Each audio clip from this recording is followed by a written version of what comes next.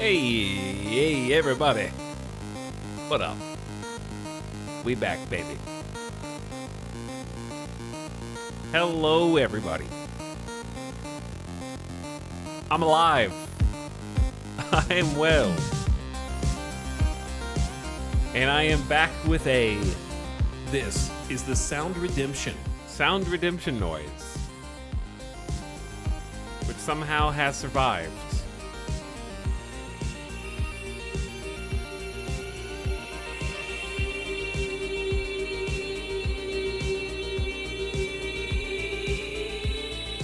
The battle cry of the stream going live message.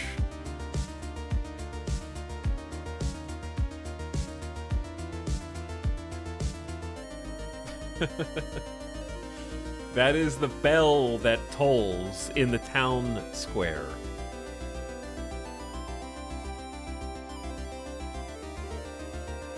Oh, $10. Wow.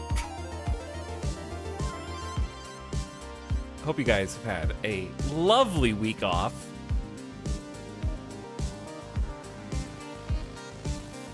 I have rested, I have slept. I thought 7 days was a good amount of time. I may have burned myself out very, very much at the end of that subathon. I slept for I'm not joking, probably an average of 9.5 hours a day. All I wanted to do was sleep. I think I slept 10 hours the first 3 days.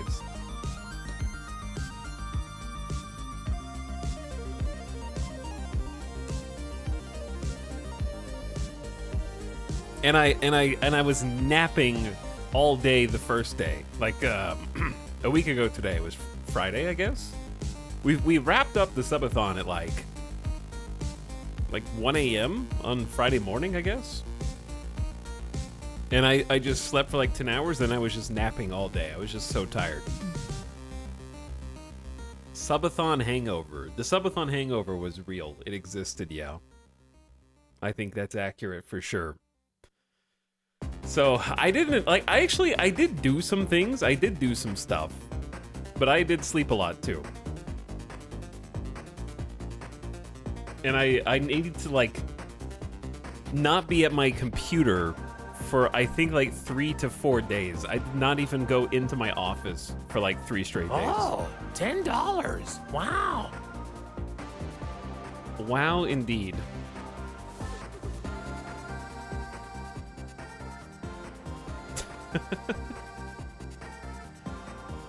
But I do miss you guys, and I'm back. So we can finally play some video games. And we're gonna play Pacific Drive today, which is just a preview version. So I don't know how long it's gonna last. This is not gonna be a gamer stream. This is probably not gonna be a 12-hour marathon. We're gonna come back and kind of take it easy. We're just gonna go for a short length today, and then stream again tomorrow and kind of ease back into things. Hold on, there's games on this stream? I thought this was a Plinko stream.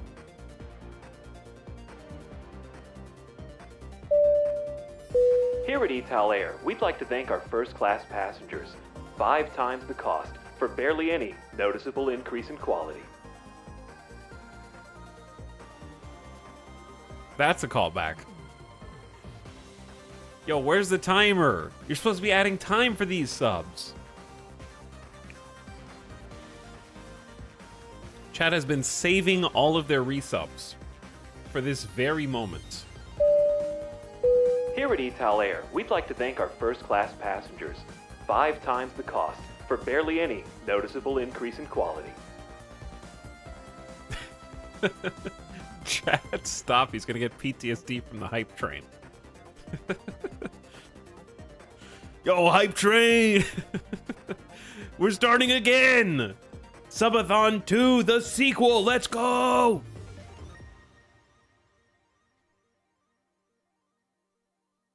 Start the timer, start the count. Start the clock now. Okay, so for those of you from the subathon, this is gonna feel like a big shock. I just need you all to just take a deep breath with me right now. Inhale. Hold it. Keep holding it. Okay, just hold it a little more. Here at ETAL Air, we'd like And to thank our exhale. first-class passengers. 5 times the cost for barely any noticeable increase in quality. No noticeable increase in quality. In fact, the same message multiple times. All right, rip the Band-Aid off. Welcome back to reality. The Christmas magic is gone. All you have is me.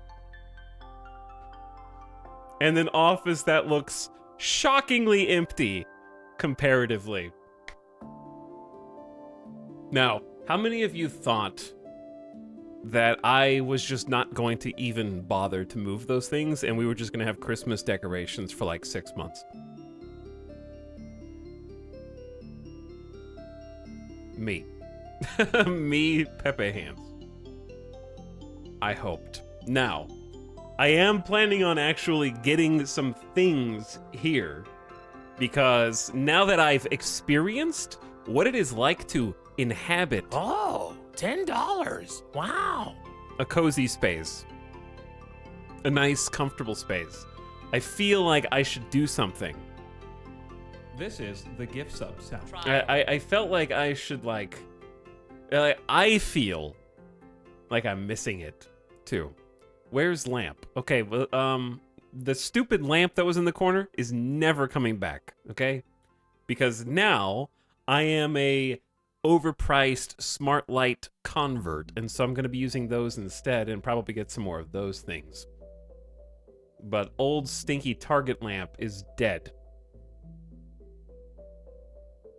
That thing sucked. It didn't even stand up straight. It like leaning towered itself over to one side so you could like push it around in a circle. And it didn't give good light, and it was caked with dust on top, I'm sure. Also, yeah, it was a part of a assassination investigation. It got taken for evidence while my lawyers try and prove criminal negligence on the part of Chunky the cat, who used it and wielded it as a weapon against me through a complicated Rube Goldberg machine-esque deployment. So, anyway, chat, thank you for the subs that you've been hoarding, and the gift subs, and all those things, and a post-subathon hype train, apparently. You didn't center the console. Well, first of all, it's not a console, but also I'm planning on getting like a shelf here because I want to put my board games. All my board games are in that closet, and I want them to not be in that closet anymore. So I'm gonna try and find like something that'll fit right there.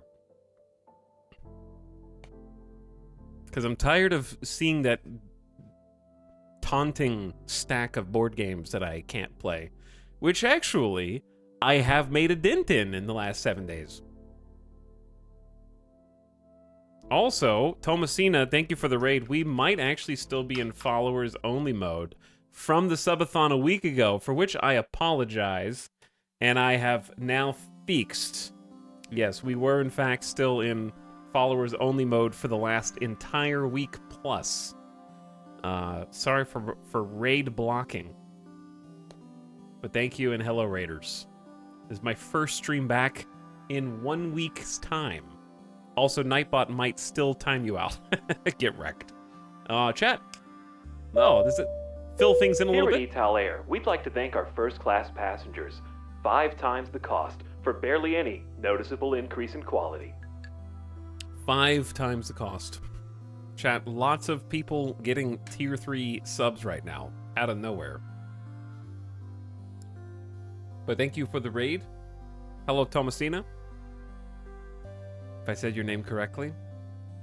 And welcome to the start of stream.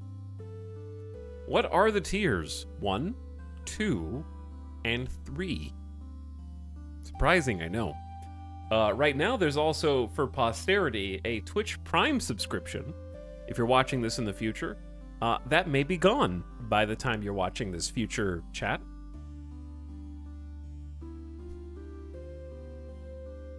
Because at the time of this recording, Twitch is losing money out of their holes in their pockets, and Amazon is in the process of squeezing them like the sad little lemon that you get, like a lemon or like a lime you get with your taco. You know, it's like the little lime slice you get. You're just like, and like one drop comes out. So we'll see if Prime subs are even around in like a couple years.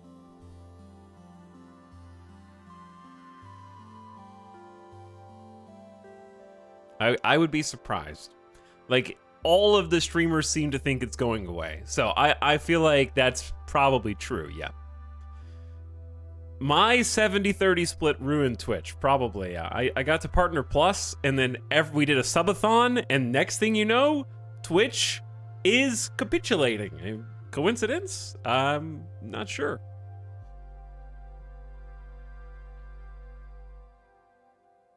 I made them give me too much money from chat. They're bankrupted. But yeah. Oh, what was I gonna say? I was gonna say I want to get some more stuff for the office because I can't go back now. Like, I know we are back, but it just felt nice. It just felt right. I want the more streamer lights. I want a game board shelf. I want like a poster I want some posters or something. I don't know. I need something. It was cozy. It'll still be cozier than it was because I still have, I'm gonna get some more of these lights because I like them a lot. I don't have the string lights, but I do still have, these guys. So it ain't much. And then I've got the lights up here that'll be a little cozier. How's he doing that? Snap my fingers. Get a shelf full of fancy board games you'll never play. It'll look good. Okay, so fun fact, chat. Guess what? I was just chilling for 1 week and sleeping 9+ hours a day, trying to catch up and rebuild my energy. I was absorbing it from other streams and streamers.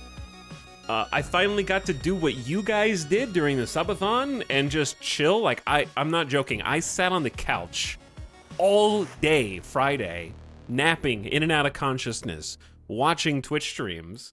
And then on Saturday, I was watching streams for a portion of the day. But I was out and about. I had to recharge on Friday so I could go see some friends on Saturday, where I did play board games, I'll have you know. We played King of Tokyo Dark Edition, which I brought.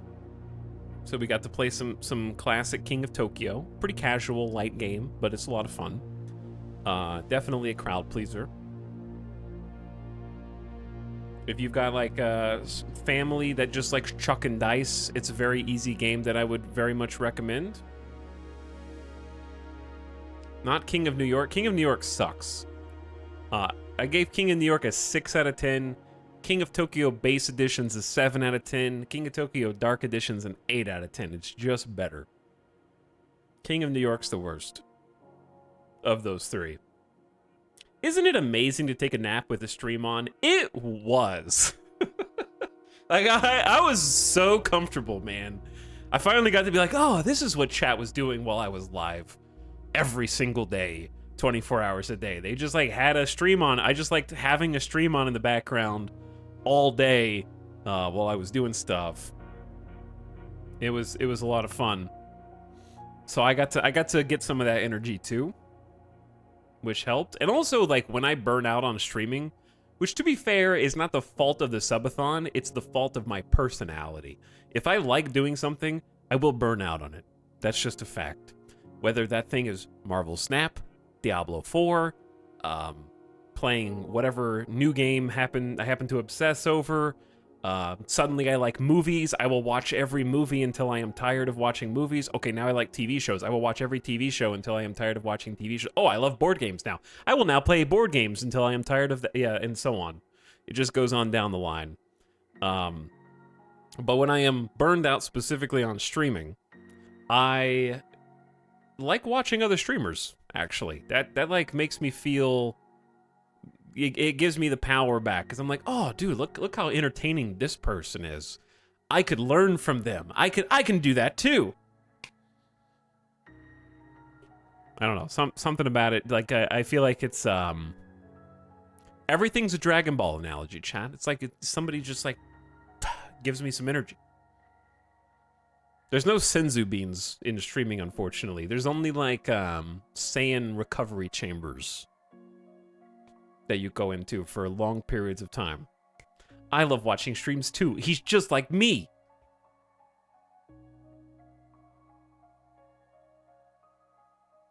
Etal becomes a Twitch viewer during break. Yeah, I watched a bunch of streams. I kind of like checked in with everybody. It was fun seeing, because I went into like a vacuum for 2 weeks. So I don't know what anybody else was doing. I didn't get to look at social media. I didn't get to look in Discord. I had like 6 people on Discord I needed to respond to DMs to.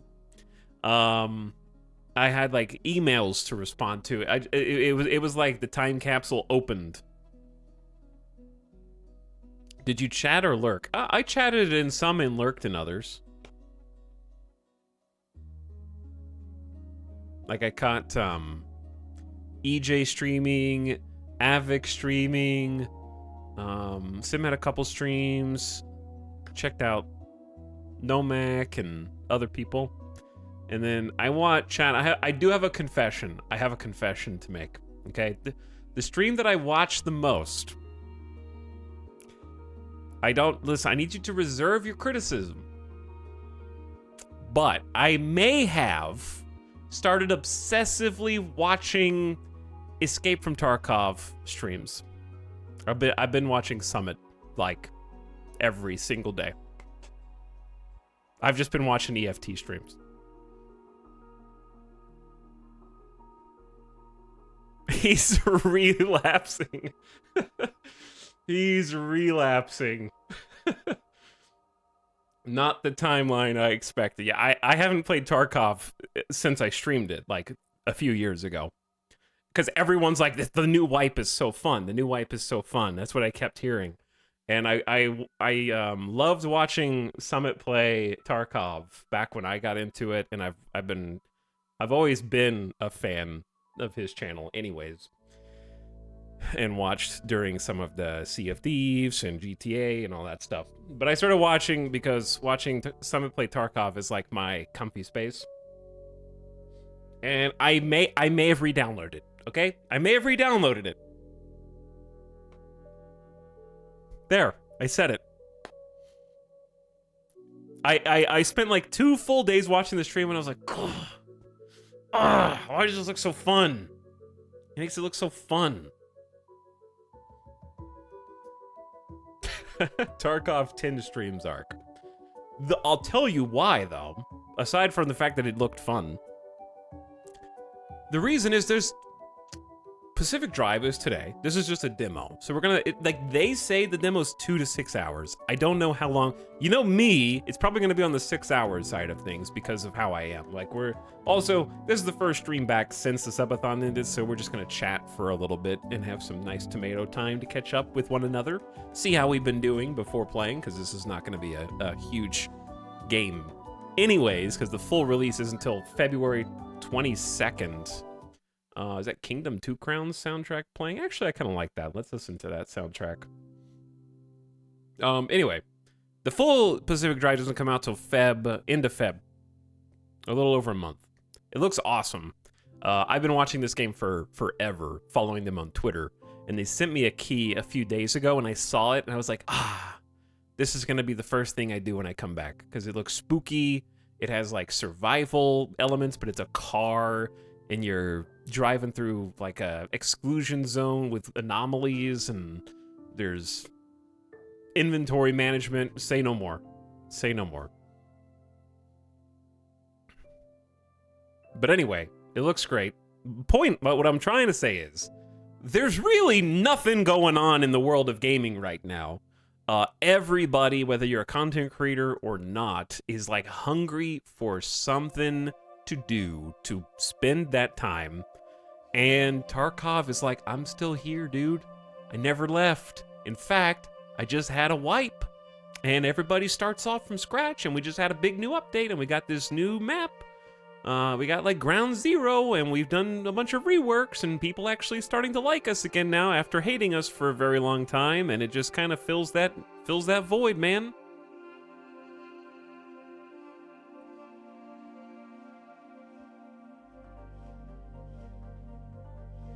Everybody is done with their Baldur's Gate plays. They're done with their Cyberpunk plays.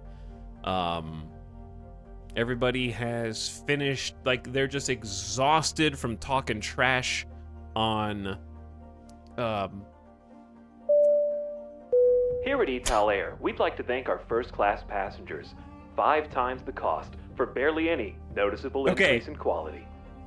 No joke, I was gonna say Space Skyrim. I genuinely couldn't think of the name Starfield. That's how far removed it is from my mind. Like, this is not a attempt at a joke. I genuinely couldn't think of the name. I was gonna just say Space Skyrims, and I stopped to think. Everyone's tired of just talking trash on that. The biggest thing that happened was probably maybe Lego Fortnite came out, which is cool. It seems neat, but they didn't really make like a huge splash. It just seemed like, oh, that's a cool thing people can do for a while. That's like a free thing. There really hasn't been anything else that I know of that has sort of occupied the main chapter of the zeitgeist at the moment, right? Anyway, so Tarkov comes out, it wipes, and suddenly everybody's doing that again. And so I may have bandwagoned a little bit. It just, that January, February niche is the perfect time for things like that to just come out and give you something to do. And I was gonna play Rust, actually. I'm gonna be perfectly honest. I was gonna play Rust, and then I didn't, because the subathon went through wipe day in Rust. I was gonna just offline Rust. And because the subathon went through wipe day on Rust, I was like, I'll just wait. And then Tarkov was there. I never thought you'd play Tarkov again now that they prevent people from scalping. Other than the cheater problem, it's actually in the most playable place that I have seen, but I also haven't played that much. Like, okay, this is true. I have like 300 plus hours in Tarkov, according to the game. I would say over 200 of those are in menus. Truth, okay? I am not a Chad gamer. I like moving inventory Tetris things around in my stash. I like going into my stupid hideout and testing out every single hotkey in the shooting range and just doing. It's a great do-nothing game. Or it's a great do-something game as well. You can, it's like a lifestyle game. I just like having the game open, and I would rather learn the game than play the game. I'm more fascinated by how in-depth it is than actually like having PvP.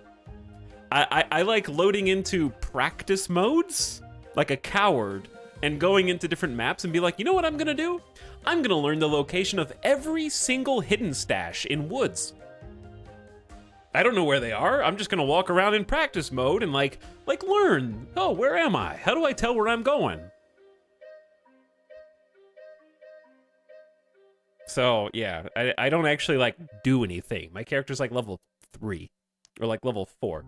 I don't actually play Tarkov. I just downloaded it and like look at it and enjoy that aspect of it. I also just hate playing solo, so I don't like playing solo at all. I only like playing co-op. So I like play with my cousin a little bit, who I have corrupted because I got him into it a few years ago, and then he got his friends into it, and it just dominoes. That is me and Star Citizen. I never played Tarkov, but I heard Stalker Gamma is a similar single-player version. I think that, what I was gonna say was I think Tarkov, from what I have played, is in the best state that it has been in compared to when I started playing, because, all right, if you don't play Tarkov, this is just gonna be nonsense anyways, but I don't care. This is my current obsession, so I'm just gonna talk about it a little bit. They made this scav gameplay actually a good alternative, where basically if you have two different characters. You have your PMC, which is your player character. That's your, like, you get prepared, you get geared, you take them in, and if you die, you lose everything, and someone else takes it, potentially. Whereas if you load in as a scav, you join a game in progress, and you're supposed to scavenge. You can also fight people, but they finally made it where the scav, like, basically if two scavs that are players meet each other, when I played in 2021 or whenever, you just shoot on sight. It doesn't matter. Pew pew. If you see somebody move, bam, kill them. And now that there's actually karma, a karma system and a reputation system, you're incentivized heavily not to kill your fellow scavengers so that you can actually work together to fight against the PMC characters, which is awesome. You can form little scav armies, and you run around the map with like 3 other dudes who you just met, and you're spamming the F1 key so you can do your like little voice line, and then you try and surround the other player PMCs and fight them, or you just vibe and go pick over dead bodies together. And the thing is, it's just a rep hit, so if somebody sees you and you're juiced head to toe, they might still kill you and take the rep hit just so they can take all your stuff. So it has a little bit of tension as well. I think that fixing the scav gameplay made it actually like so much more enjoyable to play now compared to when I played it before. Because I just hated how there wasn't a chill mode. Scav mode is way more chill now. And it can still be intense as well, so it's like a nice balance. You can like seek things out, seek people out. So yeah, I got converted.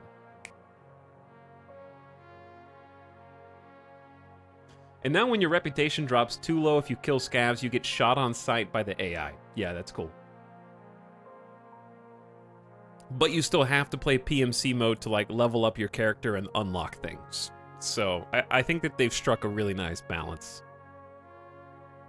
What's the scav timer? It's still big. Like, it's still, what, like 18 minutes, chat, or something? So you kind of, like, bounce back and forth between do scav run, do PMC run, do scav run, PMC. I think does your scav timer change depending on your rep or something?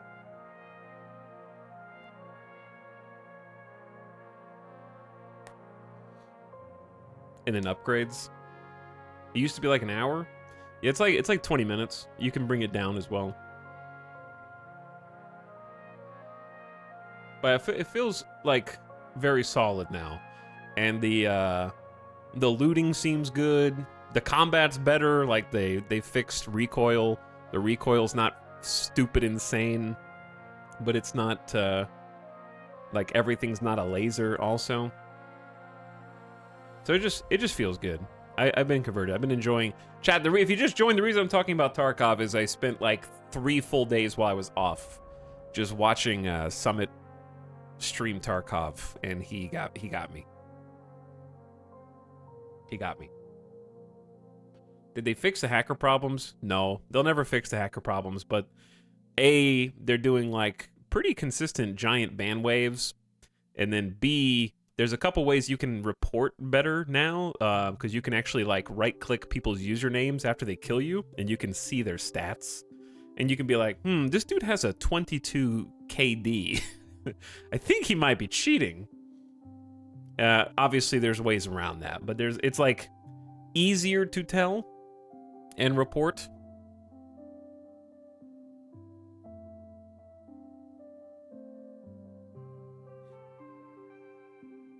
I heard over 11,000 people have been banned this season. Probably. That wouldn't surprise me. But I don't think they'll ever, like, fix the hacker problem, unfortunately. That being said, I think that hackers are going to be more likely on different maps that you could probably avoid. I know that's not a solution. That's a workaround. But, like, no, there's not going to be any hackers on, like, Ground Zero. And they're going to be more likely to be on like streets and labs or something, I would think. There's a lot of maps now. If you haven't played Tarkov in a while, there's like a lot of places to go. So anyway, I ain't trying to convert all you guys. Customs has been bad lately. Honestly, I just don't like Customs anymore. Customs was like the map you were supposed to learn way back, and I think the more that I've played Customs, the less I actually like it as a map. I still like it because I know it and it's familiar, but he's trying to get us to download so he can farm noobs. Welcome back, Ital. What's up? Mega Midel. Hello. Very funny to get into a fight and then you both realize you're scavs and start thumbs-upping each other. Smash F1, real and true. Yeah, you gotta let the boys know that you're there to help. Or if you're just spam voice lining a PMC, intimidate them with F1. Let them know you're a scav. You've got their number, and they've got everything to lose. But, dude, I think everybody is just really hungry for something to just dive into and get lost in. People just want a lifestyle game right now. At least I do. I want one of those games that you just log in for work. You got video game work that you got to do, but you like it. I don't think, like, everybody is kind of, I think, over... We've gotten our fill of giant 300-hour single-player games.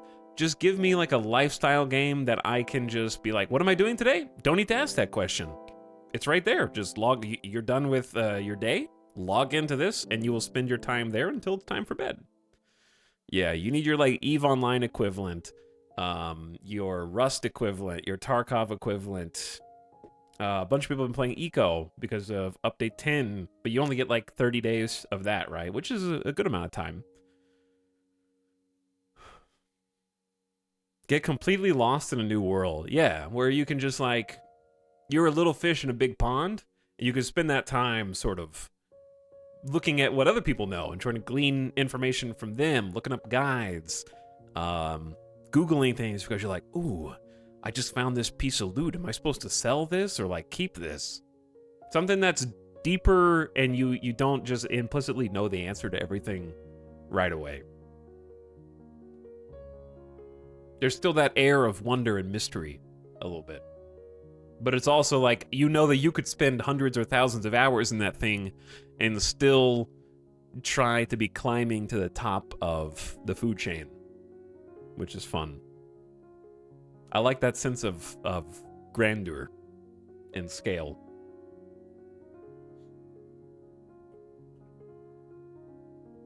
But yeah, I think I've had enough single player RPGs for like 1 year.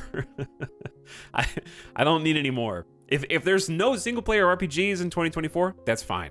Give me something online. Give me something like that has a community. Give me something with multiplayer. That's what I'm itching for. It could be an MMO.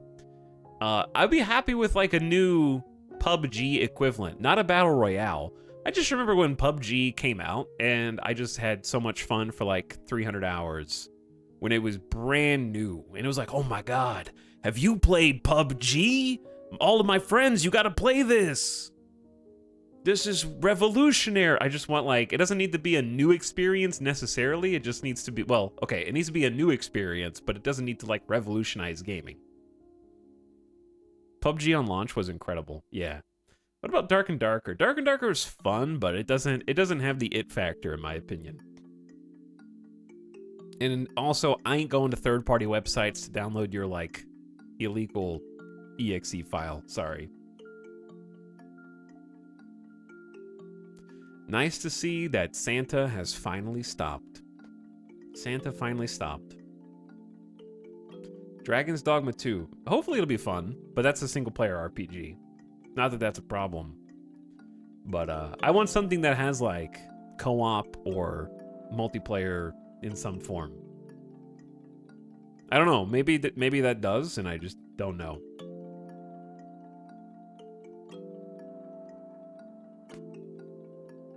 Let's hope Marathon is good. I think Marathon will probably be good, but I also think Marathon is going to be, what's the word? What's the word for smoothened out at the edges to appeal to the widest possible audience?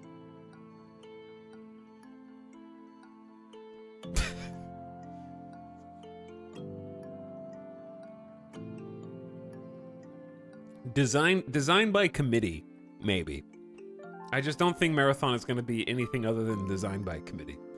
I think that's one of the things that makes Tarkov so appealing, is it is a shooter, but it is a shooter that is very clearly taking a different, like, design philosophy and says, I don't give a shit if you don't like this kind of gameplay.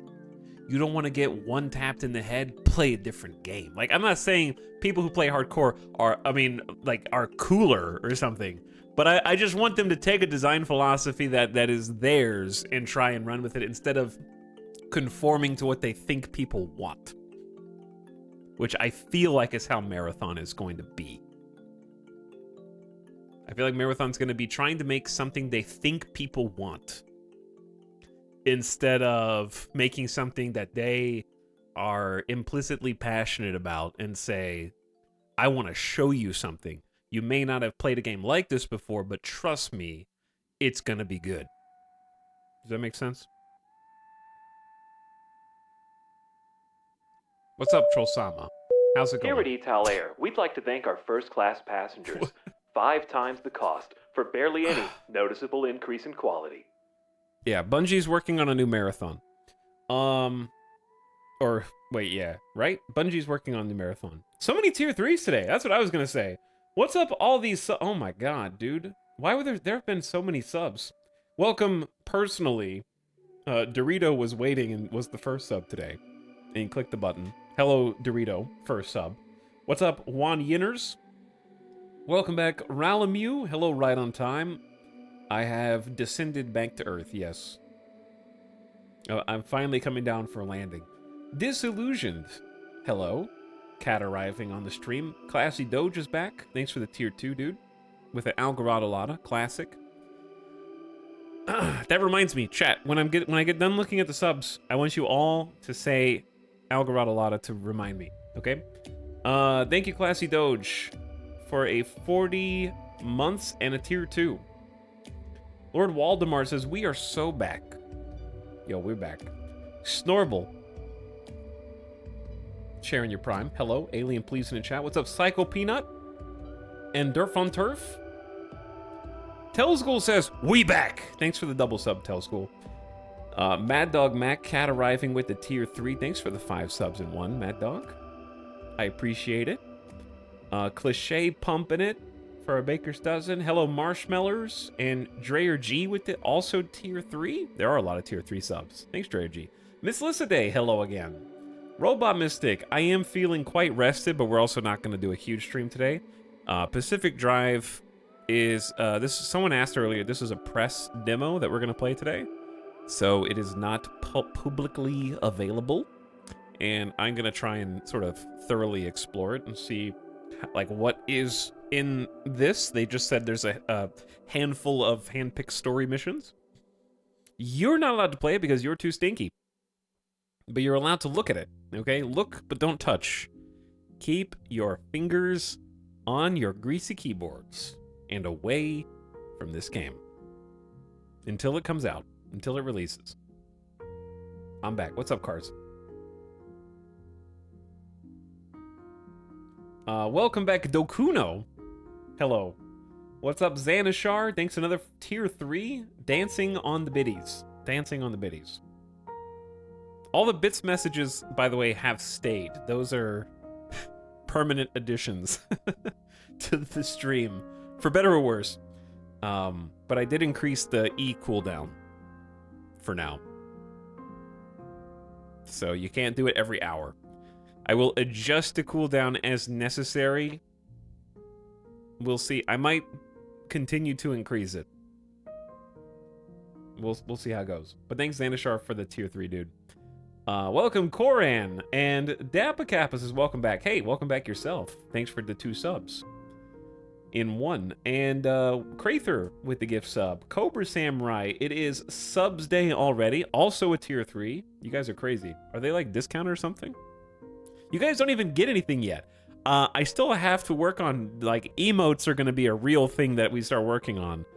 But unsurprisingly, I still don't have any of your money. So from the subathon, it doesn't exist yet. It's not real. The money is still in John Twitch's bank account at the moment. So I am still a simple streamer who's coming to you live. This is like, where do you think all the Christmas decorations go? I had to sell them at a garage sale, try to make the money back for the subathon.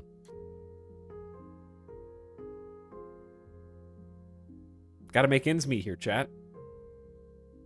That's why I had to take everything down. John Twitch ran away with the money. Osacat says, welcome back. This game's really fun. Great comeback stream. I have only heard good things about this, and when I saw the trailers on the developer, chat, when people say like Twitter is useless, this game is why they're wrong, because I've been following their updates on Twitter for months. That's how I knew that this game even existed, and that's how I applied for a press key, and that's how they emailed me a press key. Okay, Twitter. It still has uses outside of getting angry and getting into eternal arguments and debates with people over things that'll never be resolved. I'm glad to see you kept your gift. Yeah, I got the needlers back there adorning the desk. Well, it's not a desk, but the table. It is a table. And honestly, the needler is badass. It's awesome. Like, it is very, I think the word is robust. It has good play features. It has nice construction. And I think the thing that makes the other Nerf Halo guns less cool is that you don't have to change the color of the needler. It's just pink and purple, like in the game. Like the other Halo guns, since they had to change the color so that they don't look like real guns, understandable, but it makes it like less of a replica look. Have you tried it with the cats yet? No, I have not shot the cats with the needler, Nightjar. Oh, you mean like let them chase it?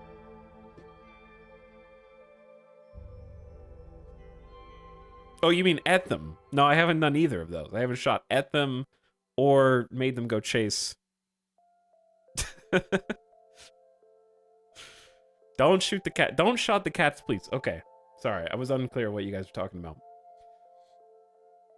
But thanks again, Cobra Samurai, for the tier 3 sub. Big $25 sub. Metalis, welcome back with the Prime. Last resub before Twitch falls ill. Never refresh. I am back, CeeLo. Hello. Biff Gimbal, you're here again. Arathon, I'm alive. Hello, Bear Shark. Thanks for 104 months with the $25 sub. Incredible return stream support. What's up, Iron Core? With the Etal Alien?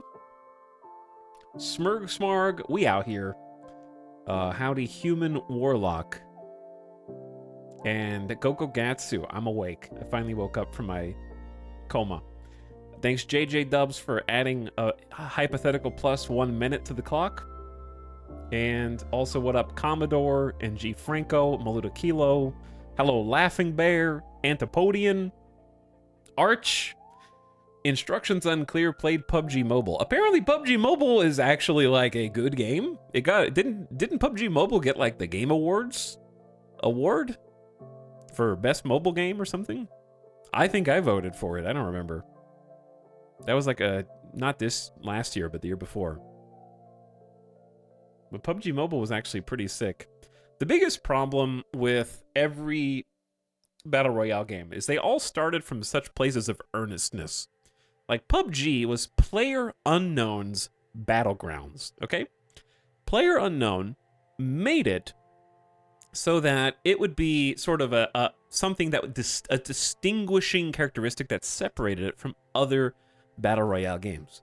that was going to be having a greater emphasis on the things that people liked about Arma and having that sort of milsim vibe with the arcadiness. And now what it has become is something else, I think, entirely. Let me just go to their website and see what the very first thing that I can find on the website is. Claim your weapon skins, sure.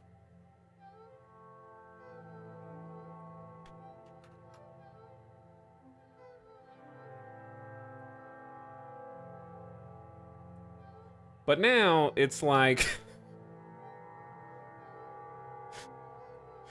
okay, I think this is real.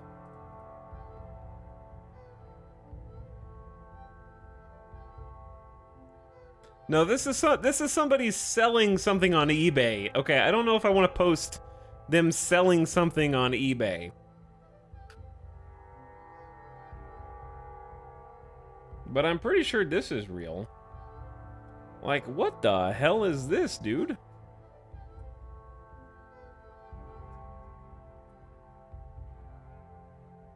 I don't even know if this is current, but who is that, like, Valorant character on the right-hand side?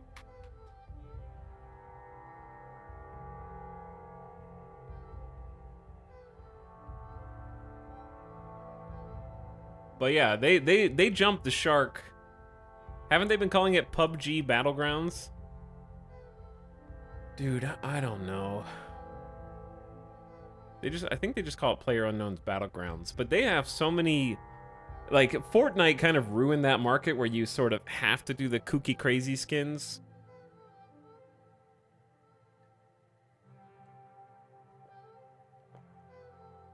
But yeah, I'm pretty sure PUBG, like, PlayerUnknown probably, I would guess, hasn't been involved in a very long time. Like, I think he probably sold and got his bag, I would assume, at the peak of its popularity. And then everything from that point on is sort of just squeezing it until there's nothing left and then move on to the next brand name.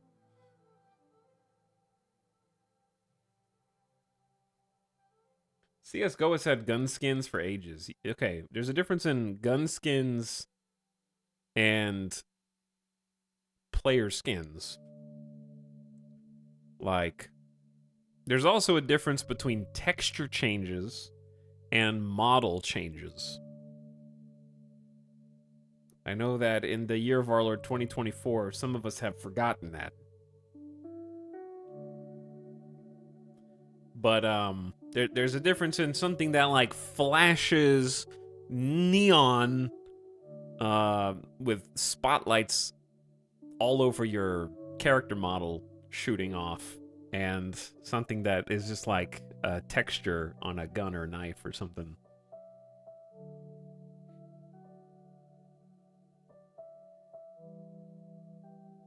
Tactical neon. But yeah, it's changed a lot.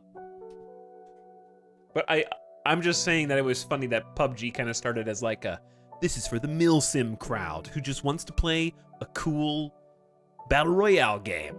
And then Fortnite kind of happened after PUBG's initial success and overtook PUBG, and they're still incredibly popular. Like, it's still a huge game, but they've been keeping up by sort of following the trail blazed by Fortnite. And we haven't had anything since. That's what's crazy to me. Like, the PUBG Fortnite market is so much like the League Dota market, if you think about it. You know, like, the two oldest lane-based MOBAs where people tried to make competitors and just gave up and, like, whatever. I guess League and Dota are going to be popular until we all die. And then PUBG and Fortnite also carved out the battle royale genre, and it's just like, well, there have been a lot of other competitors, but they've all kind of died off, and I guess we'll just let those two continue to be the only ones. No, I'm late. Apex isn't dead. Isn't it, though?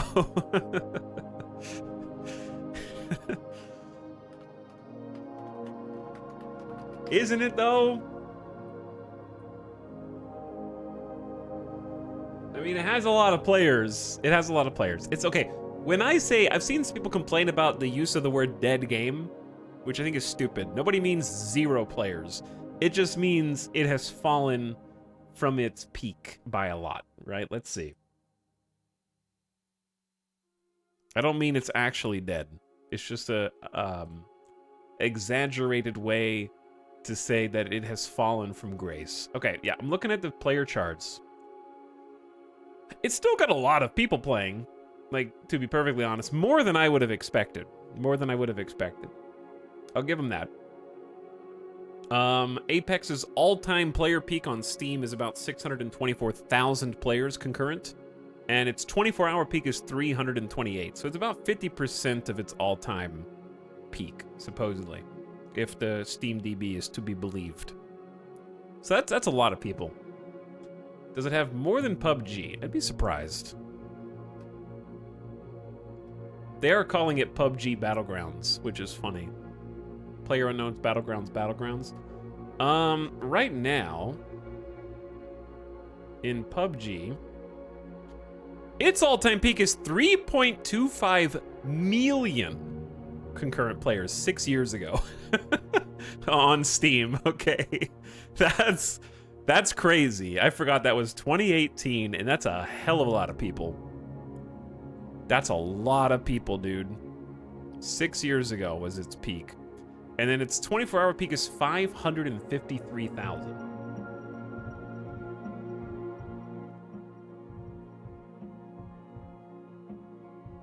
So there's about 200 and change thousand more people playing Apex every 24 hours. But let's put it like this.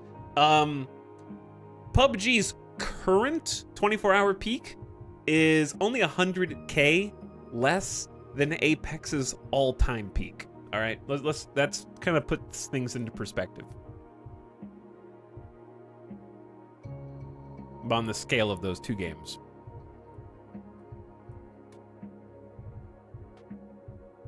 But yeah, 2018, man, that's a different time. Isn't it like 70% bots now? I don't know, man. All these, like, every single battle royale, in my opinion, has just lost the plot. The whole point of them, including, and I'm gonna lump Fall Guys into this, was so that you were playing against other humans in a big game, huge lobbies, and you defeat the other players to feel that sense of winner, winner, chicken dinner, okay? That dopamine hit of, yeah, I'm the top dog. But then, when it started to become popular, they realized that these children, literal children, who are downloading the game don't want to get shit on by actual good gamers who are older than them. And so they started infusing all of them with bots for extended periods of time until maybe you hit a certain ELO level, just to make everyone feel like they can get a participation trophy, okay? Yeah, I'm going there. I'm going on the participation trophy rant. So it's the Zoomers' fault. I don't think it's the Zoomers' fault. I think it's whatever the generation after them's fault is. Boomer streamer.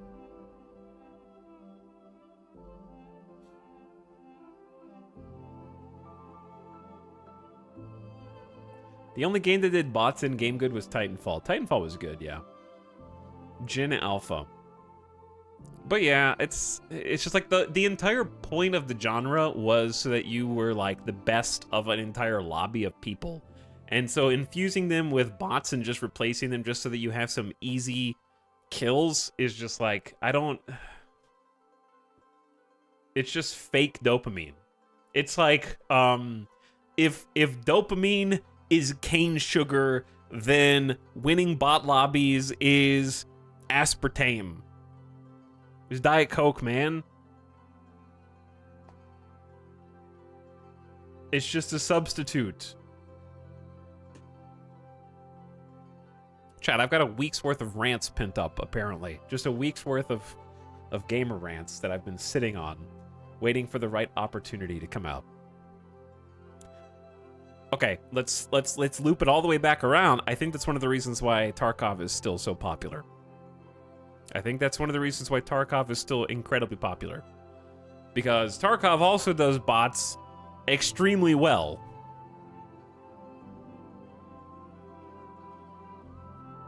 And I don't know another game besides Tarkov and Titanfall that does that. Why is this the second time one of my streamers is talking about Diet Coke?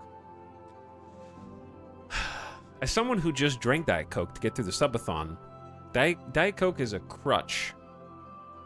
Okay? I hate Diet Coke, but also, I will drink it.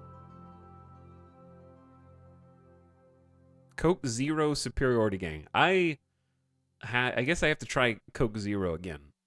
What is, the science, like what is the ingredient difference in Coke Zero?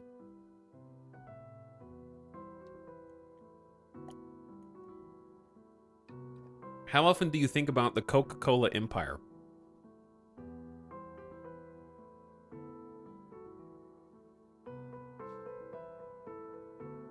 It's called Coke Zero Sugar now. Like, they put sugar in it? Coke Zero Sugar? Like, did they make a Coke Zero with sugar?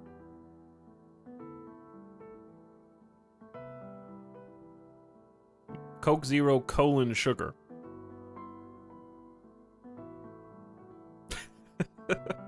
Okay. I'm messing with you, chat. But I think it's a bad name. That's just too many. Coke Zero 2. Zero Coke, now it's just a can of sugar.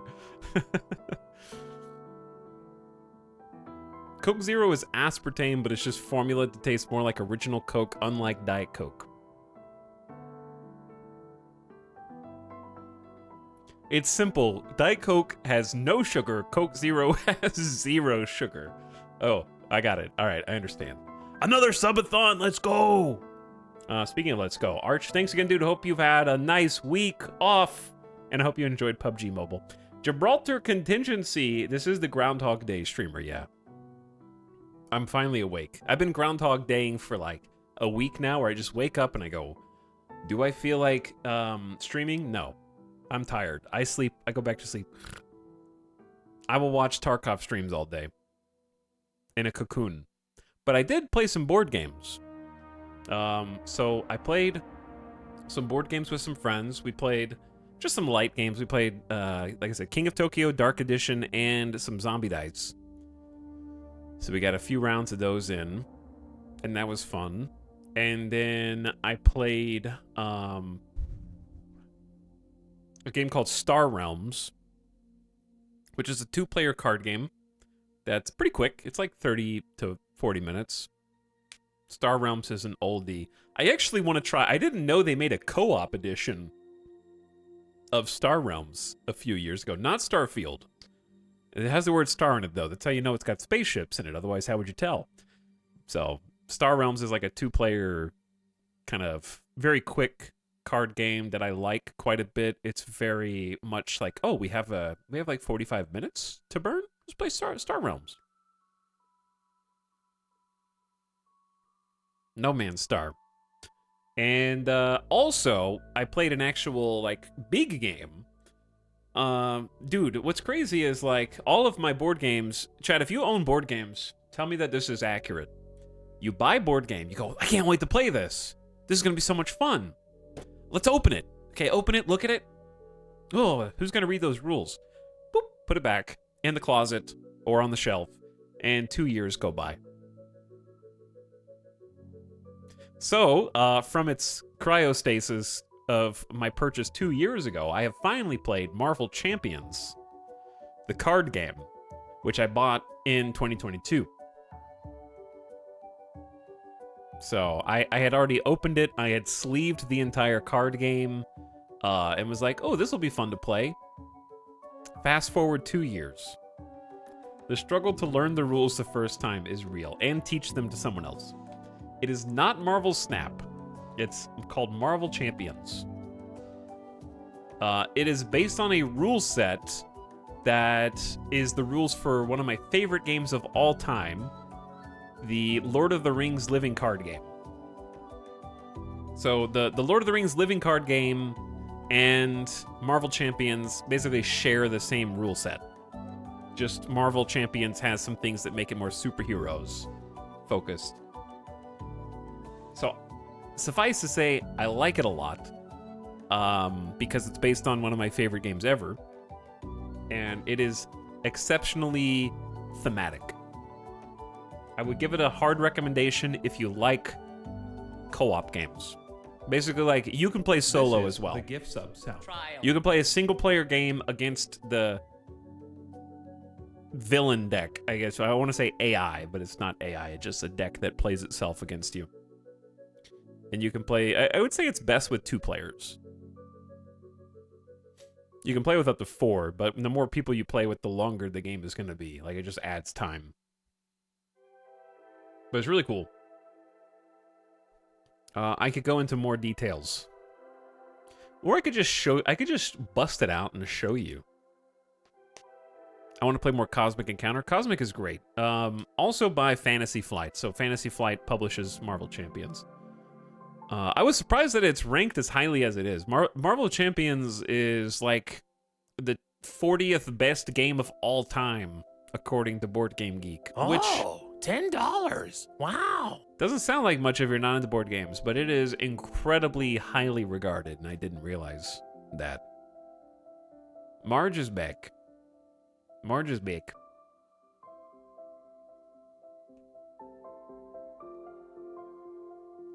What were we supposed to remember saying Algarotalata again? Oh, chat. I have some news I think you'll like to hear. But you'll have to wait. Mej, welcome back. Thank you for 60 months again. Fuzzy Spudkiss says he's back. Thank you for 52 months. I am back. Snide Kerfuffle, thank you for 45 months. I appreciate the prime. The word Algarotalata is a deliberate puzzle. Indeed it is. Dr. Skelly, what's up? Thanks for 61 months. Hi, Dr. Skelly. Glad to be back. Hooked. Gifting a sub to Hyperphotic. Thanks for the gift sub. Welcome back to the stream for 48 months, Hyper. And Azareth says, thanks for all the work on the subathon. Hope you're doing well. Yeah, I'm feeling good. I'm feeling nice and rested. Yeah, we played Marvel Champions last night, and it took us like 3 or 4 hours. It's not a short game, and it's also a rules lawyer game at first, so I had to Google some, like, rules clarifications. So if you don't like rules lawyering, then you probably don't want to play it. The complexity is... it's reasonably complex, but that also means it's going to have very, very high replayability. When buying board games, do you mainly buy stuff that looks interesting and cool or has good ratings? I usually hate abstract games. There's some exceptions.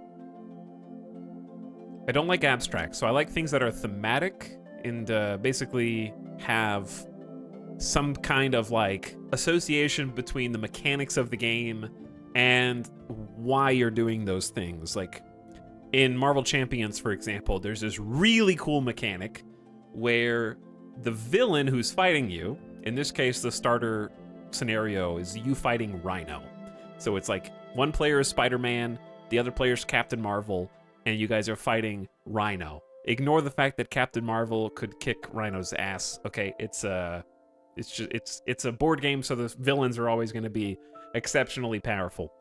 And it's a co-op game, so you're working together as players. But there's this really thematic mechanic that really blew my mind, where your hero has 2 forms. Spider-Man is Spider-Man, but if you flip the card over, he's Peter Parker. Spoilers. Spider-Man is Peter Parker. And then, depending on which form you're in, the villain does different things to you. So, if you're in Spider-Man form, you're attacking each other, and Rhino will try and like actually fight you and lower your hit points. But if you are in Peter Parker alter ego mode, you go into hiding. Rhino can no longer attack you directly, and instead will go about trying to fulfill whatever villain scheme he has going on to win the game. So it's this really cool mechanic where if you get your ass kicked too much, you can flip to your alter ego, go into hiding, and then while you're in alter ego form, you can activate different cards like Aunt May, so you can go eat dinner with Aunt May and she heals you and gives you some health, and then you can flip back to Spider-Man form and go fight again. So it's very incredibly thematic in that way. And I really that resonates with me when they manage to weave mechanics that make sense in the context, like superheroes. What do superheroes do? They have alter egos, they have costume forms, and then they fight and make those into interesting decision-making mechanics as well. So those are the type of board games that I seek out. I need to play a Cyberpunk board game. Oh yeah, I forgot they have the Cyberpunk board game. I have not played Spirit Island. That one's big. Maybe one day. But I also have a bunch of the Lord of the Rings living card game, and I played that a bunch way back when. Same general idea, just with Lord of the Rings characters. And I've played, or I haven't played, but I own, classic board game owner speech there, the Arkham Horror living card game. I have a bunch of those. So I like that entire line, so I've been collecting them. Because they go out of print, man. This is why you hoard stuff if you like board games, because they're like, if you look for the old Lord of the Rings living card game expansions, they're gone. They don't sell them anymore. They might reprint them at some point, but there's huge FOMO with this stuff. Even the Marvel Champions is not very old. It's just a few years old. And already, like on Amazon, they don't sell like the Captain America hero pack if I wanted to play as Cap or something. I'd have to go find that in like a physical store. So the FOMO is real. So I don't blame anybody who just like buys a bunch and leaves them in the wrap and says, I'll play those in like 5 years. Maybe.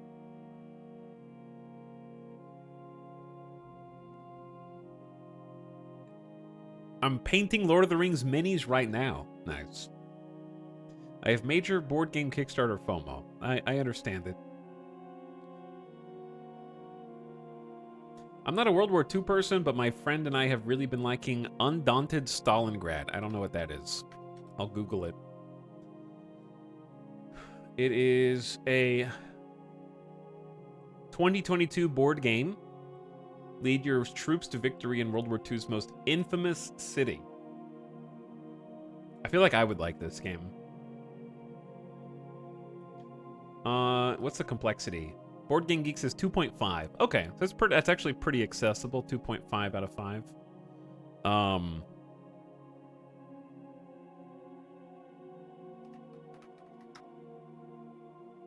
I happen to love Memoir 44.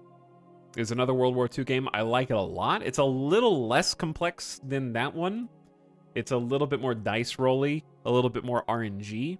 So some people hate the RNG, but I think it adds to the experience because you're taking calculated risks as a general. So Memoir 44 is a fun one. But if you don't like dice rolling, you won't like it. But it's really cool, and there's a lot of scenarios. You can go through an entire sort of World War II campaign with Memoir. And it's easy to teach. I've played that with, like, my dad. I've played that with some family members, and it's never been very confusing. Undaunted is like a deck builder. Oh, cool. What about Pathfinder? I haven't played Pathfinder. Have you played a mini? I haven't played any minis games except X-Wing miniatures, which I have a fair few pre-painted X-Wing minis. I was trying to collect those at some point, and then they just released like 5 expansions a year. I was like, I can't keep up with this for a game I play infrequently. That's true of every one of these games that releases effectively the DLC model for their board games. Or just collectible card games. It's like, sorry bro, I can't be buying 3 booster boxes every 4 months, man. That's too much. Okay.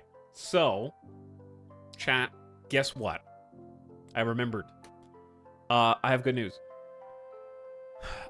Officially, work is underway on a subathon t-shirt.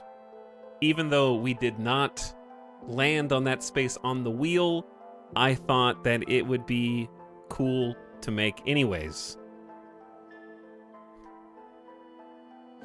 Work has officially begun on a subathon shirt.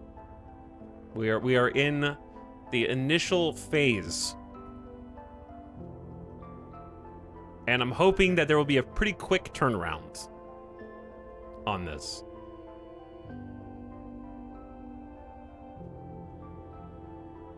Can it say I was there somewhere? No. I know what everyone in my family is getting for Christmas now. So once I'm expecting to have something to show you like soon. I'm hoping before the end of January. But I need to set up sort of a place where that can be purchasable. The art has started, though I'm not going to show you anything until there is a final product. Will it ship globally? I'm going to try and find a vendor that does do global shipping, but here's the thing. Typically, anyone who's not North American gets screwed by shipping, and there's not anything I can do about that. Like, from what I've seen on other content creators, it's usually non-North Americans have to pay like $25 in shipping or something crazy. And there isn't really much I can do to influence that. Because I am not a clothing retailer. I don't have access to a bunch of vendors at my beck and call. Yep, Hertz in New Zealand. But you're an influencer. So yes, there will be a subathon shirt, and what I can tell you is that it is not going to be ETAL Subathon 2023. It's not gonna date itself with a, like, you know what I'm saying? It's not gonna have like, I went to this is my marathon shirt, and it says Marathon, Las Vegas, Nevada, 2023. Team building exercise, 1995. It will have real, good, amazing art on it that you will be able to wear under any circumstance. People may still go, what is going on here? What is this? Hang on, what does this shirt mean? Like, they might still ask you that, but it's not, I want it to be wearable, like, wherever you are. World Series Champs 89. It'll just say, like and subscribe now.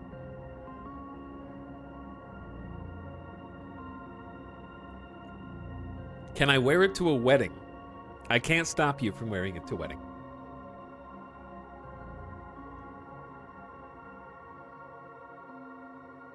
If I can't buy the merch in the UK, I will cry.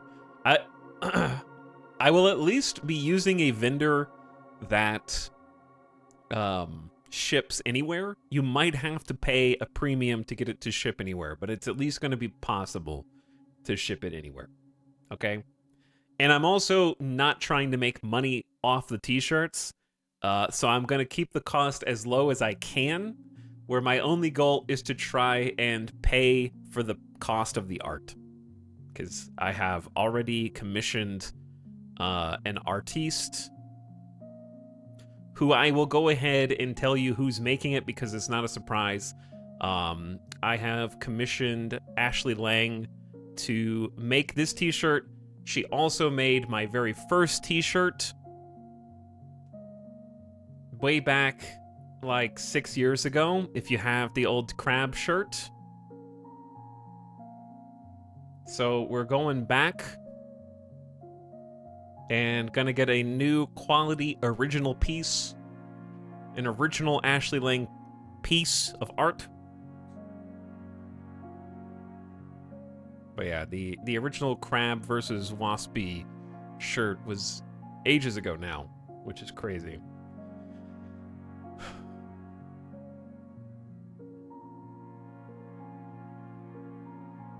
ETAL shirts are real FOMO. kind of true, because I never re-released that shirt. That was a one and done. There is a bit of FOMO. I don't like having permanent merch unless it's relevant all the time. And this is a subathon shirt. So I'm probably just going to have it open for like a couple weeks, and then that's it. And I'm not trying to induce FOMO. I just don't like having permanent merch that's like for something that happened as an event. This is an event shirt. Limited, rare drop. So my top priority is keeping the prices down. I'm just gonna have to plan to make just enough money back to pay for the commission, because I know this is crazy, but I'm paying artists for all the art that we've used on the subathon and around the subathon. And then other than that, I'm not trying to like profit off it. But here's the thing. There's a flip side to that. The shirt's probably going to be expensive because I am not using the cheap, shitty vendors. Because one thing that pisses me off is I bought a few shirts off of some seemingly good websites, and then the first time it goes into the wash, the print fades immediately, okay? I want the real good, like, quality material. I want it to be like a premium feel shirt, and I want it to be a good, long-lasting print.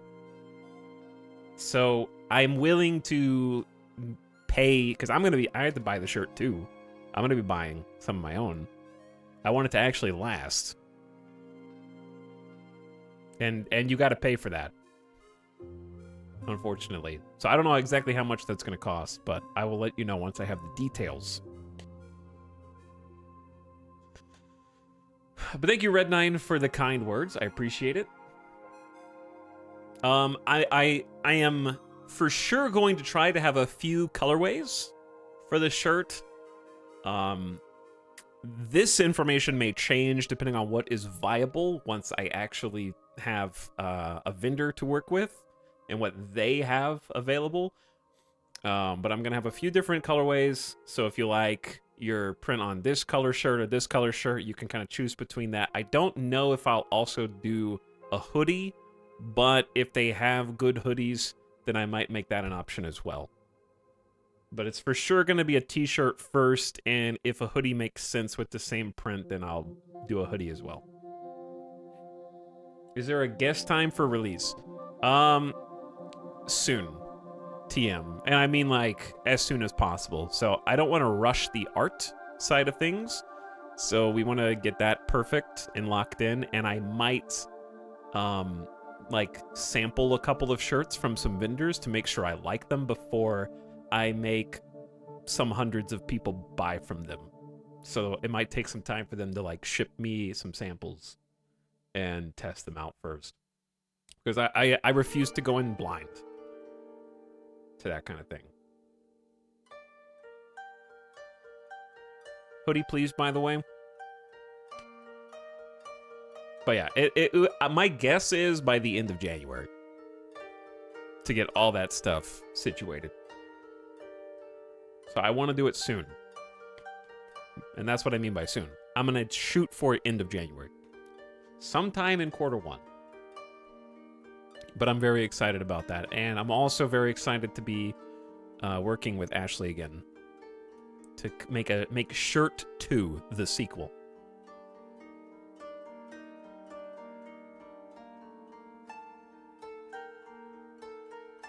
Q1 release date confirmed. All right, anyways. I told you the thing I need to tell you. War of the Worlds, thank you for the gift sub to Spooky. Enjoy your gift sub. I love pins, but they're not worth it for limited amount runs, sadly. Yeah, you have to make like a bajillion pins. Because pins are just like small and cheap. And you have to buy in bulk.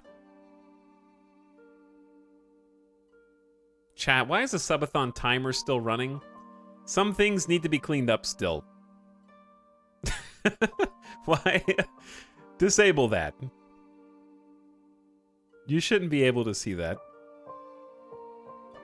Subathon command gone. Subathon time command gone. It's still going. It's still going. I didn't notice that. All right, deleted. Gone, deleted, out. All right, gamers. We had some nice Tomato Time recap and catch up today. Let us go into the Pacific.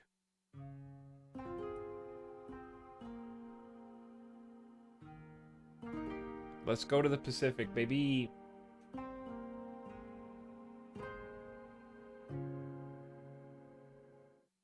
Kingdom 2 Crowns, I forgot about that soundtrack. That's a chill soundtrack. There's still some more tomato ketchup that we could definitely do.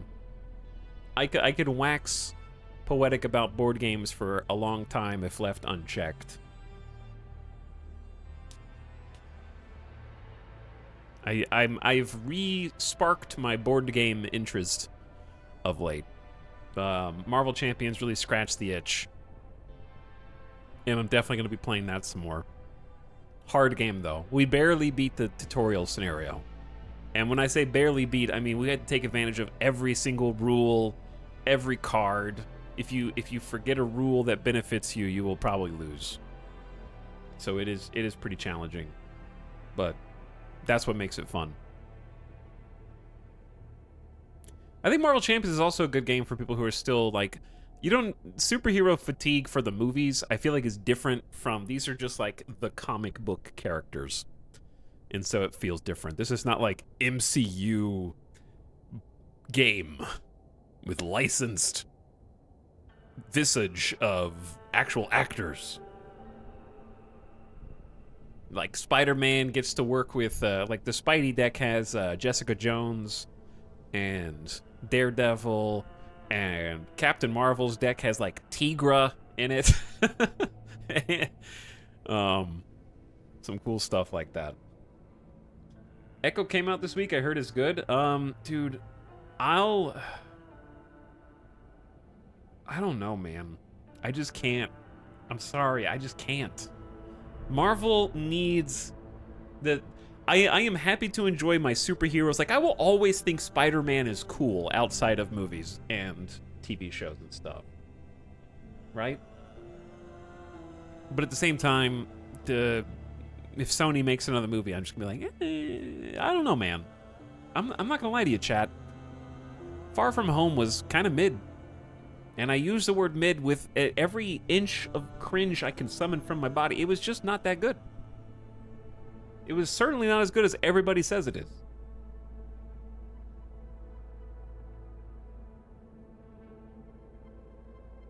Hating on Marvel is the cool opinion now. Okay. But I'm saying this as someone who was standing on the street corners telling people that Marvel was good actually when I was watching Moon Knight.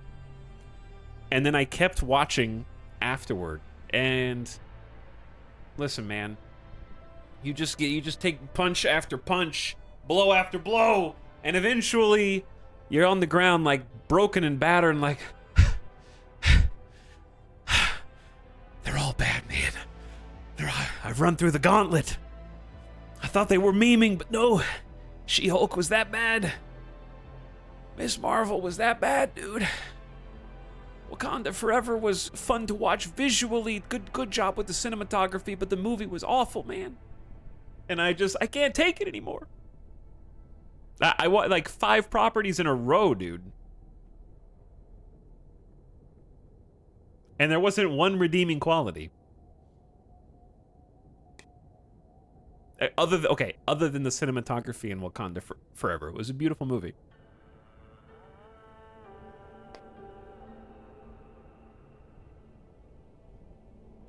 Let it out, Italics. You're only speaking truth. Okay, so let me actually see MCU movies by release, and I'll tell you the last thing that came out that's worth watching, and then everything that's come out after. All right, the last thing that came out that is genuinely worth watching, with no asterisks, like just flat out worth watching, I would say Shang-Chi. But there is an asterisk, which is that the ending sucks, but the movie is genuinely very enjoyable, and I liked watching it. Like, I would watch it again. That would be my stipulation. I would watch Shang-Chi again. I didn't see Guardians 3 chat because I had hit peak fatigue before Guardians 3 came out. And also, you know what actually convinced me not to watch Guardians 3? Okay. James Gunn had full creative control over the Guardians Christmas special, which sucked. And also was very creepy and weird because it seemed to violate the personal space of like actors and content creators as a joke, which I really didn't like. And also, I assume he had some input on the stupid Baby Groot shorts, which we watched one of, thinking it was just going to be a cute little thing. And both me and Alice were just like, this is one of the most painful things we have ever endured. And it was like 2 minutes long, and we just didn't watch the rest of them. And I was like, you know what? Maybe Guardians sucks, actually. And we just didn't watch 3 because those two properties convinced us not to.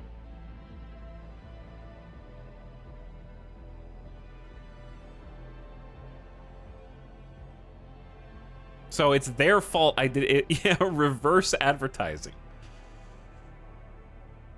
Talix, this is too real. They'll kill you.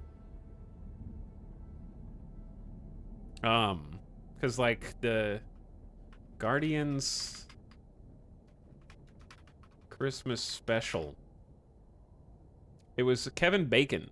Basically, they made a joke about being so obsessed with Kevin Bacon as a celebrity that the Guardians stalk Kevin Bacon and then break into his house to kidnap him so that he can go talk to Star-Lord, who is a super fan. And they bring Kevin Bacon against his will to talk to Star-Lord, but eventually Kevin Bacon, even though he's freaked out at first, comes around to it because Star-Lord is just a well-meaning guy, and so it's actually okay that he was kidnapped.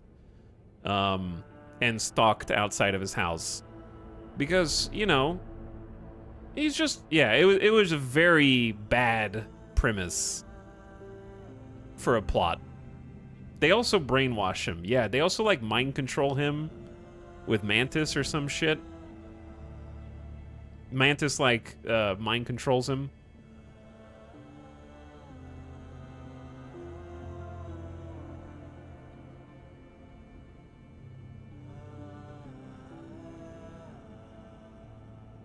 You might be the only person who watched the holiday special. It's on Disney Plus, you know, and it's in the MCU timeline. Like, it's an official canon show. And I was like, oh, James Gunn made this. Maybe it'll be good.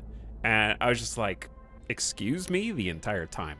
Also, listen, Suicide Squad, James Gunn's Suicide Squad was okay at best. I really just think that he had a good thing going and sort of... They kept trying to make him tap the exact same well. It was watchable, but not... I will never rewatch Suicide Squad. Like, it was just... okay. It was very internet humor jokes, in my opinion. Chat, the problem is all these people who made things that we used to like... I'm gonna be real with you again, okay? Like... Ryan Reynolds was an internet darling before Deadpool 1 came out, and when Deadpool 1, and when Deadpool 2 came out. Now people are like, Deadpool 3? Oh my god, cringe. Do you know why, like, James Gunn and the Ryan Reynolds of the world, who used to make things that we all loved and talked about and were like the biggest chapters in the zeitgeist, aren't anymore? It's because when they became too big, they left their internet bubbles. Like the Elon Musks of the world. Like, Musk used to be sort of in with the memes, and now he is like, keyboard cat is the extent of his knowledge of memes, right? It's because they became too big, and like Taika Waititi, yes, exactly, just like Taika Waititi.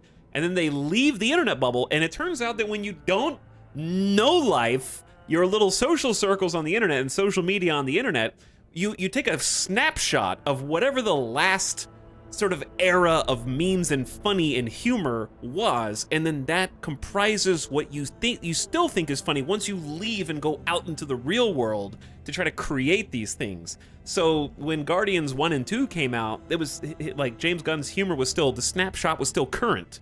But now years have passed, and he's like in charge of the DC extended universe now, and all these other properties. And Taika Waititi is extremely popular, and he's been removed from that bubble, and their snapshots are out of date, and they need to reboot for the Windows update and come back and absorb advance their own senses of humor to catch up to what is now considered funny in social media and the internet. I understand. Never leave the internet. Dance on my Taika Waititi. Don't ever write that again.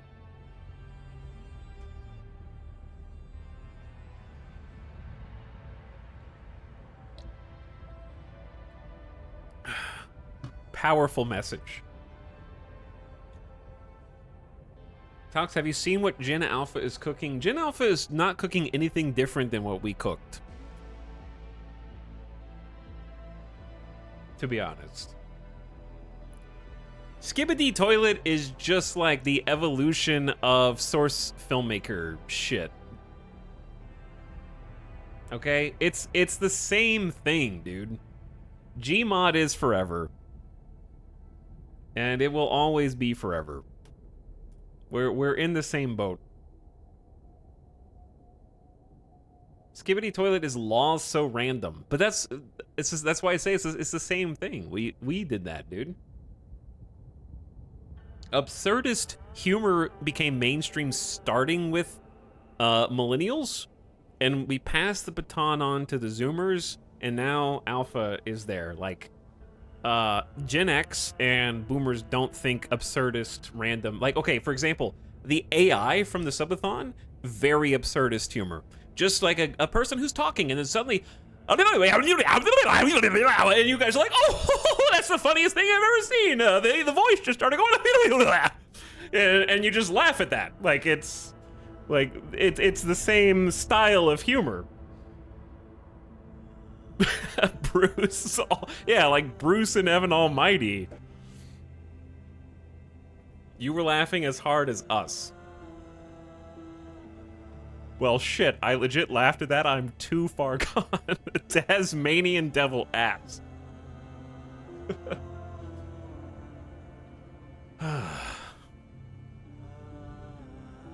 Random equals funny since 50,000 BC. You can find articles talking about millennial humor being absurdist from like 2011. Yeah. Well, that's because like the senses of humor from before that I grew up watching, because boomers in the room were watching it, were like stage comedians who are selecting individual groups of people and using them as the butt of the joke. And millennials were like, what if we just said random funny shit instead? Because Looney Tunes.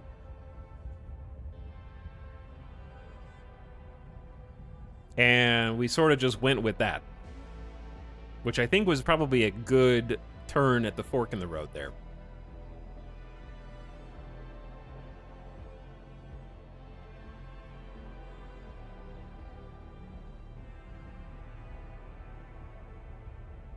I think the specific trend is probably from Tim and Eric. I think Tim and Eric kind of embody that, yeah. Tim and Eric definitely embody that. The Silent Generation loved absurdist humor too. Three Stooges was all lol, random funny. No, I thought the Three Stooges were hilarious when I was growing up.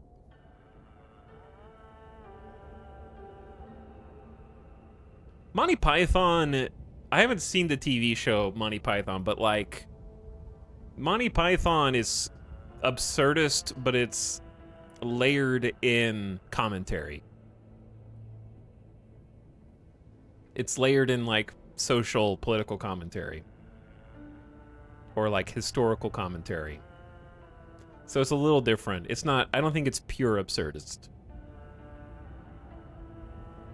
It has absurdist elements though.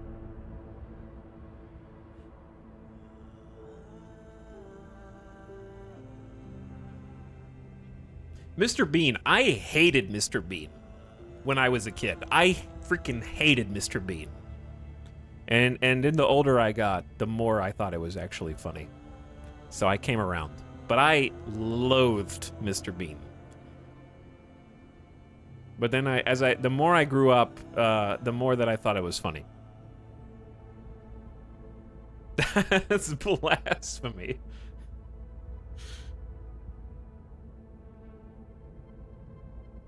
Millennials love cringe humor too. Example, Always Sunny and The Office.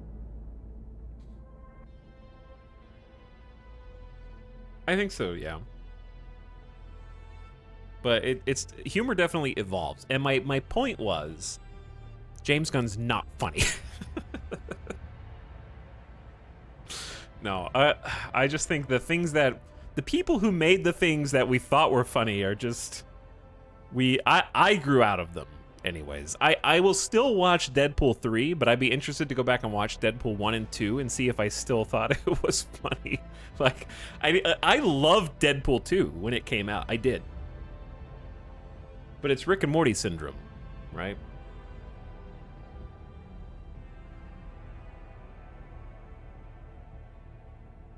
Because Deadpool 1 was genuinely funny when it came out, and Deadpool 2 was genuinely funny when it came out. And widely beloved. I think it was critically and commercially loved. And maybe now the novelty has worn off. You got to think of something new. Got to find a new angle. Like, think about it like this. When Deadpool 1 and 2 came out, we were still not tired of pun-based humor. It takes something special to make, I think, millennial and below audiences laugh at pun-based humor. I'm still not tired of puns. I will never tire of pun-based humor. Okay. You say that, and then you go to every streamer and type -2 in the chat when they say a pun. You hypocrite.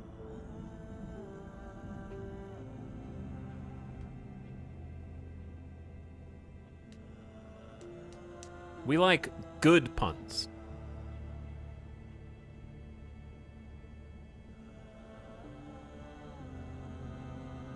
Disliking puns is a meme. Everything is a meme. Puns are memes. Puns are literally mimetic humor. You just repeat something that someone else probably already said.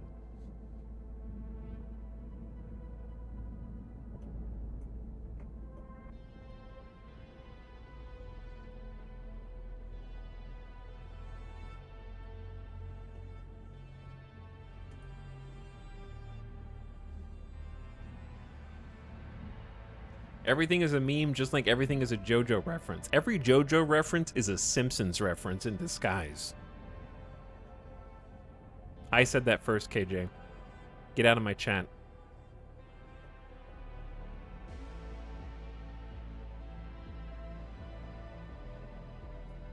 Leave this place. Also, chat, I was told that I have boba. You can't have it, but I have boba. So I'm going to get boba, and then I'm going to see what happens when you click the play button on this cam. Aves Simius, thank you for 35 months of subscription, almost 3 years. I appreciate it. Did you guys hear that? I'm gonna go find out what that was. And then I'm gonna eat the boba. I'll be right back.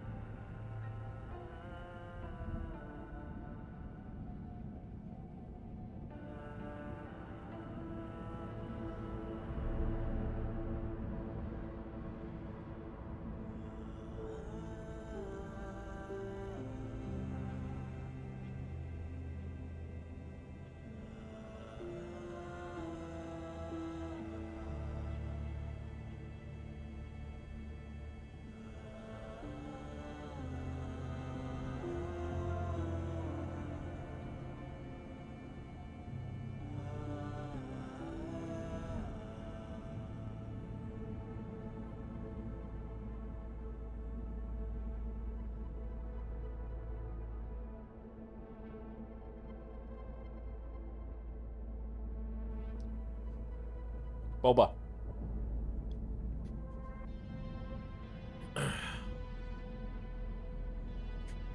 How's the game been so far? I mean, I love the little animation that they do back here with the rocks and then the flashing brake lights. So 10 out of 10 for like main menus, I think.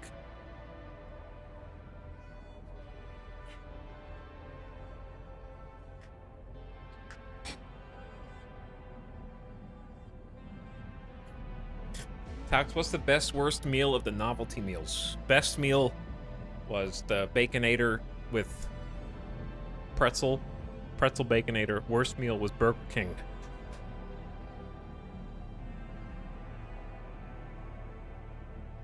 But anyway, this is a menu stream because A, I don't know if you noticed from the subathon, but I'm a just chatting streamer now in disguise.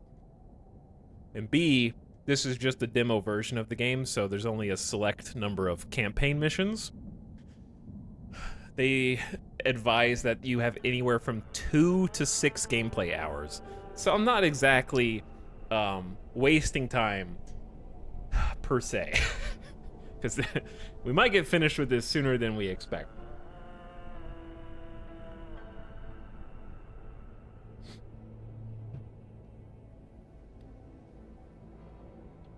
But yeah, the boba's good.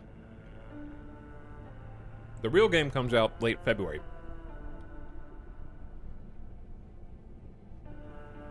Also, oh, chat. I may not have Christmas Winter Wonderland in the background anymore, but we can still at least be cozier than we used to be. Like, this aspect is still gonna stay. Santa stop. Santa finally stopped.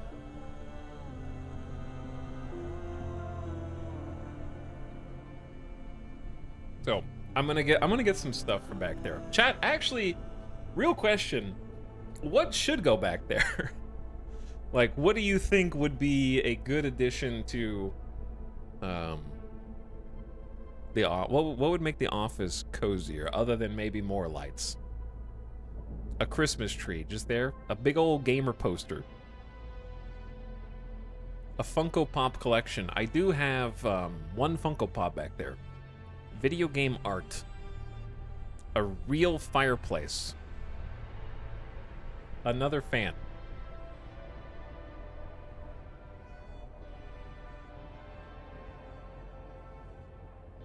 A neon sign, go full streamer meta. What if I just got a giant neon E? That was like 4 feet tall.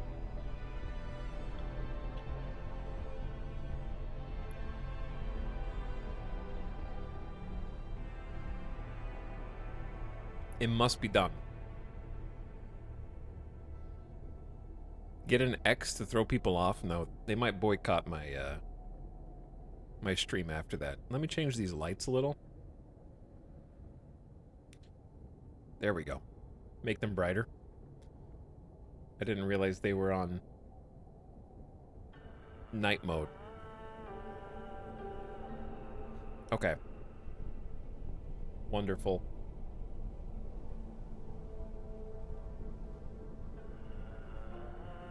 New t-shirt in a frame.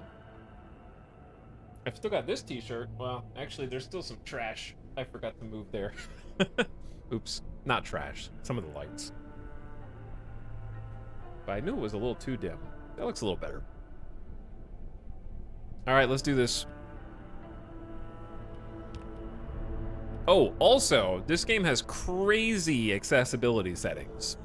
Like a lot of them. Some of them sound spooky. Enable lightning.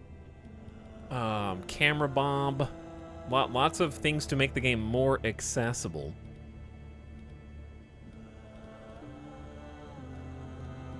No HUD warnings for low fuel, low battery, low car health. Good. It seems like it defaults to like a semi-hardcore setting, which is nice. That's how I prefer it anyways. And it seems like that's how it's intended to be played. I might need to play with the FOV. But you can also put cheats on, like infinite fuel and turn realism settings off.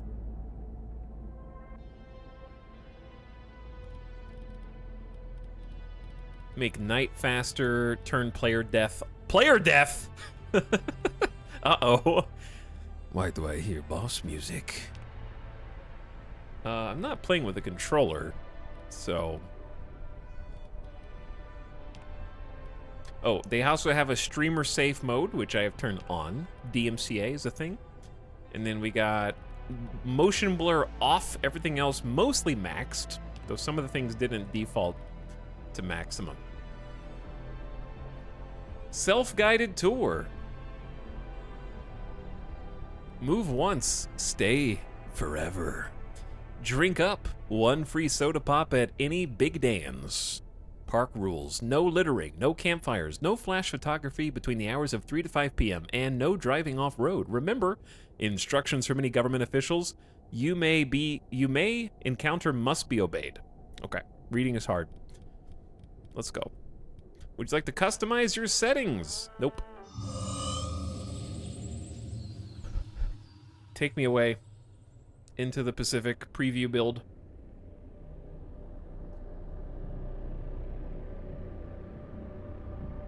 I'm eating boba. In 1947, the Olympic Peninsula became the staging ground for a promising new tech. As rumors of its utopian creation spread... I was eating boba, I couldn't read. In 1955, the government walled off a section... okay, you know what? I'm just gonna drive me crazy. I'm closing the game. I'm gonna finish chewing this damn boba, and I'm gonna restart the game so I can read it.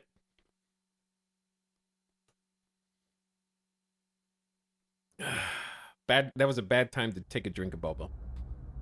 All right. Every game that has intro text, it should be click through.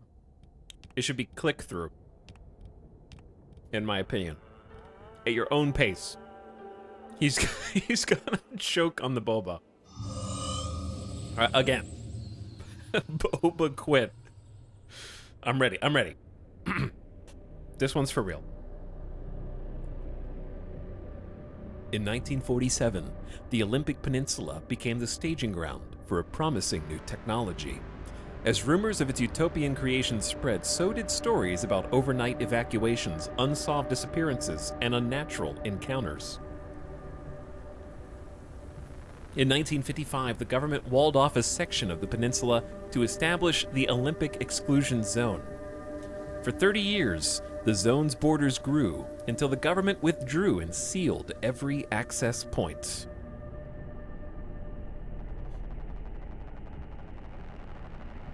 What happened inside was never disclosed.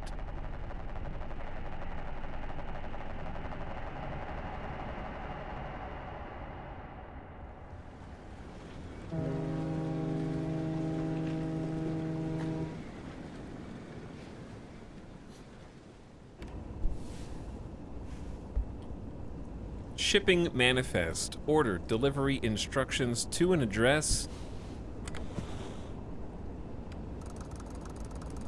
Welcome to the Olympic Peninsula, 1998. South of the barrier wall.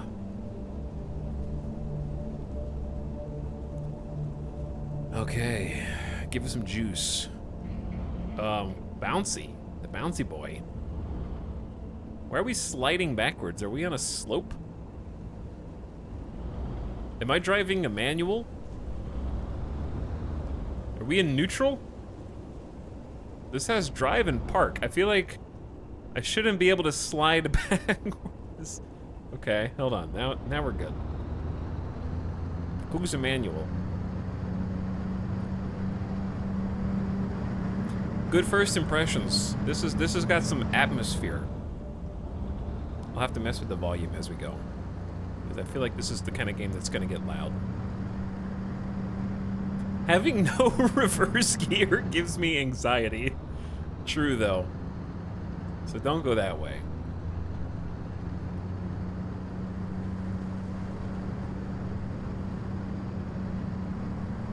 But yeah, I'm not drinking milk tea boba. Milk tea boba, like, chat, I'm gonna be real with you. Milk tea boba sucks. I've had milk tea boba from like 5 different boba places, and it was always bad. However, I have had like fruit tea boba, and it's always better.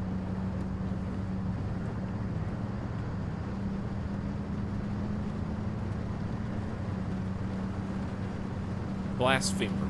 Is it blasphemer, or is it... Ooh, that's cool. Or is it more like lactose intolerant user? I almost rammed into the wall here. Does this game have mouse steering? I don't know. I'll try it, but if you're wrong, I'll unsubscribe. I've had bad fruit tea as well. Like, what I get is usually like a iced black tea. Okay, I get like an iced black tea. If you like green tea, that's fine too. Doesn't have to be black tea, but just a tea on ice. Pick a fruit sweetener. Like there's some classic combos, like a peach lychee combo is good. Like a lychee tea with peach puree or something is good, and then some honey boba in there. Ooh, it's dark. Also, we wiggling, dude. There's gotta be a different way to steer. Hey, should I play this with a controller? Real talk. I have a controller, dude. Would this be better with a controller?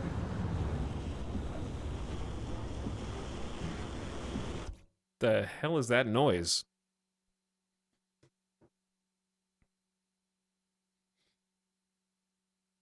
Play it with a HOTAS. Maybe while driving? Yeah, driving with a controller is just like 1,000 times better. Where is... I have the USBs already here. Where's the controller, chat? What'd you do with it?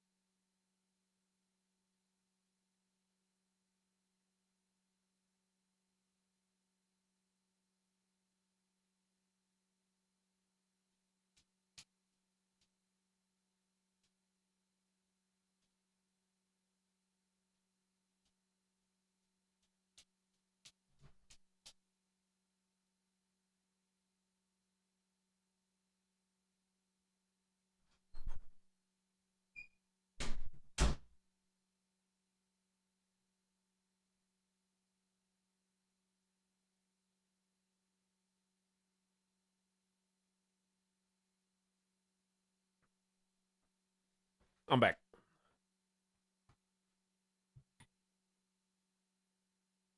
All right. I have a cable right here. Plug and play.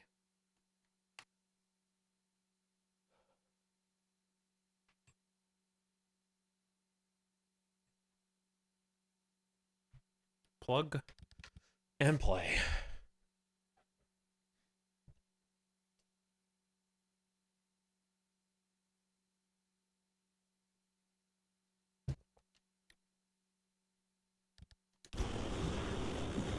But now I don't know the hotkeys. Oh yeah. Look how much smoother this is. Kind of.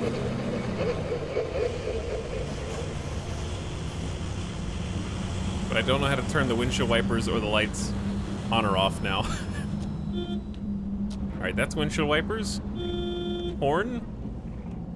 And lights. Warning. I will blow through that warning sign. But we off-roading. It's bumpy. It is bumpy, dude.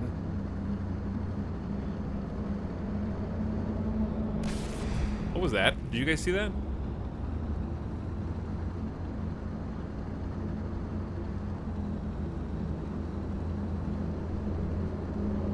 something out there, man. There's something like making gravity distortions on the path. And we're getting close. Also, I can't understate how hard it is to actually steer on this road. It's fighting me a bit. Oh, I didn't do that. I don't know if the anomaly is pushing me or the state of this disrepaired road.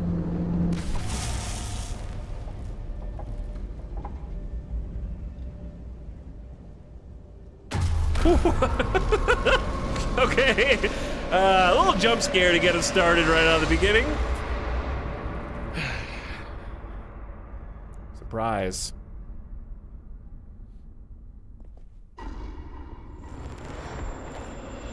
I'm dead already, dude. I'm gonna have to restart. By the way, chat, enjoy all your better Twitch TV emotes from the subathon. I will eventually do a light purge of some of those emotes, but I'll be gentle with which ones I take. Get to safety? Find transportation.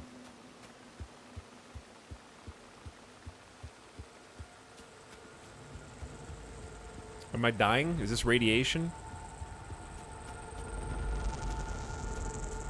We got gravity anomalies and my screen is flickering with like... I'm getting some static. We need to adjust the rabbit ears on this dude's reception.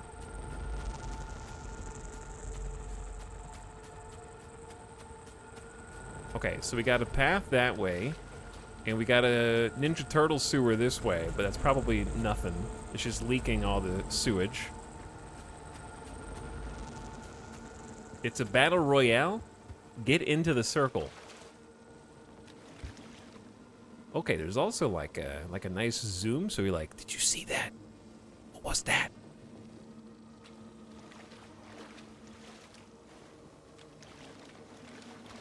I think every game with first person should have a zoom feature. Microsoft Flight Sim is weirdly my go-to reference for that. Jump is Y. That's gonna take some getting used to. Okay, chat. A controversial take from the guy holding a controller right now. But first-person games are better with a controller because you can do the E3 presentation, and it's worth getting shot more by enemies in the game so that you can do that. Okay? Games are more enjoyable if you can slow walk at half speed and do like this. Like, oh my god. What's happening here? Someone out there? Hello? Who's talking to me? I could have sworn never mind. Francis, the radar's acting up again. You were supposed to tune up this piece of junk years ago. Hey, who you talking to over here? Hey, you talking to me? Hey, you talking to me? Is this car talking to me? Do we got Bumblebee up in this garage? I'm probably like the 10th streamer that's made that joke. I'm sorry. That's just low-hanging fruit. I'm better than that.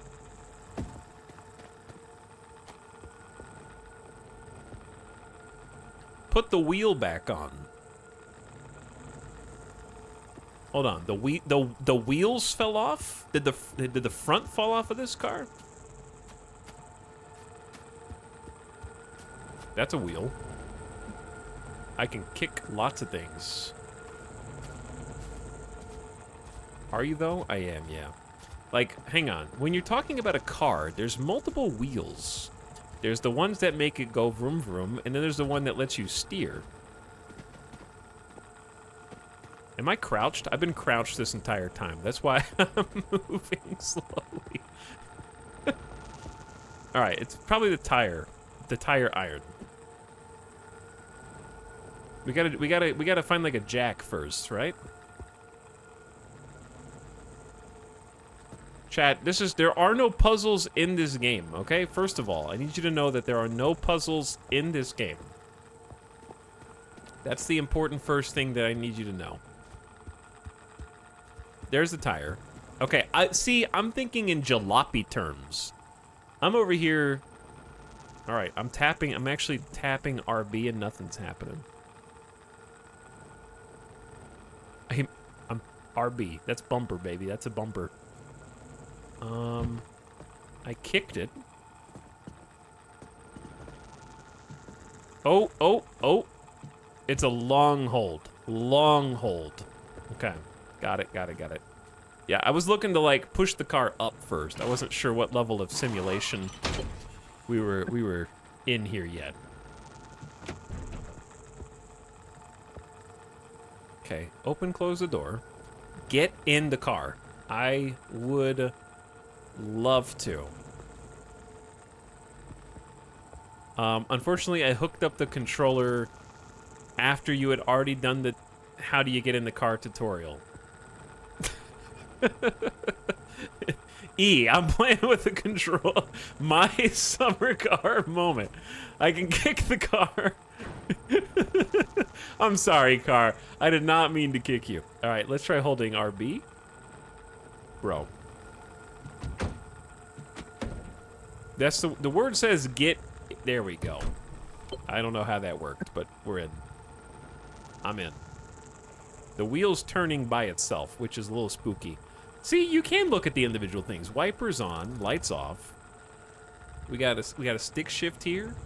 This is gonna be our home, chat. The dome light, the radio, these are gonna be our friends. It's gonna keep us comfortable and safe. We got a compass mounted on the dash. All right, I like it. Give a little crank. Why am I dying?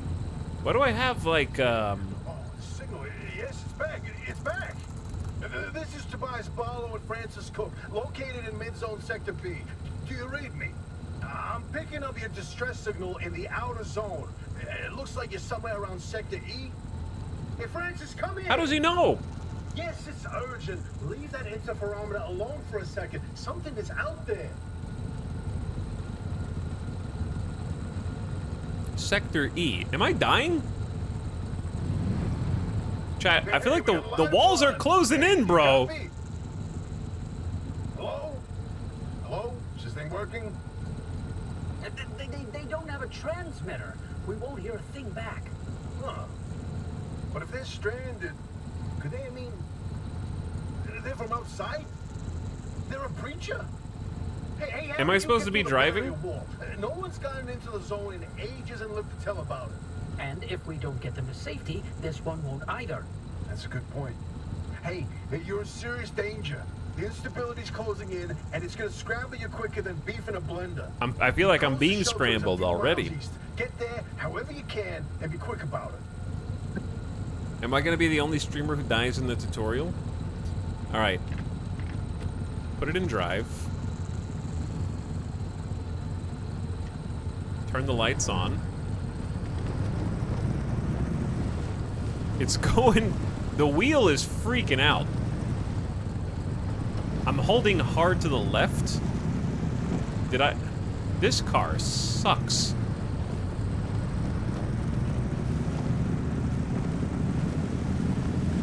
It turns right on a dime, but won't turn left at all. This car sucks. Okay, it's supposed to suck though, because I think we're gonna have to upgrade it significantly. Okay, I'm holding left. You don't actually have to steer, as in like, move the wheel, right? Gotta get the alignment done. A poor craftsman blames his tools. Chad, I can't steer to the left, dude. I can only steer right.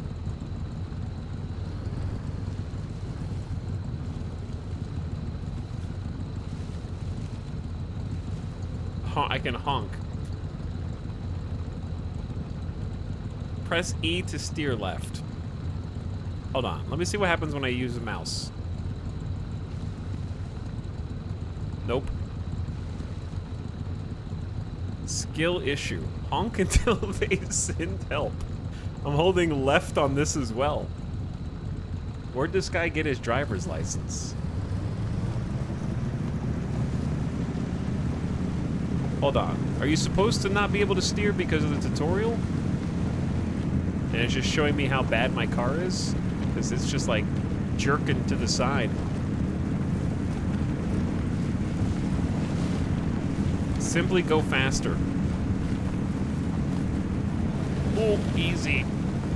Easy.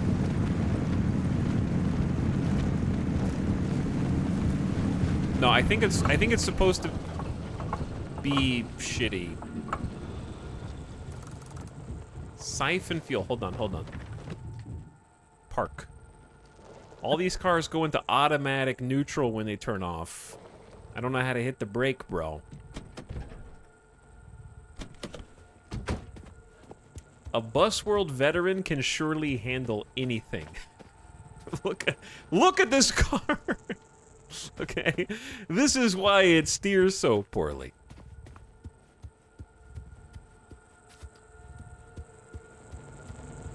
I am a Busworld veteran, though. Did the lights just turn off automatically? Did I just leave the battery? Like,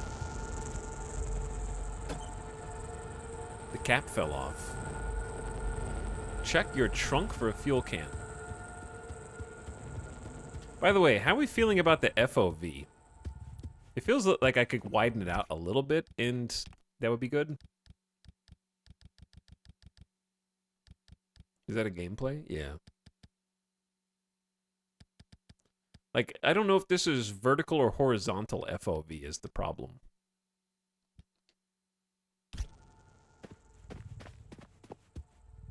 I mean, I'm certain part of it is just the gunk on the edges of the screen that makes it feel a little more. What is that? Speaking of the gamer gunk. Something just holding it in place. Oh, that's cool. We got like a little hand pump over here. I might move my camera. What if I was up here instead?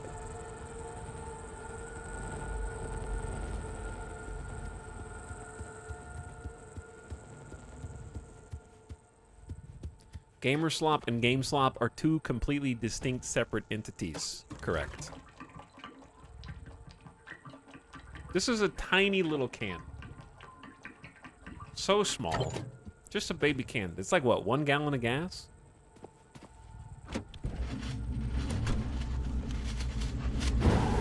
I don't like that. What if we just drove? What if we drove quickly?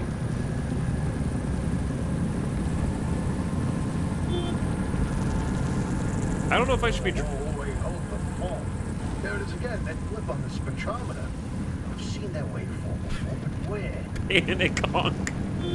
Kidding. Could it be? A remnant? That can't be.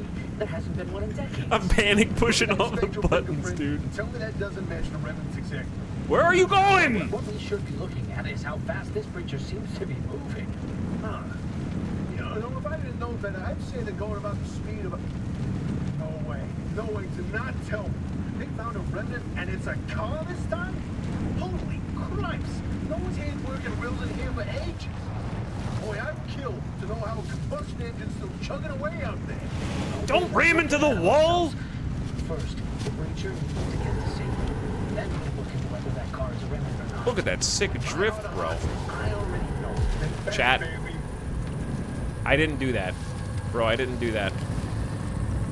I didn't do that. The car did that. The car is doing it. I'm not doing this. The car is just going up the wall, man. I don't know why. Go! There's a Death Stranding ghost in my car. You find that shelter, go on and let yourself in. Albie ain't gonna like you poking around in there, but better to face a bad side than let the zone eat you alive. Okay. So we have is the car not allowed to go in here? Let's just see if the car bonks the gate open.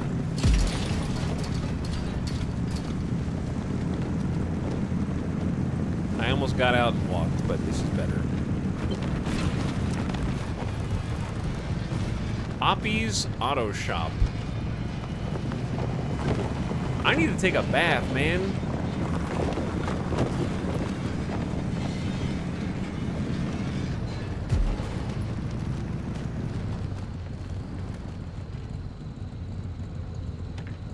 Okay, park. Off. Let me out of here. I didn't really line that up very well. Actual fear of taking a car in to get the oil changed is missing the 2 wheel slots, and somehow you're the one that's unlucky enough that falls into the maintenance pit.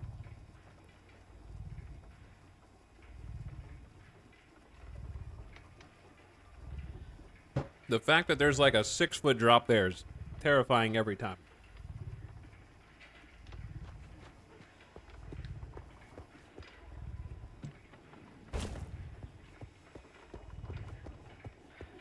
I don't know what I did here. Okay, we need to take a bath, find a way into the building. Don't worry, Gamersons will tell me where to go.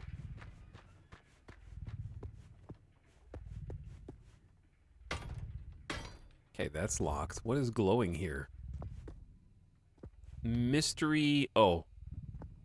There's a trash monster that's glowing. Also locked.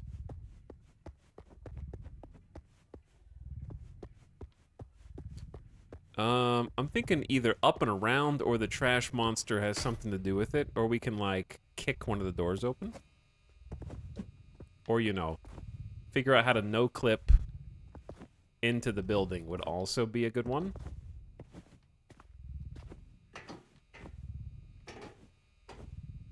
No. Alright, can't no-clip into the building. He's cheating. It's not cheating, I'm just... Listen, we're in an exclusion zone. It's not no-clip, it's an anomalous... Going through the... That's definitely booby trap with, like, a claymore on the other side. I'm going up the elaborate ramp to the roof first, okay?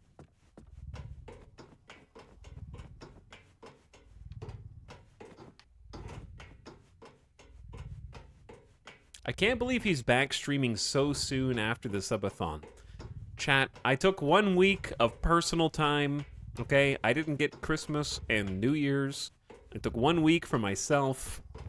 I spent 3 full days away from the computer, just absorbing other streamers' energy and watching streams like you and napping on the couch. And now I'm back. All right, let's actually go in. I couldn't leave you for that long, okay? You guys gifted all those subs.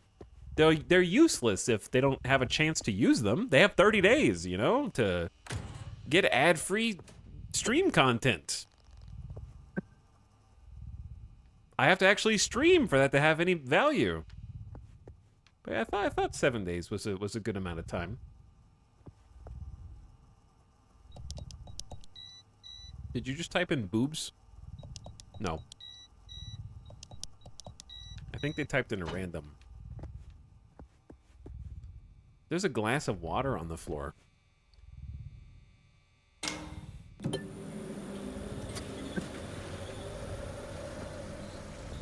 Home sweet home. Who's there? The shop. God, it's been breached. You've got 5 seconds to get the hell out before I... Ow! My head.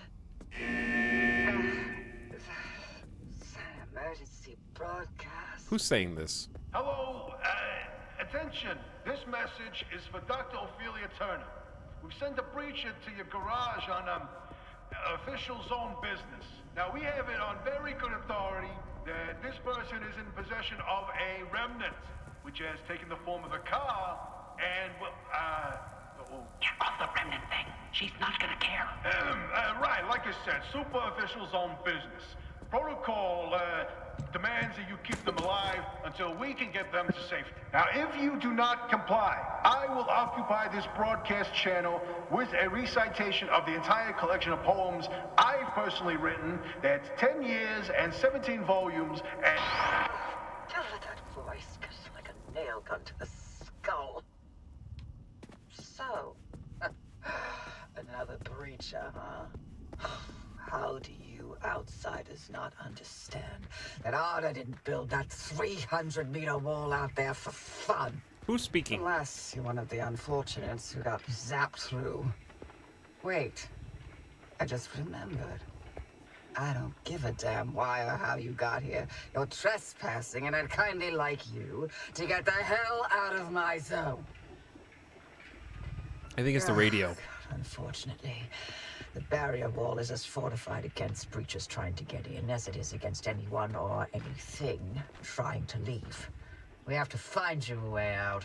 So you might as well start by fixing up that car. Just don't break anything in my shop with those soft hands of yours. Excuse me?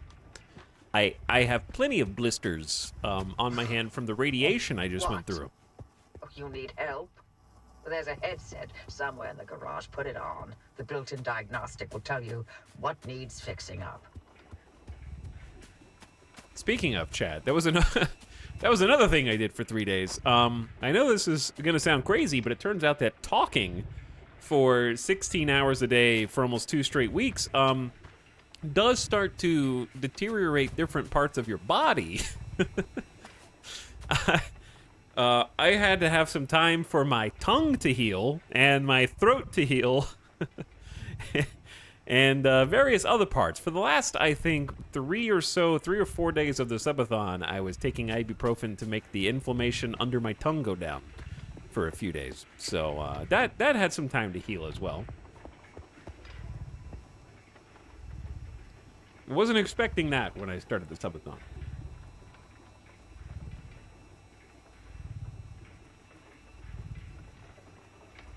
Streamer Man is back.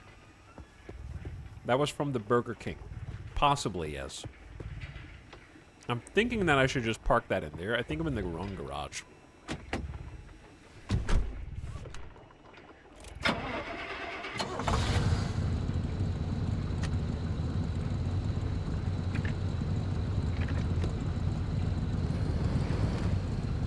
Do I have a mirror? Dude, I have a mirror. How do I zoom in?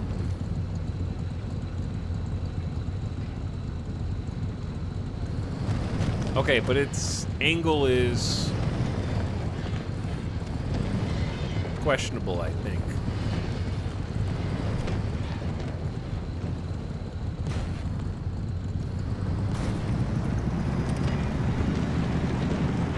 Also, I might do a thing where I turn the game volume down, but turn the voice volume up. Because their voices are super quiet compared to everything else.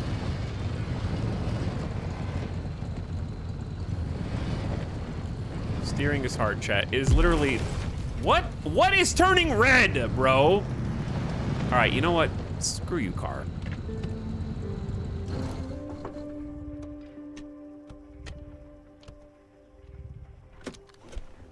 It does not turn the way that you expect it to, and I'm bumping into something. Where? Oh. I think I figured out why it's not turning, bro.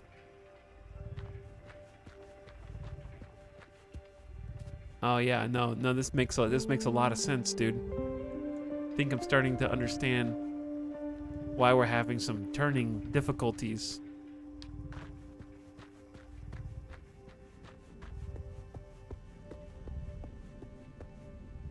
Put on the Mechanic's Eye headset hanging by the map.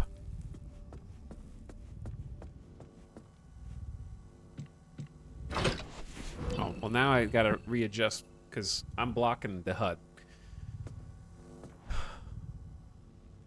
Health critical. Me too. Ooh, first aid station. Tend your wounds at the first aid station. I'm healed, chat.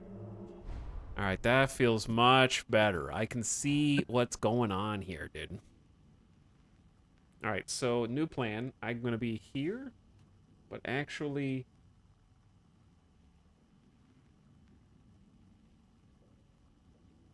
I'm gonna be here. There we go. The sludge is finally gone. Put the wheel back on. Pull the car in.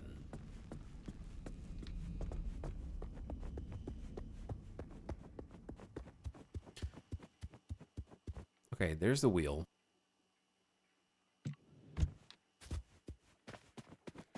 And it looks like there's a day-night cycle. I think the sun's coming up.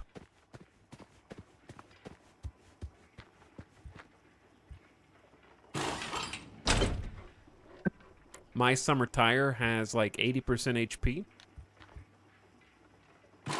All right.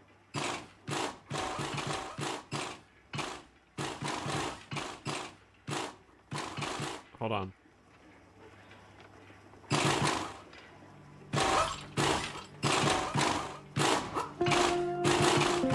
Okay, I can't. Sorry. One more.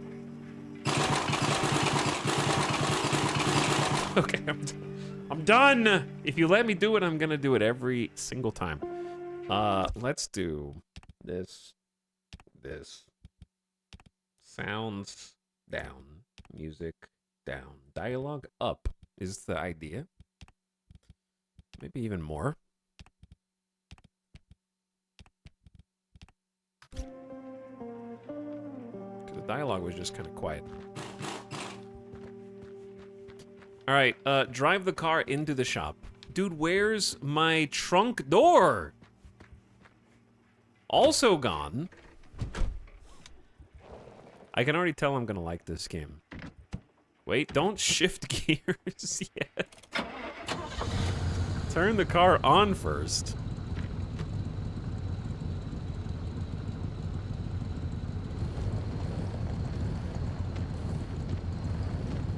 All right, let's try and back this bad boy up, chat, using the... I'm trying to turn, it's not turning. We're gonna miss. The steering in general on this thing is extremely questionable. Dude, you're just gonna ram into the wall. And it's not the controller, it's just the car is got a flat tire. Maybe I should just pull in instead of trying to back in like a cool guy.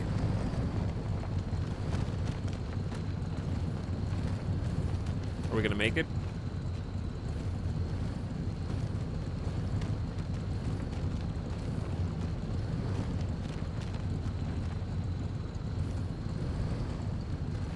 Yeah, I can't make it stop angled. It's just angled.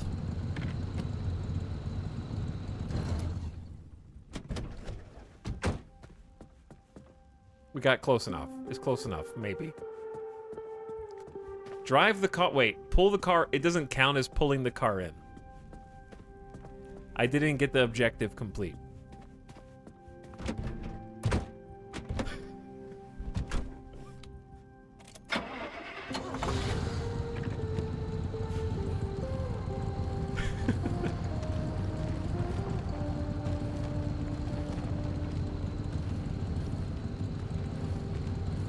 Okay, just straighten it up. I don't think you understand, Chad. It will not turn left. There, we're here.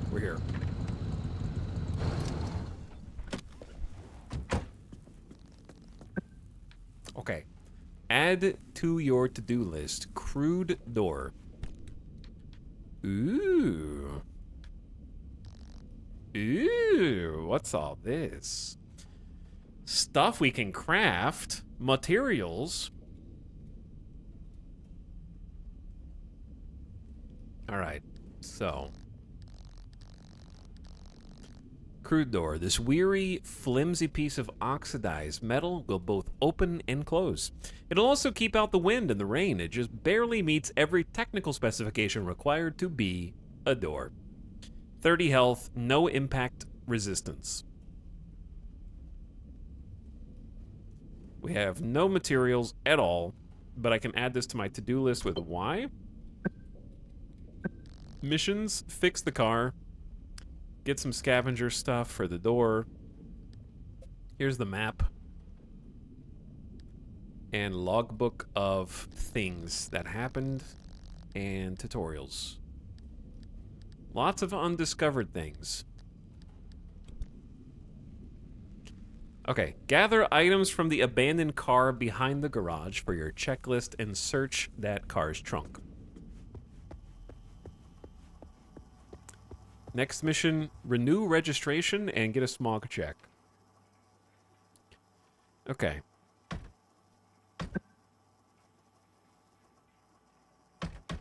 Search the toolbox for a pry bar. Ah.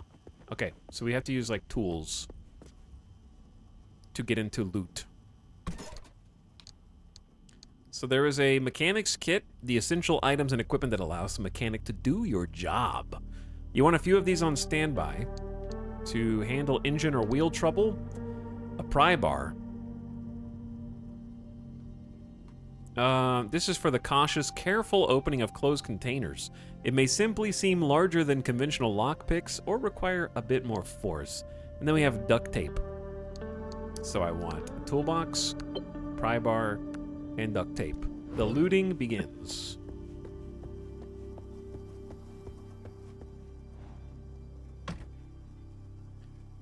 Equip the pry bar. Alright, so we have to... Nope, wrong button. Assign to quick slot. A. Alright. Smack it? There you go. Plastics and a road flare. Useful in a pinch, this powerful potassium-based incendiary burns bright and brief, even in the wettest conditions. Boom, boom. Search the dumpster door for crucial items you're unable to craft. Ah, the dumpster monster. What is... Something weird is in here? It's a friendly dumpster. And it just yeeted a scrapper tool at me. Okay.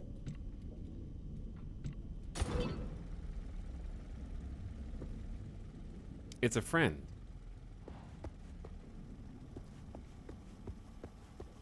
Alright, scrap the abandoned car's wheels, panels, and door. Nice. I assume this is battery or power. Half-Life sounds.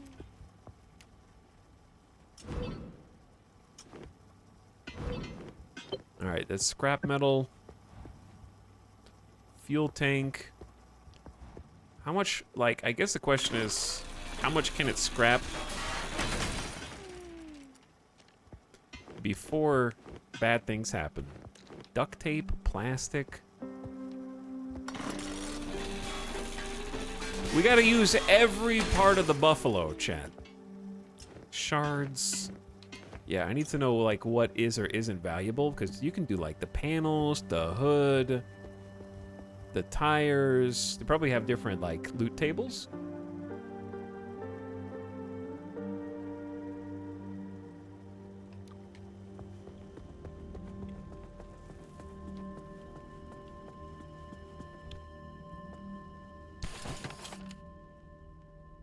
Well, we already have a better crafting system than Starfield, so that's a good start.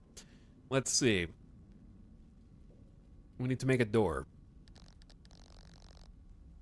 This weary, flimsy piece of metal is going to cost us 3 scrap metal, 4 plastic, 3 duct tape, and 2 glass shards.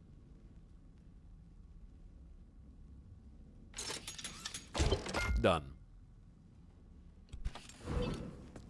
Alright, replace a car door. Somebody took the, like, jalopy summer car and were like, what if we just made a survival car game? And that is why I have been following this since I first saw it on Twitter. Because they were making this game for me. They made it for me.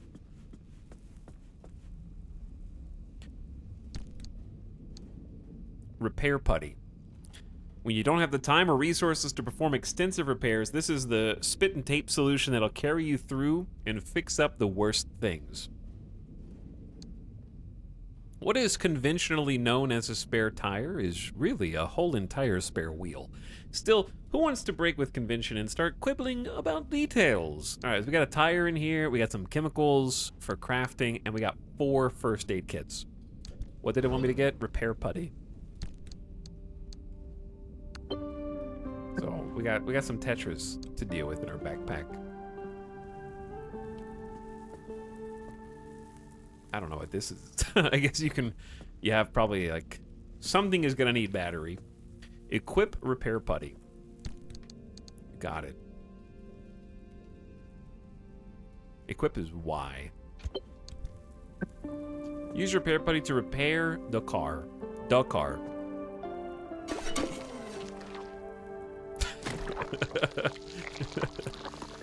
Wow, this stuff is great, man.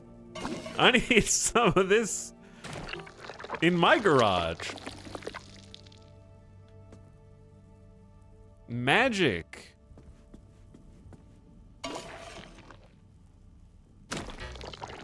Make it good as new. Or at least, you know, as good as its current materials can be. The bumper seems like an important aspect of the car for, like, this game. We're probably going to be running into some stuff. Blah. Alright, that's the one we just put on. Can you do that for tires as well, or no? Bumper! We need a rear bumper. Yeah. It even fixes tires? Oh my god, this stuff's amazing. Alright, we gotta, I mean, I feel like repairing the car is important. We should be using the resources they give us. Yeah. Oh, this is busted. Yeah. Boom, fixed. Alright, fix the flat tire. Excellent. The fact that you can even get flat tires is beautiful. Ooh, we have like a detective mode? Repair the flat by crafting and using a sealing kit. Chat, the UI does take up a lot of space. I'm kind of... You know what? Just for a bit, you guys can just vibe with full immersion mode.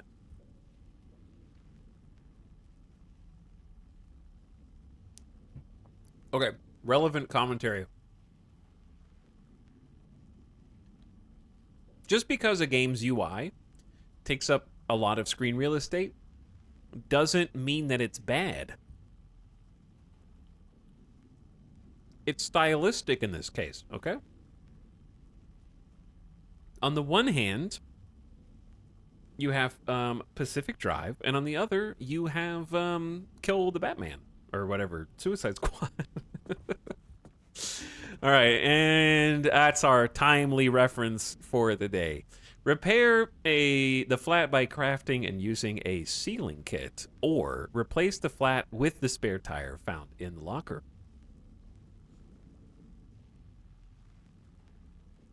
Okay, crafting and using. Listen, let's try crafting the sealing kit. How do?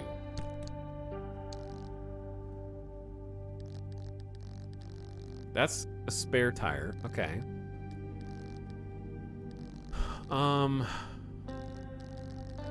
Sealing kit. We need 4 rubber. What if we go out here? Shred this guy. This is the gift sub sound. Trial. Boom. Just like I thought.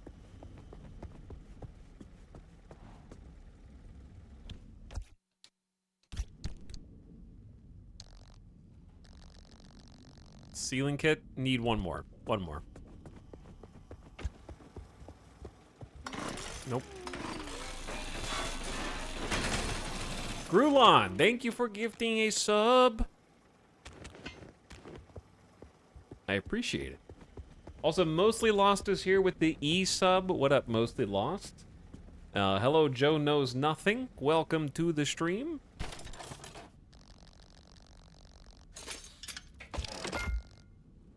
Fira says hello. It's Alex in chat. Thanks for 50 months, Fira. Cappy Shammy, appreciate the 2 years. Thank you guys for coming back as well. Prismus is getting comfy in chat. I appreciate it. Asta says, eep! And then Wildflower is back for 9 months. Hello, Wildflower. Thank you, Starblade, real voice, by the way, for 28 months. Nails on a chalkboard. And thanks again, Bite Hammer, for subscribing. You scared my cats. Your cats are always scared. Shut up.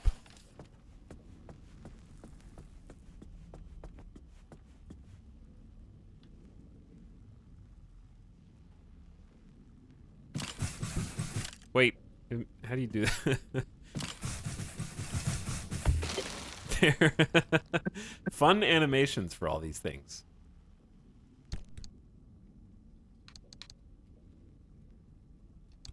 Okay, scan the loose wheel. It's loose? How do I scan stuff again? We're learning a lot of buttons at the same time. Oh. Yes. Loose. Fix mechanics kit. Equip mechanic kit. That's the scrapper. Okay. Mechanics kit. Got it. Beeps. Dunk. And it's gone. All right. Outfit the car. Install cardboard boxes in trunk. We gotta have loot containers, bro.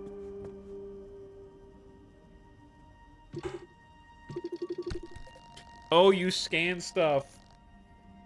And it tells you info. I get the lore. In Britain, they call this area the boot of the car. But they didn't win the War of Independence, did they? Now, over 300 million Americans are free to call the back storage of their automobiles whatever they like. How's that for humor? Thanks, Jeff AI.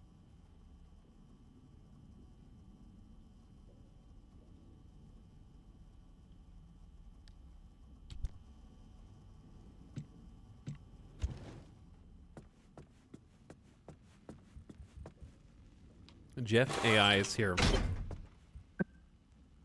Install a craft mat.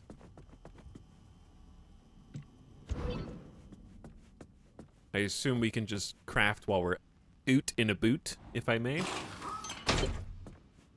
But now it is... Oh. Oh. There's a little prototype of mine in the garage. The ARC device. Hook it up to your car, wherever it'll fit. ARC device. What is this?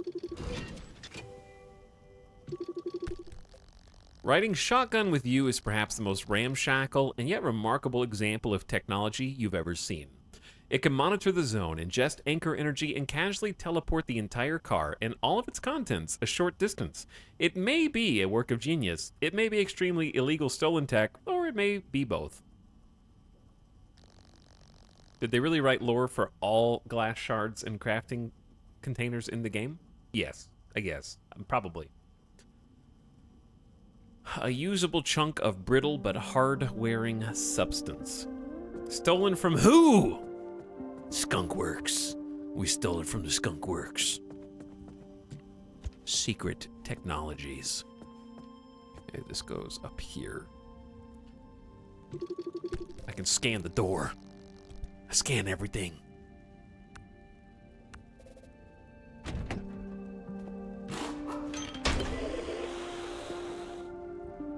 Interesting. This beauty won't just be your tour guide. It's your North Star and the only way back to safety.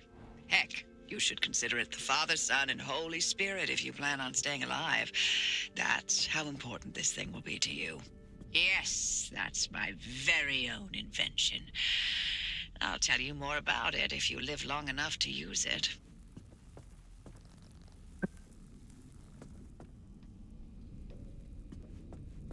Okay, first aid kits. Let's just take all this stuff. We're probably gonna need all of it, right? First aid kits. Spare tire goes in my hands. And chemicals. Can I put the spare tire in the box?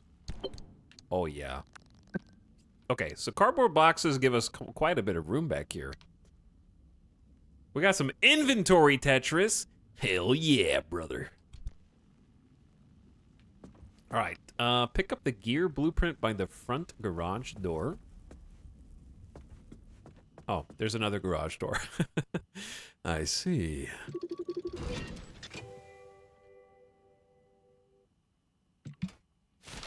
Ooh. Don't scan that. That's copywritten. Pick up the impact hammer blueprint.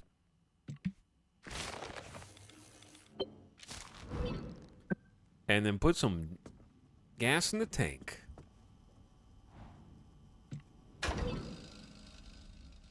Chat. Did they... Oh, because all of you nerds are gonna drive in forwards, the devs have made it impossible to fuel my car because I'm a pro gamer and I backed my car in like a real driver. And now, because I had the foresight to put my car in reverse in here so I could pull out faster, I can't reach the refuel pump here. Look at this. Hold on, hold on. Hold on. Maybe? Oh. Don't worry about that. Don't worry about that. Oh, we got a raid! The Raiders are here. What's up, Raiders? What's up? How's it going, everybody? What's up, panel raid? Yo, Winter Wonderland is gone. The office is just an office with a big empty space where a Christmas tree used to be. The subathon is over. I had 1 week to recover, and I'm back, and we're playing card game. I talked to chat for like 2 hours today, catching up, because I've been doing a lot of stuff. And last week I wanted to see how everybody was doing, so we kind of just started a little bit ago. We're in the tutorial. Doing tutorial things. Talix, dude, I want to check this game out because cars! Yo, this game seems sick so far, EJ. It is like Jalopy or My Summer Car Light with the Stalker Anomaly Zone with crafting and survival elements. Okay? It's an eclectic mix of genres that really works for me so far. So this is our old stanky. This is the best this car has looked since we inherited it from the exclusion zone. We just got done fixing it. This is what it looks like in its fixed form.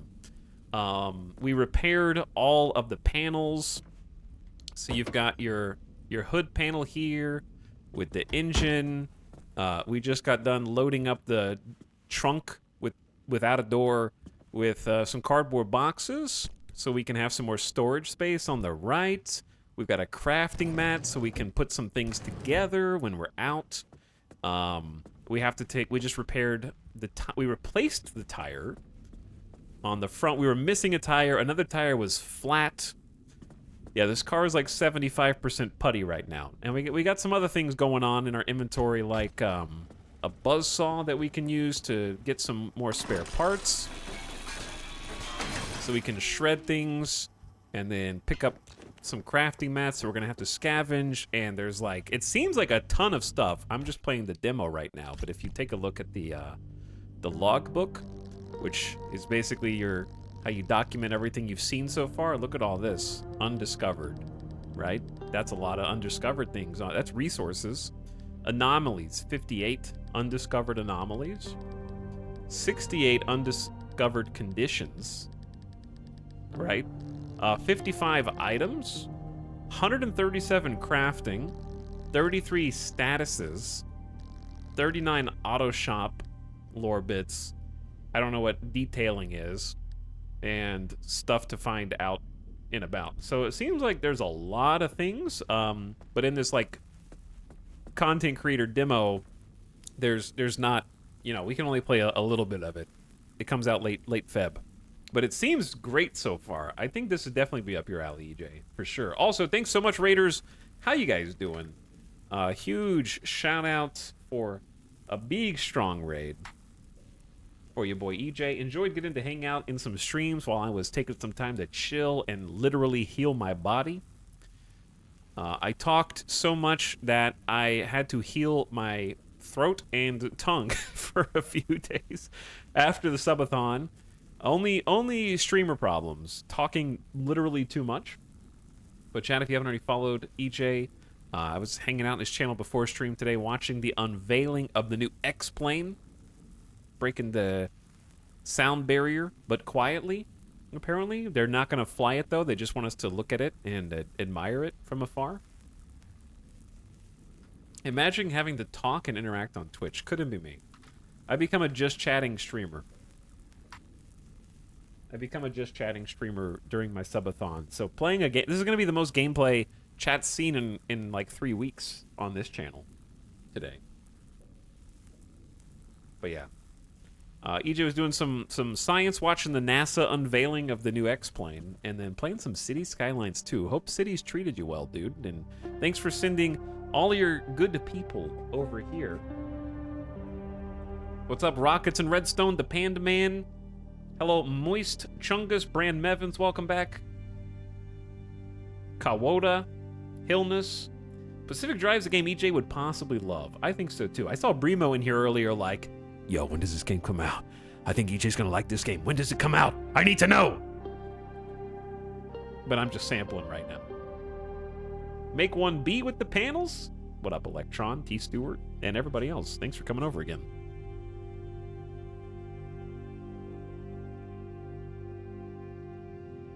I found these excellent vanilla chai throat drops on Amazon, no sponsor. Yeah, I probably could have dealt with some of those by the end, by the time I was done.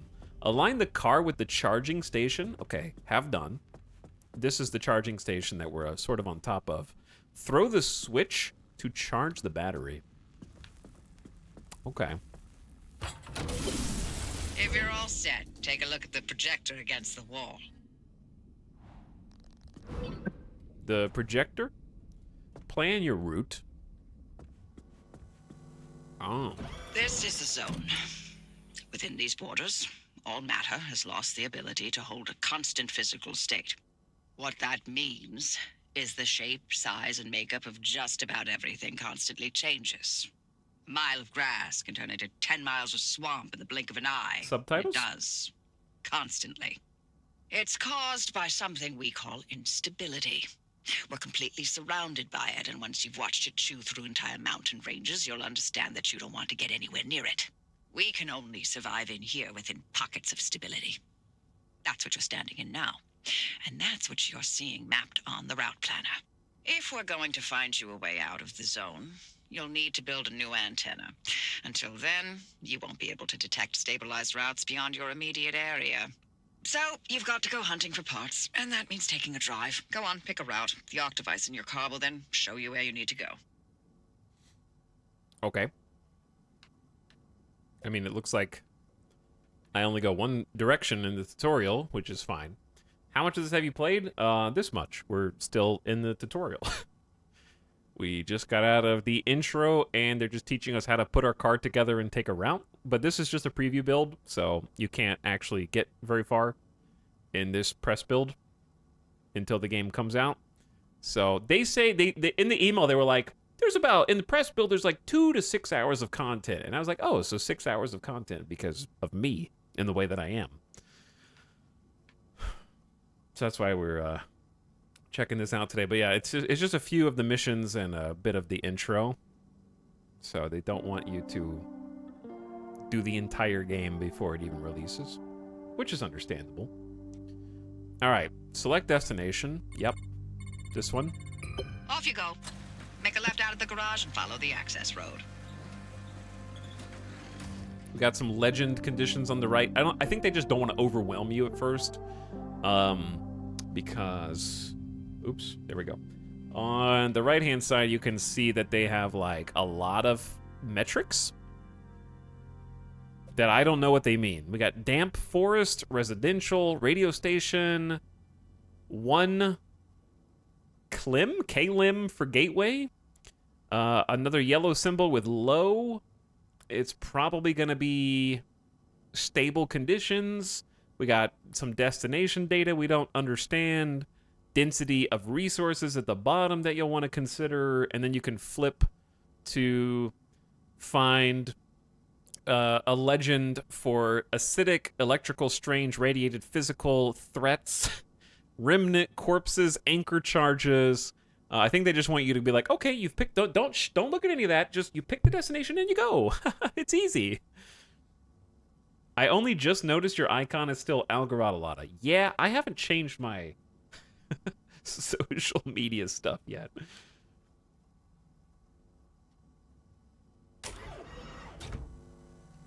It's still the way that it was. And I'm learning the buttons. I'm playing with a controller because driving with a controller is better. And I will not apologize for taking that stance, okay? If you got a driving game, I'm about to play that with a controller, bro. Get in the car. Okay, so this is new. Haven't seen this before. Oh, boy. We can make waypoints. It says that I'm zooming, but I don't feel like I'm zooming. Got a map legend. Okay, so waypoint, remove. Interesting. This is also new. Status of your car's health. And another sort of shield meter here. What is this? Abilities equipped on the car? Oh man. I did not realize we had all these things. Beep beep. And we can also take a look back. Oh yeah, let's get driving. Now that everything is topped off, healed up, gassed up, battery is reasonable. Now I pulled in. Hopefully the car actually steers well now. Because before it was kind of steering like a piece of garbage. So I'm gonna have to go the long way because the devs counted on me driving in forward and I backed in. Because I'm a gamer. So now I gotta go the long way. Actually, can you even get out this way? I'm gonna laugh. Oh my god, you can't. I outsmarted the devs again. They're currently going back to the drawing board, panicking. Don't back in, dude. You're gonna ruin the game if you back into this garage. Look, you give me a functioning mirror up there that I can use to back in, I'm gonna back in. Alright, we'll go out this way. And then hook a left. Warning. High radiation level facility. Extreme caution advised. Further inquiries directed to gate C2B. But anyway, EJ, if you got stuff to do, food to eat, people to see, thanks for stopping in. And also Raiders, thanks for hanging out. Appreciate you coming by, saying hi. We just started a few hours ago, so we still got some good stream time left today. And it's Friday. It is Friday. But how did cities go? What is this? Okay, I think that's like our warp. We're supposed to like teleport, sort of.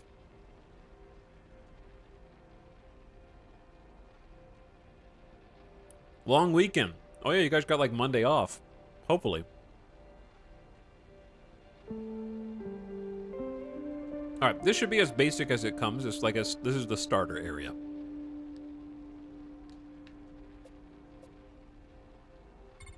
Travel time 3 hours. I hope that's like real time. I was trying to bankrupt the city. I couldn't do it. I assume that's a bad thing. Okay, it's a good thing if it's like my city was so strong that it's impossible to bankrupt. It's a bad thing if it's like okay, newbie. Mechanically. I'll keep this simple. Don't want to overwhelm that little brain of yours. You'll Wow. need a few things to rebuild the antenna at the garage. First on the list is plasma. The woods are littered with plasma generators. Look for a research trailer or a spark tower. That's those antenna things zapping you when you get too close. Both are always accompanied by plasma generators. All right, let's put this in park for a sec. We're here, right? And we got some stuff just literally right here on the road in front of us, so let's just go to that. We got lights? Yeah, we got lights. Nah, we were checking the game mechanics. Yeah, I would assume... Why did, The arc device is picking Nightbot up on delete some that plasma message. generators nearby. Your headset has a built-in scanner. Use it on the plasma generator, and it'll figure out the tools you need. Chat, why are there creepy mannequin people here? I feel like if I run over them, I'm gonna accidentally sort of kill them in real life or something. Also, I have not heard a word that person in the radio said. Did she say don't go here? They have like beating hearts. Their torso is like glowing red, dude.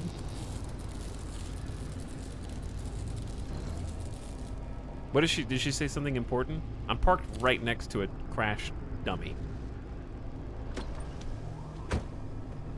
Oh. Okay, so there's radiation here. Which I guess would be obvious if I knew which UI element. I think I'm sort of protected from it inside this car. Gather and craft. Craft replacement parts and find and scan a plasma generator.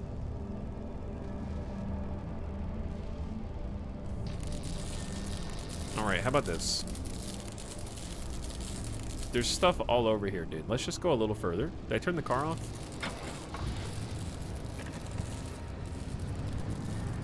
Let's try just like pulling up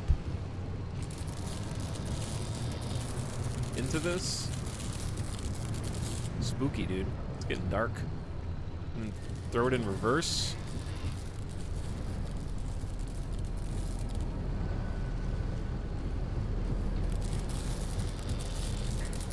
And then sort of park it where we're facing out, because that lightning is getting real close. All right, right there is good.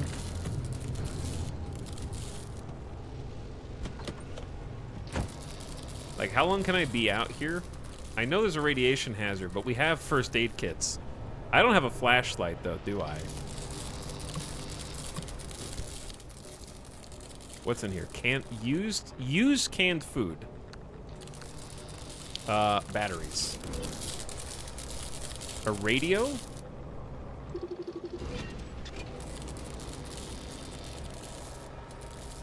A backpack?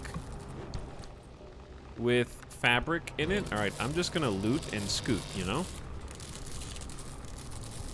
I'm at 89% HP, so it's ticking down at a consistent rate. You have road flares. I do have road flares. But right now I can kind of see, so. You can loot through this, apparently. Scrap metal, a rubber ducky, plastic, glass shards. Not a great place to pause my sentence there.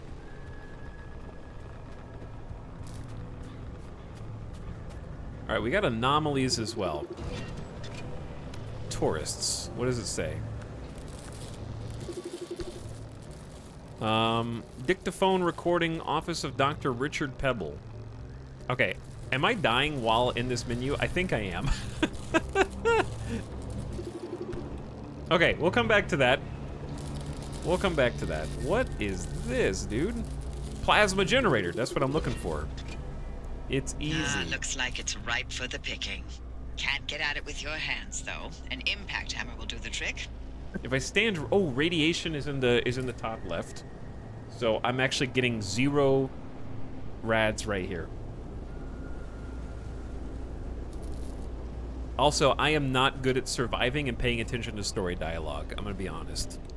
So I have not heard a single word she's said in the last 3 dialogue encounters. Okay, impact hammer is one of our new things. Sometimes you need to pneumatically assisted brute force. Good for dislodging deposits or just smashing. Chat, small thing, but an important thing. In any game in which there is a list, like the one on the left-hand side, you know when a game is better than other games? Look at you, out in the zone all The on your hell? own. They grow so fast, don't they? And I'll be back at the helm. Been a long time, old gal. Didn't think we'd, talk again after that whole Sasquatch incident. Yes, I was hoping to go another decade without hearing your voice again. What, did you finally talk Francis to death? Hello to you too, Oppie. And no, I'm still here. Find those Sasquatch. materials by any means necessary. No one's coming back ever again, so go on and take what you need. Transports, homes, outpost facilities, they've all been abandoned since the zone was decommissioned in 87. Most of those structures won't even be there the next time the instability scrambles the area. So loot to your heart's content. Just loot away. I am gonna loot away, but it's scary that these guys got zapped by lightning, and I'm hoping they don't move positions when I'm not looking at them. Okay, what I was gonna say was, when you have games that have lists like this on the left, and the list scrolls when your selection gets to the middle. My huge pet peeve is games that have long lists of things, and when you discover how to craft new things, they get a little icon that says, oh, this one's new, but you can't ever see the icon because the selection scrolls all the way to the bottom. And you're like, what's the new thing? I can't tell. You know, because you accidentally moused over it without realizing because the selection goes too high or low. And it drives me crazy. So games where the panel moves when your selection's in the middle are always better. Alright, anyway, I had to get that out of my system. So, I pinned a blueprint we need to find resources for.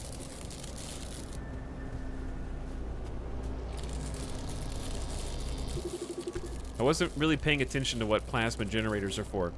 Private field notes, Dr. A.F. Kingi, date unknown. As we continue to explore viable energy solutions in the increasingly unstable environment that is the zone, we've begun testing the first handheld plasma containment device in a zone plagued with radiation, instability, electromagnetic interference, and many as yet unexplained phenomena. Any infrastructure created for...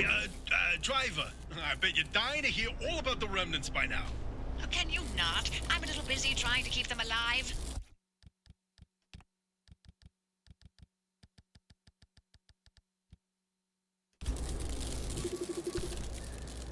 Okay, as I was saying, as we continue to explore viable energy solutions in the increasingly unstable environment that is the zone, we have begun testing the first handheld plasma containment devices in a zone plagued with radiation, instability, electromagnetic interference, and many as yet unexplained phenomena. Any infrastructure created for energy transmission has proven to be all but useless.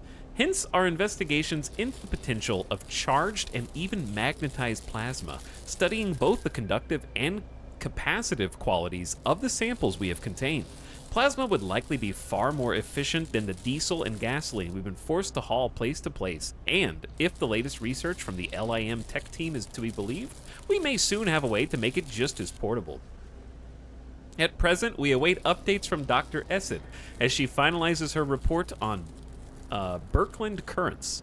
ARDA management are keen for us to test this tech in the field ASAP, but we don't believe it is yet ready. They are, as ever, simply trying to rush research and save money.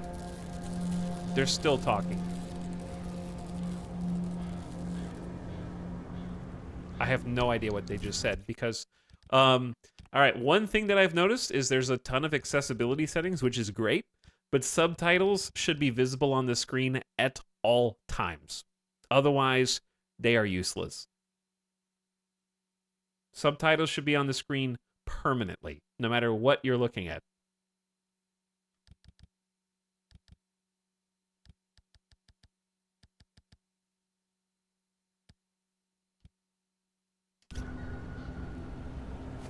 That is the #1 accessibility thing.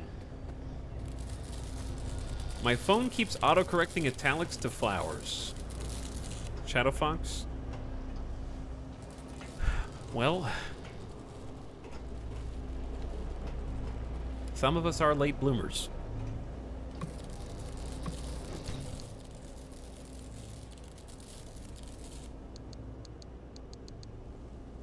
A pry bar.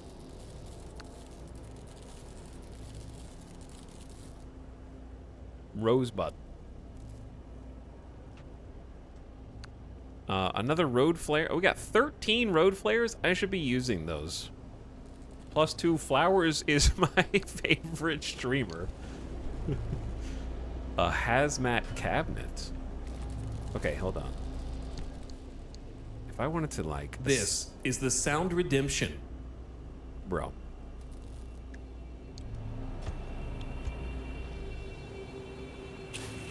Oh, yeah.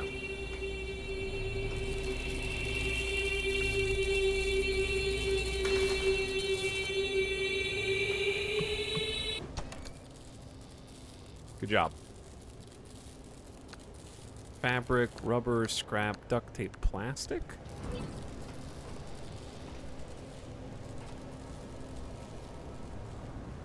And a computer that we can scan for lore? Journal fragment, date unknown. Everyone's checked out of town at this point. I'm the last person left. I'll be gone by tomorrow, too. Hard to believe this was once a community. Sure, we didn't have that much to show for it. Not much to offer visitors. No sights or famous landmarks, but a few of us lived out here and we're happy with our lot. Then it seems the government had other plans for us. You no longer live here, they said. Here's your compensation payment. Now, get out. Their weird, secret experimentation zone keeps growing. They own this land now, this town, and soon we'll never be able to come back. They barely gave us enough to cover the cost of moving. Now it's time to work out what to leave behind. Chat, I can't believe the government forced these people to leave for their own safety in getting out of the anomalous, highly radiated zone on the Pacific coast. This is America, last I checked, and if you want to get killed by high doses of radiation and anomalous material in your city, you should be allowed to do so.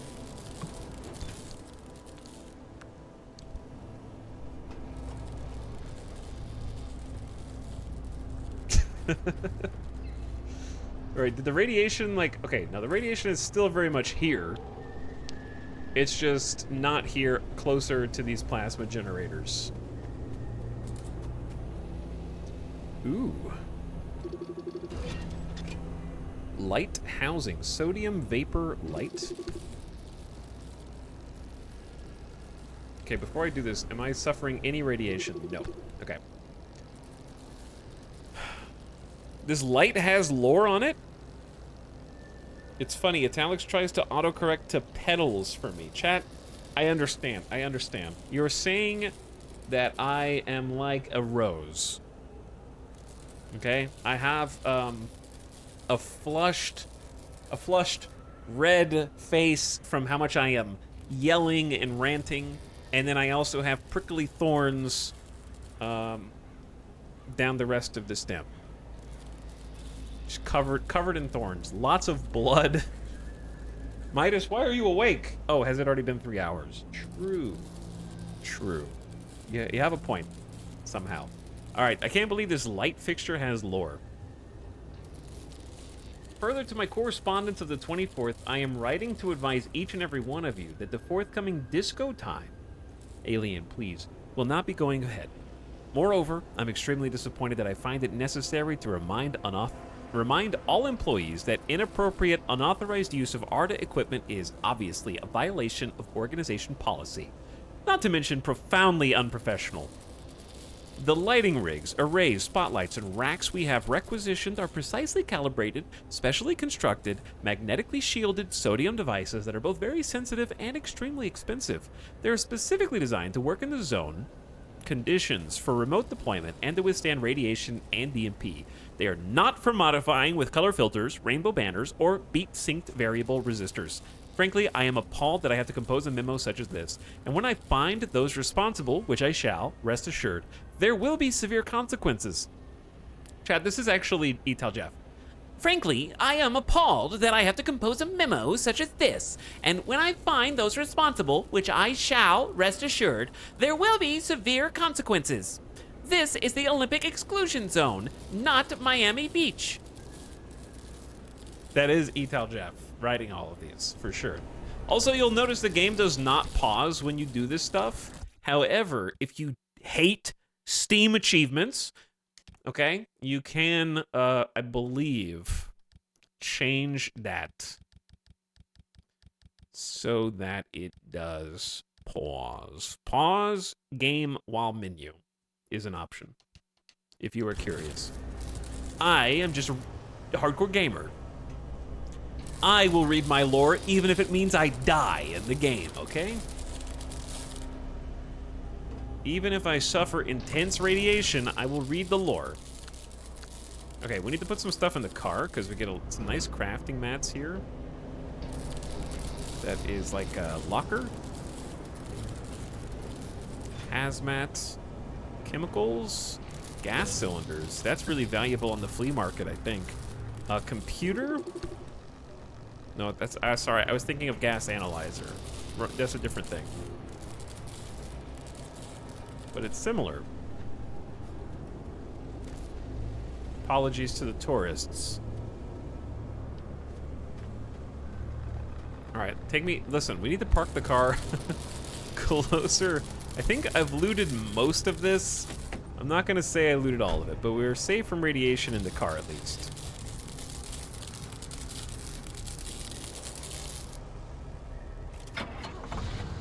I definitely hit the shed next to us, and yeah, I'm pretty sure I hit the main beats. I'm scared to go next to that for, I think, obvious reasons. I don't think I'm gonna go next to the electricity spark, unless I'm supposed to.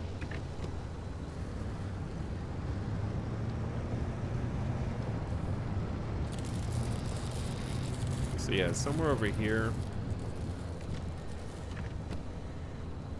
I'm gonna turn the car off because the amount of battery that drains has to be less than the amount of fuel that I am spending. All right, we have no radiation here. All right, what was that? What is that? Is that a horn?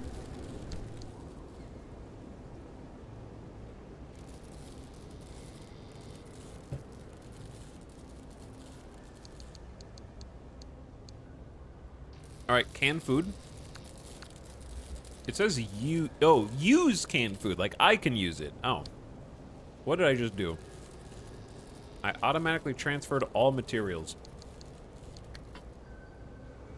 All right, now I'm seeing where the controller is gonna be worse. This is the aspect of the controller that is gonna be worse, yeah.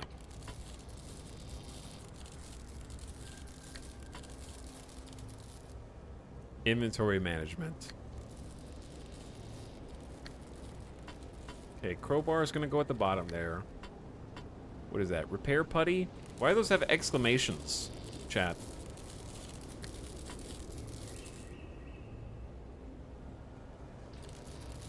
What is the...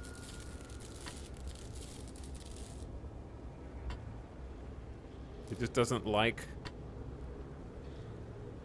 What?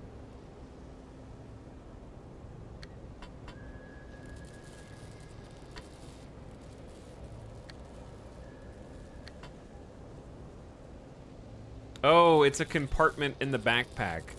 It's a compartment, so these lines designate different compartments. Okay. All right, I'm with you, I'm with you.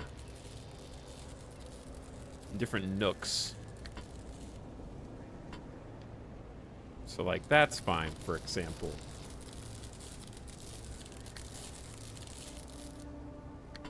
Yeah, like, this is an acceptable composition. For now.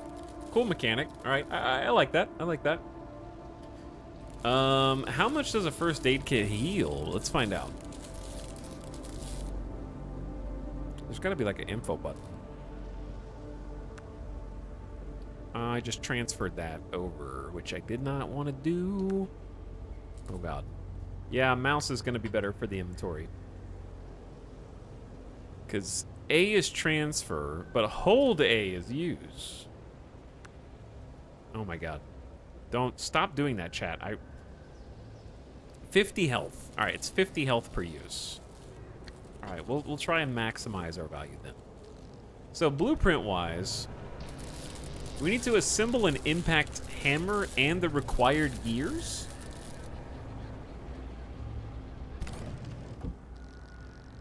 So we need 2 gears. Which is scrap metal. All right, that's easy.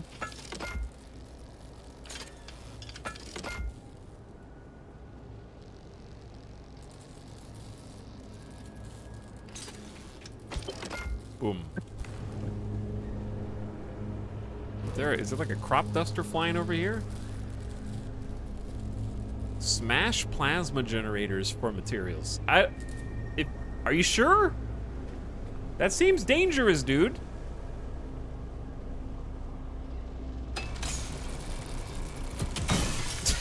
Okay.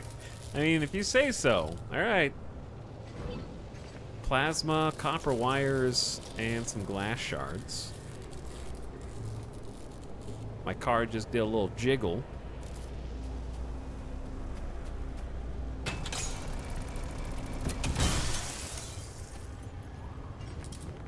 Plasma's rare. No, there's still radiation out here. All right, we're supposed to get wait a second. The other one's over there, isn't it? Yup. Surely it's not gonna, like, I'm not gonna attract the lightning being the tallest thing in the vicinity. I can simply go over, and there's 2 generators right there, bro. Ah! There, turn it off. Get what you need and go. Well, it looks like you're near one of the old Gorilla radio stations. That ought to be prime pickings for antenna parts. I've loaded its approximate location to your map. Look for an antenna tower up on a hill somewhere. Okay, so in theory, there's more stuff we could smash, but do we want to? Because the impact hammer only has a certain amount of HP. Are you okay, car? Are you sinking into the quicksand? Oh dear. Did I put too much stuff into the trunk? Oh, and it's back.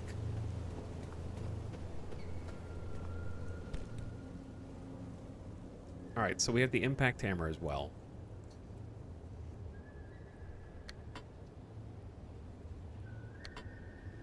Seems like these are the natural pockets for those things. This Tetris is gonna be bad if I keep doing it the way that I'm doing it. There we go. There we go. That's better. Hey, I bought the game and I can't install it. How'd you get to play it? Well, my parents taught me how to read when I was like in 1st grade. So after that, and I kept kind of perfecting my ability to read, and then I looked at release dates for games before I bought them to see if I was pre-ordering or getting a released copy of the game. And then I would be able to use that knowledge to see that it doesn't actually come out until February 22nd of this year. So you'll be able to play it then, unless you're a content creator, in which case I'd recommend maybe reaching out to the devs and see if you can get a preview code, because this is not the full game, it's just a press demo.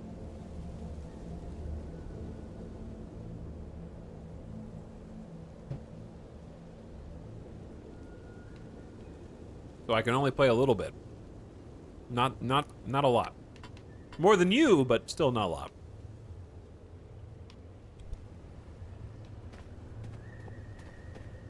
Also, I would advise putting your mom's credit card back in her purse before she notices that you took it. Locate the radio station.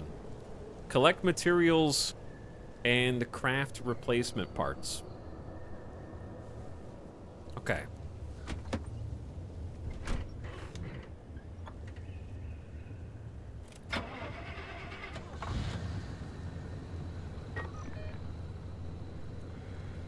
All right, so for the tutorial mission, they kind of give you like just a narrow, just like a basic path. That makes sense. It's right there's a fork in the road. So we need to go out and left.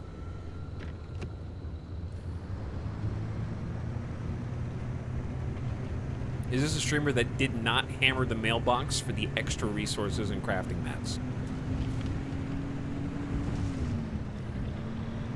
Uh-oh. We got some lights in the forest and something with goop. I saw some goop.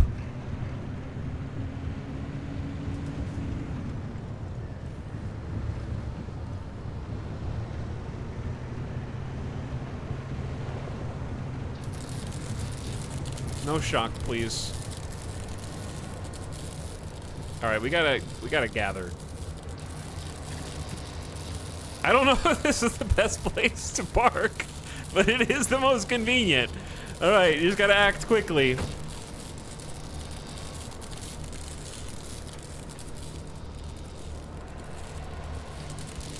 Nope. Nope. Yes.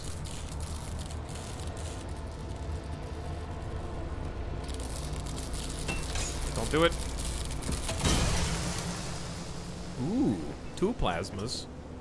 I feel like these are the things that are keeping the bad monsters away, and I'm destroying the defense, and we're inadvertently going to, like, make this place even more dangerous and powerful. Don't shock me.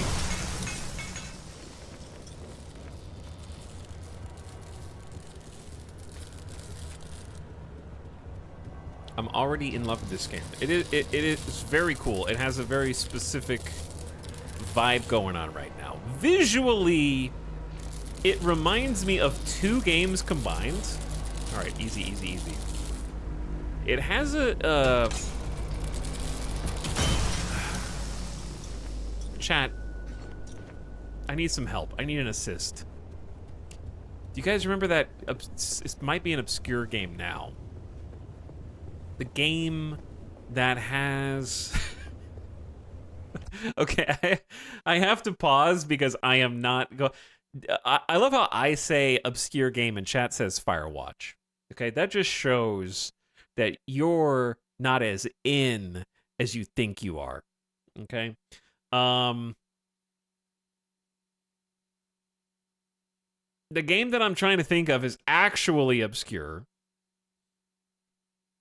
And it's a game about stealth through an area that has a bunch of anomalies. And, oh God, I made a YouTube video on it. Not Stalker. Pac-Man 100%. I can't think of more details to give you. It's like... I own the game. Hold on. I can't even think of one word that it reminds me of. Chat will the hive mind will eventually guess.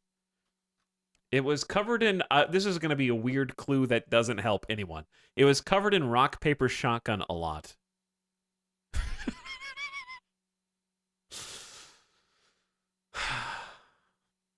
I just remember reading articles about it and then I got it. Oh, now I know it. Do you, though? No, it's not Divine Cybermancy. Or Chernobylite. That might help. RPS was my favorite one. Game about anomalies and sneaking and combat. I'm just going to Google and see what it... See if anything comes up, bro. This is going to drive me crazy. It was an indie game.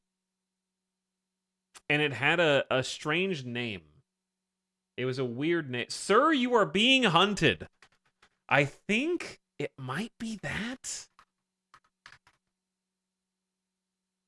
Or it's by the same devs. It might be by the same devs as Sir, You Are Being Hunted. But the one that came after. The Signal from Tolva. The Signal from Tolva. That's it. Same developers. Same developers, dude. I told you it was an obscure game. Nobody got it, but you got me there. You got me there. There was a lot more pew-pew in that game. It was like a shooter. But the art style reminds me of The Signal from Tolva. Kind of. And Firewatch. I was going to say Firewatch too. But it is like... This is more pew-pews, so the screenshots might not be all the way there, but yeah, it reminds me of like Firewatch plus Signal from Tolva, because they were like Robo Boys and Anomalies. This game was like fun. It was fun. It definitely needed more stuff to do. All right, Chatters got there in the end. Good job, chat. Well done. Well done. That was a tough one. We went way back. But yeah, it reminds me of Firewatch plus Signal from Tolva. which is a weird call-out. Plus the other things that are more obvious that we already mentioned.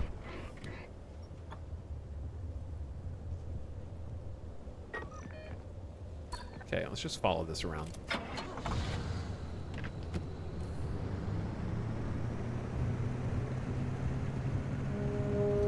So that's sort of edge of the world territory for this map. Gas, overlook, and camping. All of them.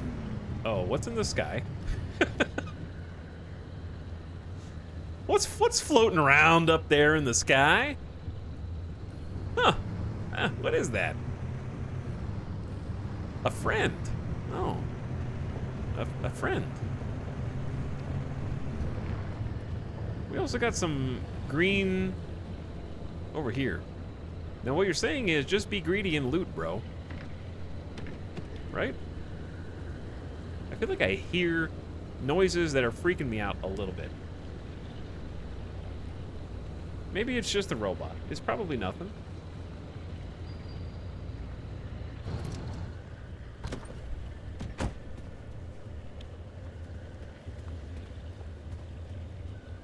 I mean, I don't know if you can go inside closed rooms yet, or if I'm supposed to stealth from these things. Ooh.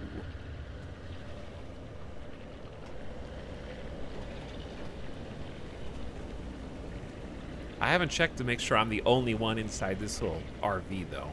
Yeah, you can open doors, but not really close them. All right, let's see what's going on in here.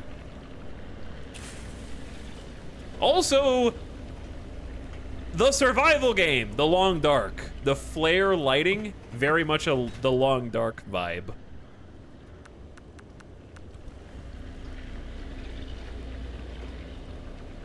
I guess just scan computers always?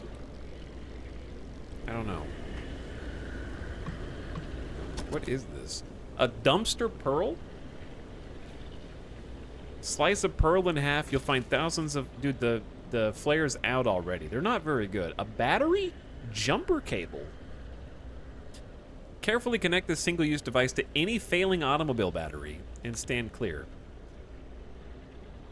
Okay, we are very much sort of out of room here. Yeah, these flares suck. Oh, I'm carrying like a big heavy thing. Alright, if we can make it safely back to the car, let's do that.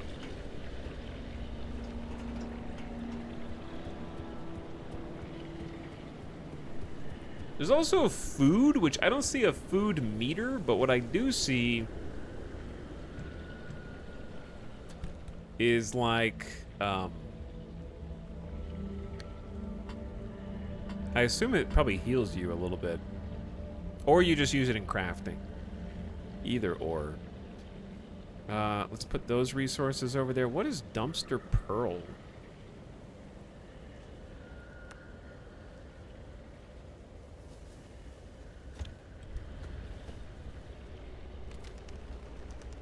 Equip? I don't know what to do with that.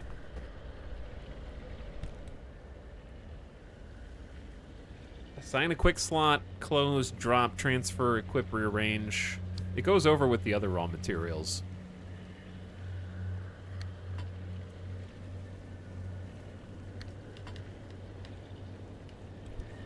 It's probably crafting.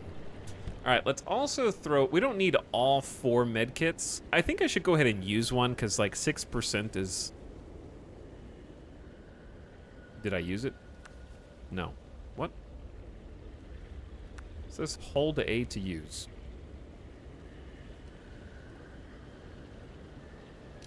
Maybe you just can't use it when you're also looking at the car inventory. All right, you guys stay over there while I figure out my inventory. No one sneak up on me and kill me, because it's dangerous. Let's try eating the food.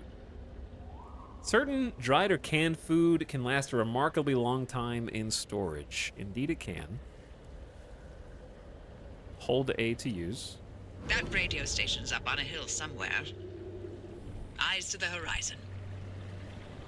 Don't rush me. I know what I'm doing. All right, that did heal me 10%. That did heal me.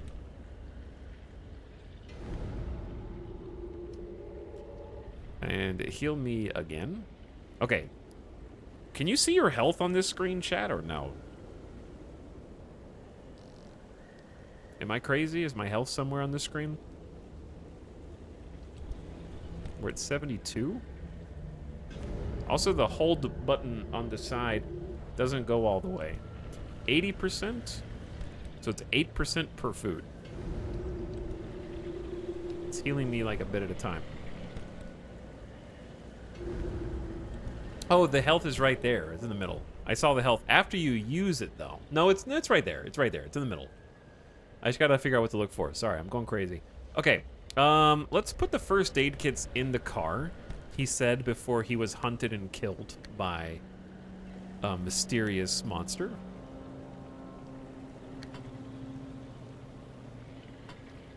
Oh, you can't do that there. Error, error, error.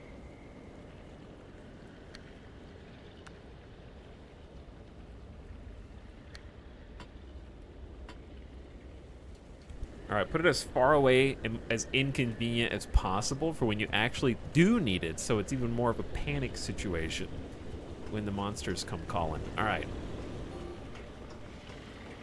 There seemed like there was a bunch of stuff back here. Plastic, duct tape, and scrap.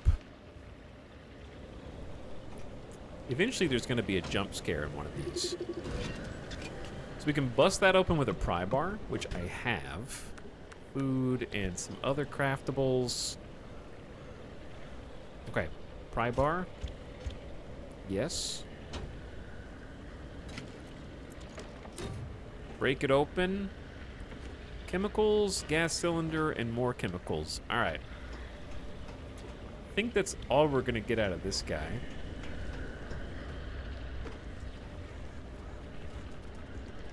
How can I get the demo? Be a streamer or content creator. Maybe invent a time machine, do that, and then email the devs. That'd be my suggestion.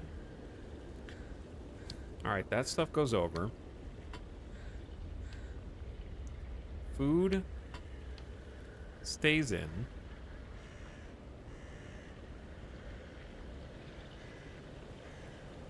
If you do the time machine route, let us know. Yeah, you gotta hook us up. Let us know.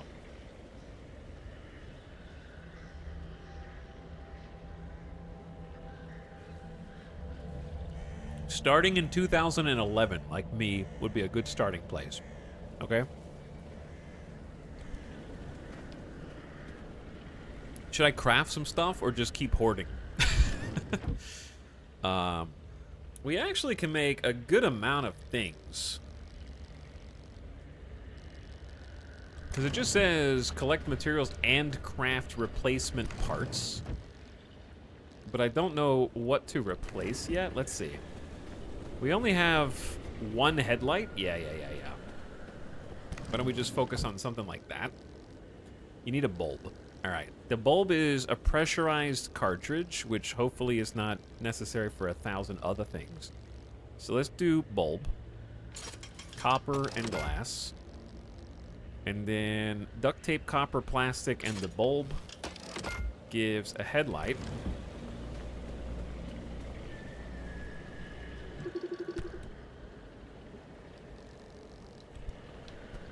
Which I will equip. Okay, so clearly not as good as the other one, but it has a lot of character. A lot of character. We also need a rear bumper, yes. Rear bumper for sure. Crude bumper is some scrap metal, some plastic, and some duct tape. Go for it.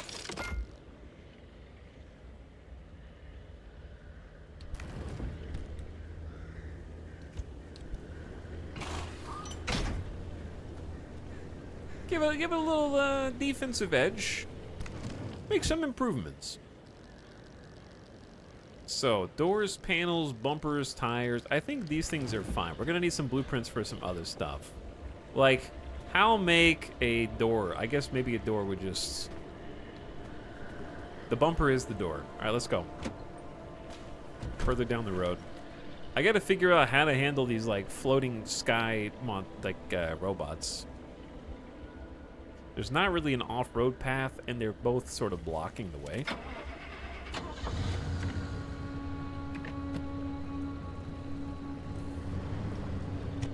Got the new headlights. I'm assuming it's one of those things where they don't notice you unless you're right under them. And I'm sort of assuming they're hostile. Oh, there's also like a big bunch of floating rocks in the middle of the road. How far does this guy go? The big floating rocks in the middle of the road might be a problem.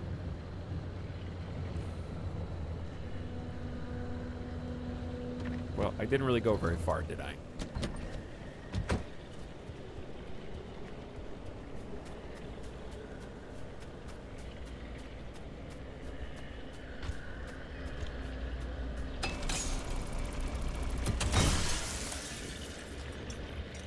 Don't know if they respond to noises yet.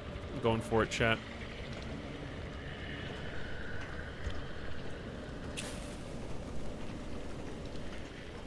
Radio? See, like, I think if I changed one setting, it would, like, for my own personal play, it would definitely be the one that pauses the game. I wish there was I don't want to pause for menus, I just want to pause for lore. Because you'll never read any lore in this game unless you collect, like, 15 lores. And then go, like, back to base. Or something. You know what I mean? Because the game's just unpaused. And I respect the dedication to adding the lore. But this is the gotta go fast. Alright, we got like fabric, plastics, some chemicals, basic stuff. I'm not sure if that actually gives me new lore. I think it's just sort of repeating what I already know. Alright, let's wait for this guy to move.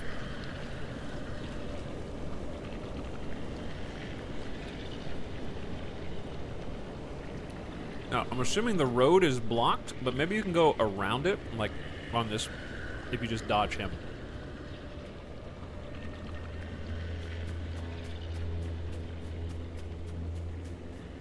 Possibly.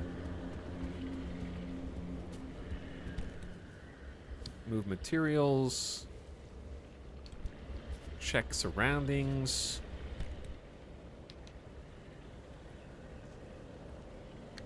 Keep things tidy. All right.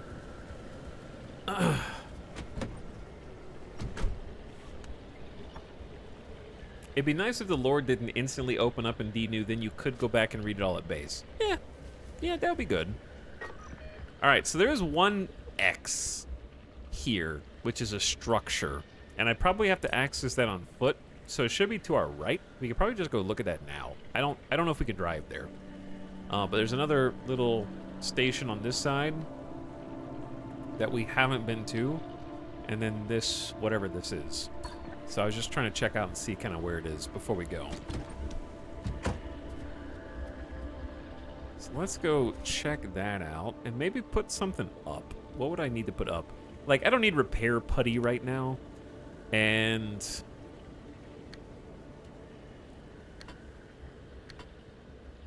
I guess the 2 food is just like emergency heals, and we have some things to gather resources. I also don't know how to save in this game. I assume it just saves under certain circumstances. But it should be just up this hill, which this is my first time venturing away from the safety and the sanctity of the car on foot. And I don't know what is waiting for me in the forest other than some scrap. There is some scrap here. And a strange yellow energy gateway thing. Okay. But yeah, the game looks awesome. Oh, Getting a little turned around, newbie? The Arc device map will give you a better look at the area. Oh, don't worry. I won't tell anyone that you asked for directions. Don't rush me through the demo. You put all of these things in the game to be looted, okay? I am simply looting them. Oh wait, siphoning fuel is a thing. Why am I trying to destroy this? Siphoning fuel is a thing. Oh, I didn't think, oh man, I didn't think that one through at all, dude. Oh yeah, that stuff's gone, bro. That scattered to the wind, man. All right, lesson learned there.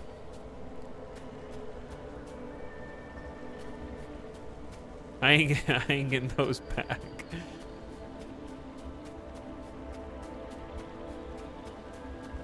Maybe a couple of them.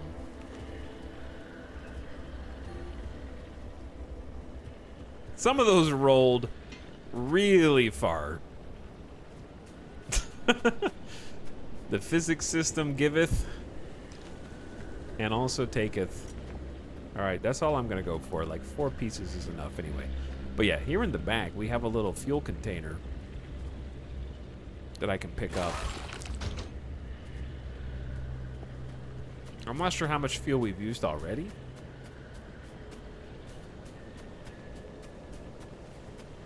The HUD displays where you're missing panels without being obtrusive. Yeah, so far I think the UI has been pretty good. You just kind of had to figure out where you're supposed to look and where you're not supposed to look at any given time.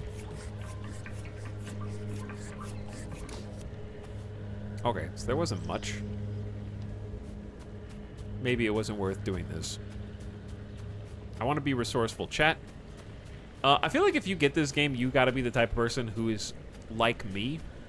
I think you could probably play it without caring, but also, if you give me a game where I can like hoard resources and like, oh, my fuel's at 85%, I'm gonna try and constantly like top that off.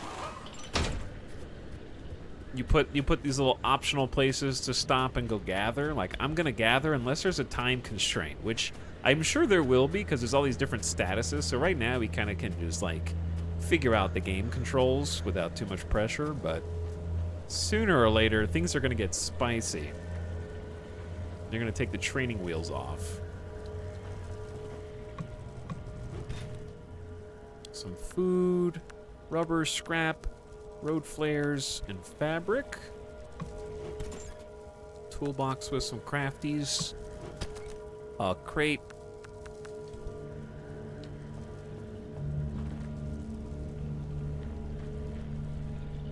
The Venn diagram of people who like Death Stranding and people who will like this game is a circle. Probably. It's a very, like, kind of methodical over-simulation is what I would call it, but, like, intentionally so. Alright, I don't know what this is. Did I take damage from it? Yeah, it's radiated. But also, what if you break it, dude? You're sort of incentivized to just break everything in this game. Oh. Just pick it up, bro. Drop or throw? That doesn't sound good. I'm also dying. What's that? Chat, what do I do with this? What is that?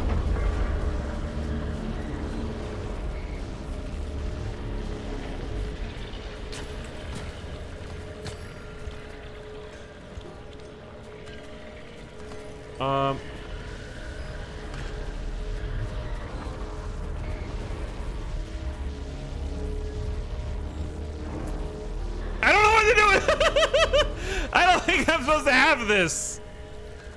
What do I do with this?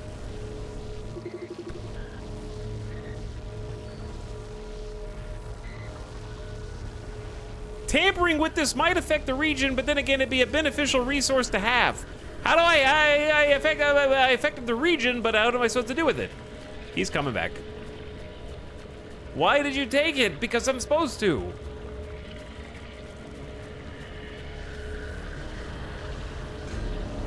Maybe. Put it in the car. Put it in the car.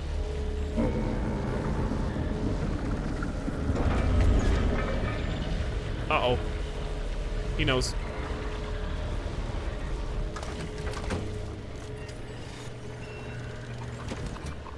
What did that do?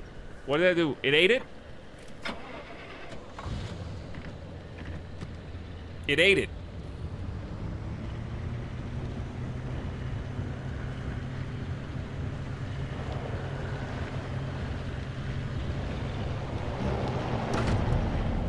Why did it turn like that? Why did it turn? It's the turning.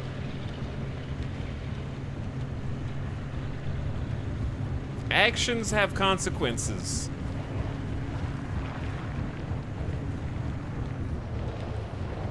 All right, let's take this road. Since he's over there looking for me, that means he's not on this road anymore. Did something just slam in the middle of the road?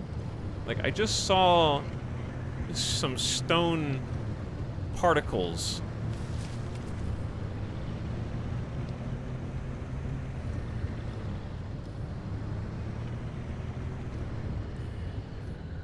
The robot wants the orb. Yeah, I don't know what he does. Okay, I'm just gonna hang out in my car for a second. We have maximum fuel. What was that?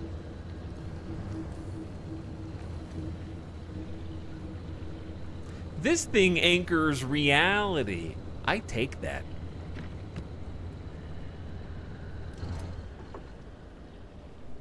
There is a little house up here.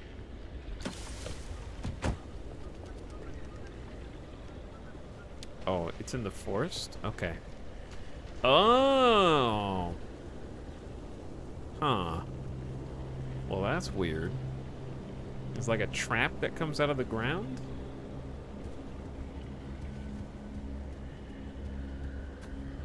Chad, I assume it's not worth stopping to get the materials from every single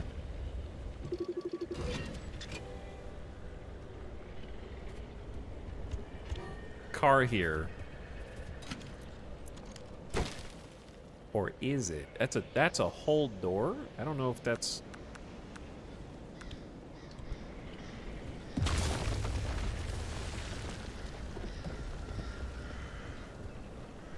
Is that the instability that I've been told? A trunk door?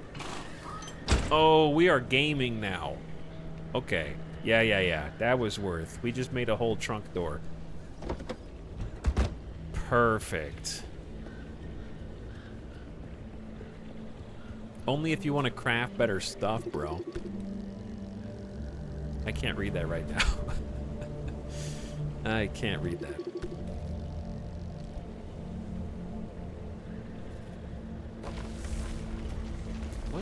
What is, don't stand on, maybe, what if you're supposed to stand on that and you get yeeted up into the sky?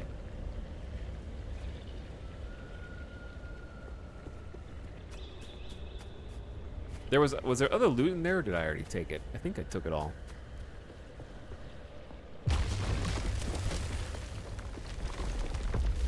Because, yeah, I can shred all this. Here's the problem with shredding it. The shredder has HP. So if I do the shredding, I also have to make another scrapper, which only costs scrap metal and plastic, which seemed generous.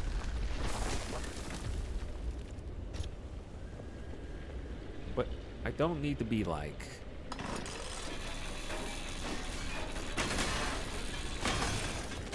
Because, like, you get rubber, scrap metal... Not really oh, wait, do you get plastic from this? You do. But I don't think you need to, like, 100% all this. I'd say let's just use it until this thing runs out of juice. It pays for itself. It kinda does. Okay, that still jump scared me every time.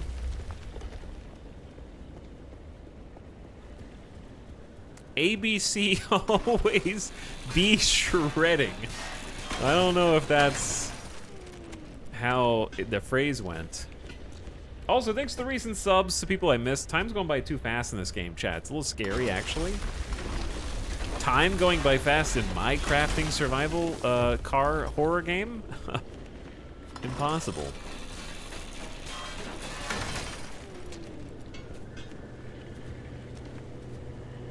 I gotta chat. No, you know what? I have to focus a little bit because this is not the permanent game. So these are not real. These are real resources that I don't get to keep because it's the press demo. All right, I have to check myself. I gotta check myself. Once the full game comes out, I can be a total loot goblin. I think.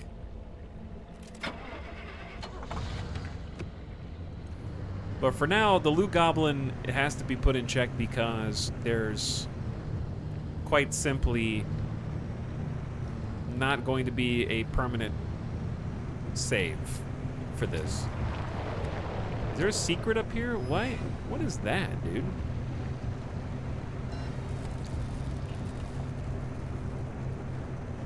Is that another instability thing that I stole from the last structure? Because that's not on the map. Or is that where I came in? Or both? Chat, what's going beep beep boop? Oh, it's telling me that there's not a lot of traction here. I could tell. Yeah, I see that.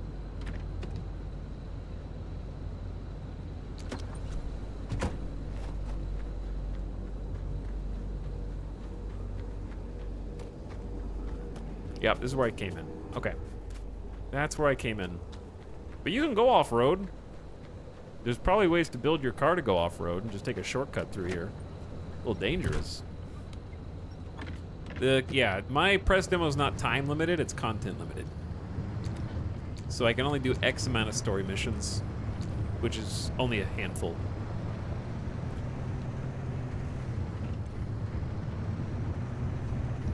Alright, we can stop there and get some more resources, and also here. But I've already gathered a bunch, and I kind of want to go. So before we go to the next actual story beat, chat, I haven't stood up in roughly 4 hours. So what I'd like to do is we get into this little spooky town with the bubbles in the sky right in front of me. Let's pause. I need to take the dog outside. It's been 4 hours of fun. Only like 2 hours in the game, for the record. But thanks, Chenko Stu, for the 11-month sub. I appreciate you. Sir Ryer, also for over 3 years. Hello, Deutschkatz. Welcome back for 29. And sharing your Prime. Pluto is a planet is smiling in chat. Hi, Pluto. Retrograde Motion, thanks for priming again for 77. And then Rapid Recline says, hey, what's up, Rapid Recline? Too many errors. Says, this is the first time I've ever subbed on Twitch with something other than Prime. Happy to give it to you. Thank you. Too many errors.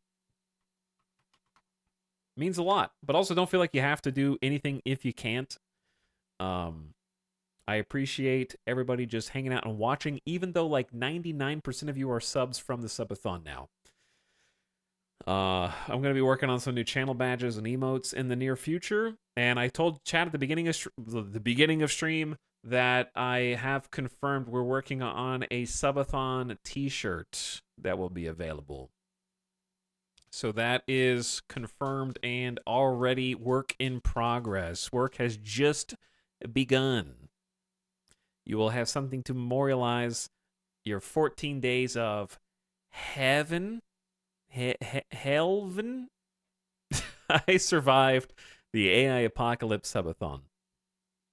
It will not just have the letters E all the way wrapped around it. Okay, it'll be an actual t-shirt.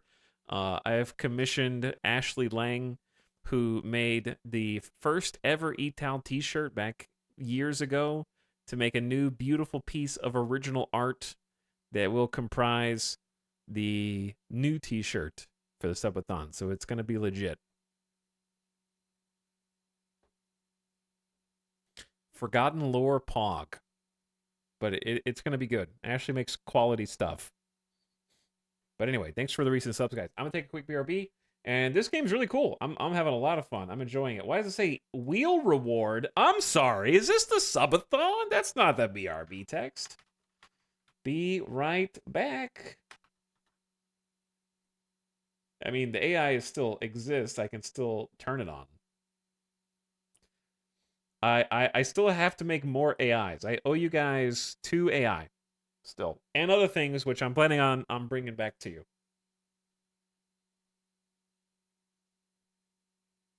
You want an AI bonus round? All right, you can have a short AI bonus round.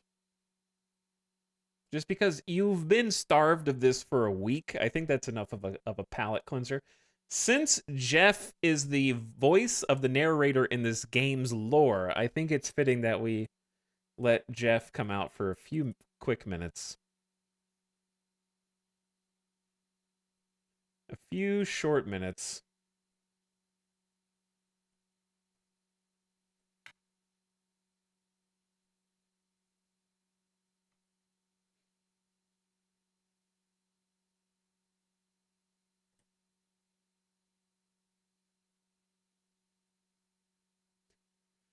All right.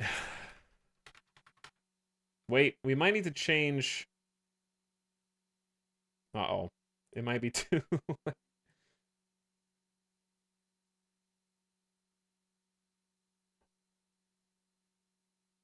Okay, some of them still might think they're in a subathon.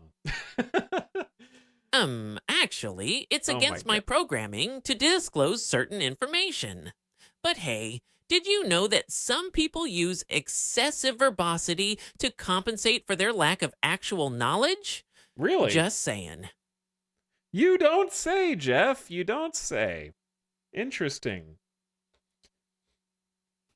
All right, anyways, Jeff will keep you company.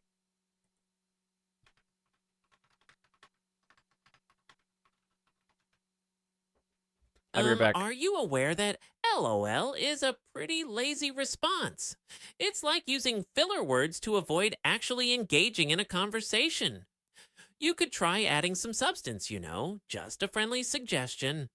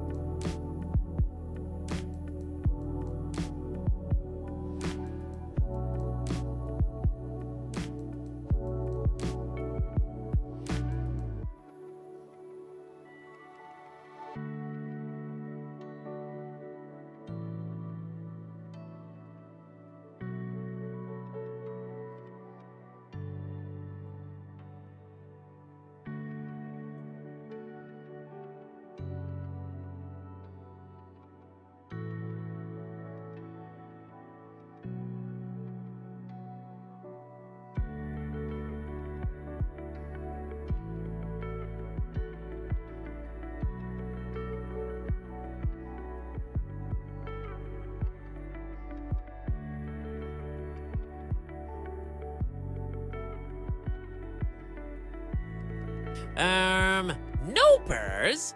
Is that the best you can come up with? Maybe next time you could offer some meaningful input or contribute to the discussion in a more substantial way. Just a thought.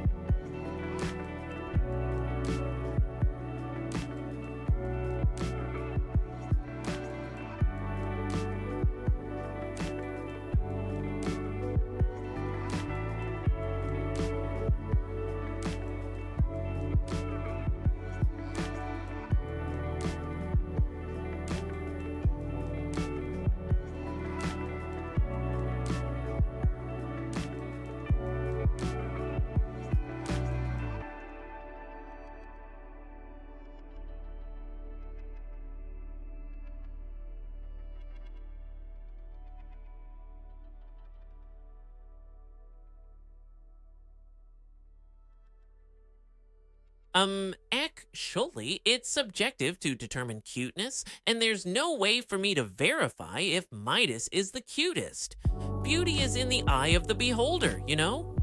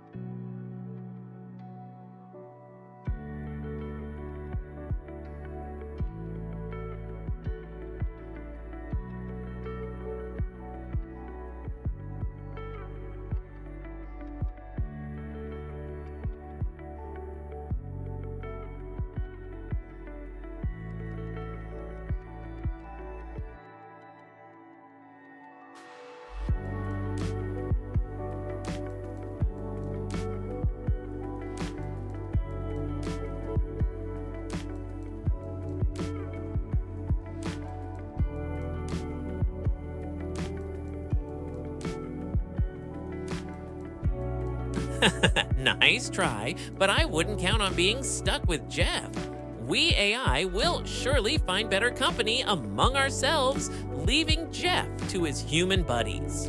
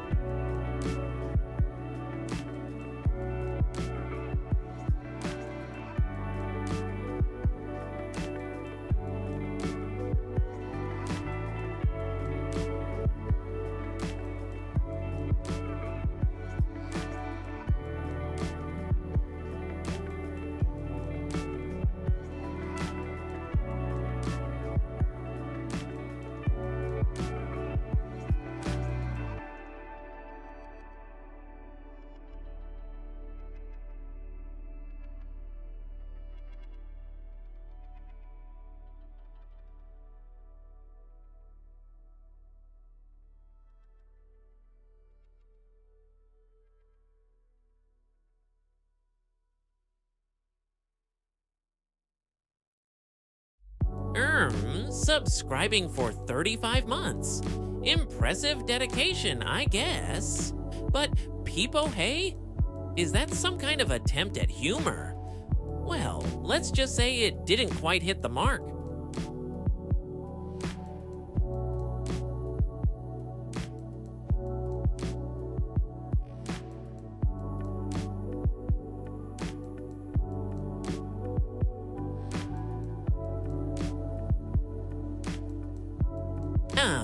Did you just try to one-up Northern Naya's subscription length with 62 months? I see you're going for quantity, but can we talk about the quality of your comment? Not very impressive, to say the least.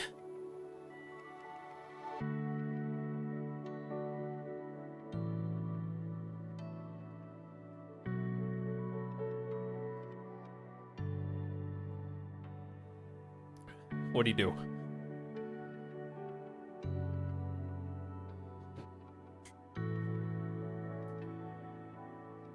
What do you do? Hello.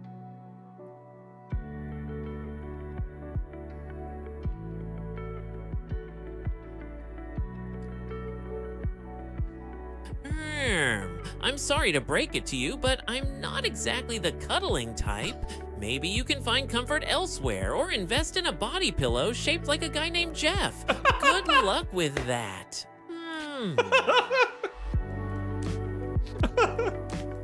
Bro.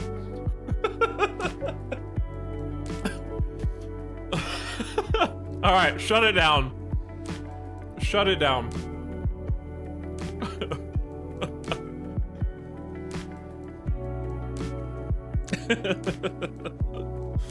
Pull the plug. It disconnected. New merge ideas. Oh.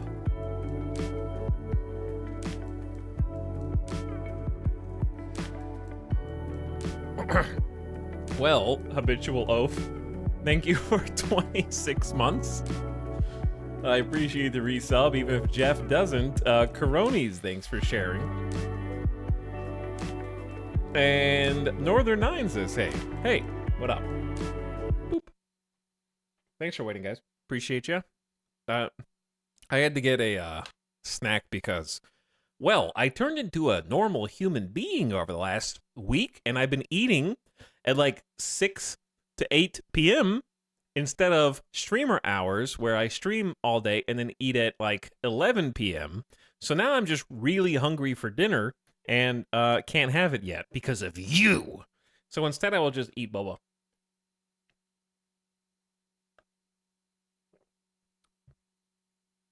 Which is a suitable replacement for dinner.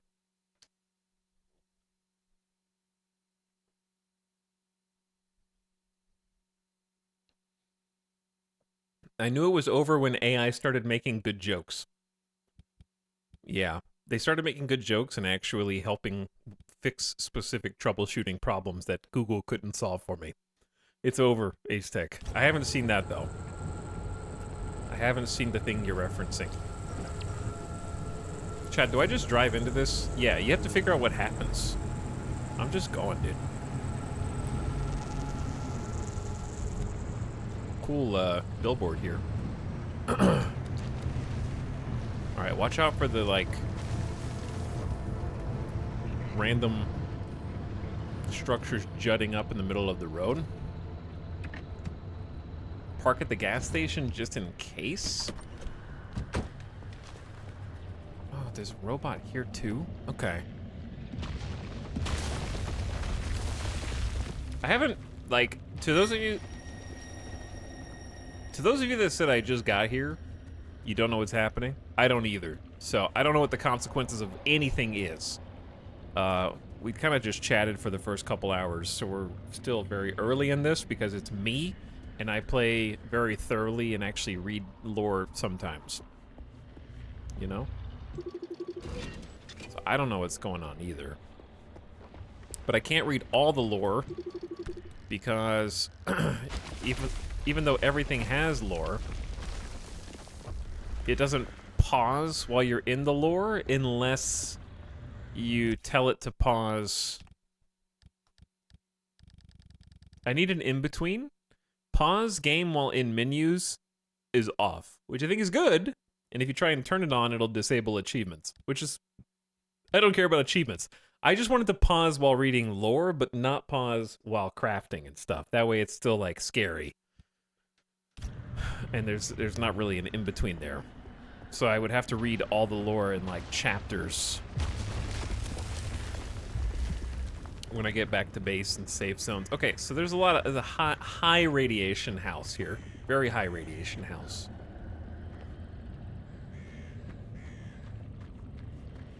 May or may not actually be able to go in there right now. I didn't even look in the gas station. That's my bad.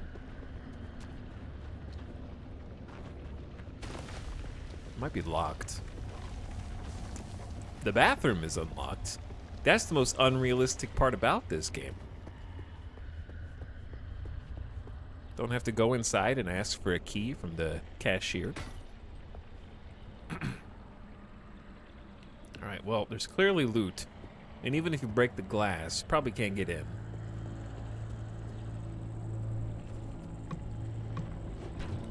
The dumpster's got some stuff in there. Chemicals, scrap, plastic, rubber, fabric, glass, and duct tape.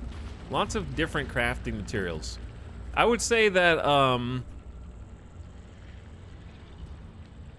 the looting, it seems like there's a lot of fun stuff to loot, but I think this is just my feedback into the void.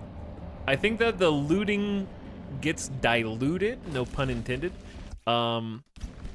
when there's a lot of identically shaped materials and each container has, it seems like, all of the materials, if that makes sense.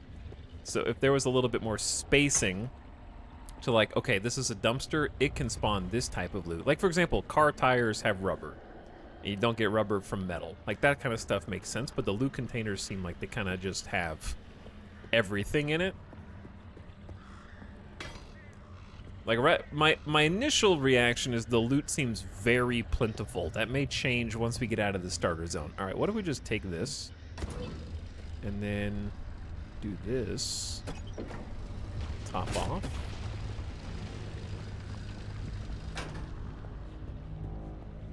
And then I'm just gonna go explore over here. Man, there's 1 pillar, 2 pillars, 3 pillars,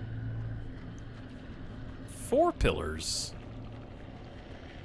with 1 dead ahead. All right, and then a little red shack. But yeah, I'm just taking my time. Taking my sweet time. Because you never know what you'll find. Alright, I still have to discover what these big scary robos are for.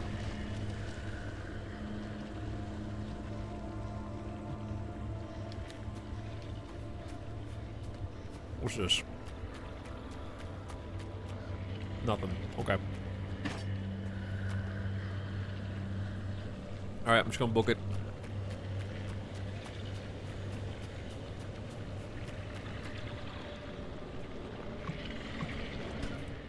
We got fabric.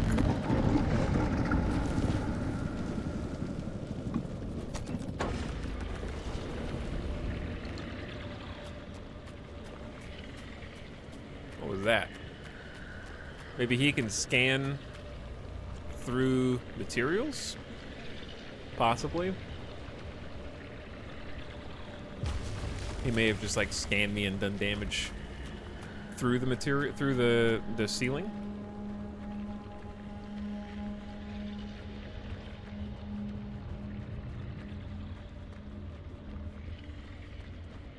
And it looks like you could probably drive over here with little truck, kind of an alternate path. Okay. Alright, so really the only place that I probably can't get in maybe is that shack with all of the creepy radioactive vines over it. This, on the other hand, I'm just gonna have to break in. I was looking for like a alternate path before I resorted to violence. But if I must resort to violence, then I must.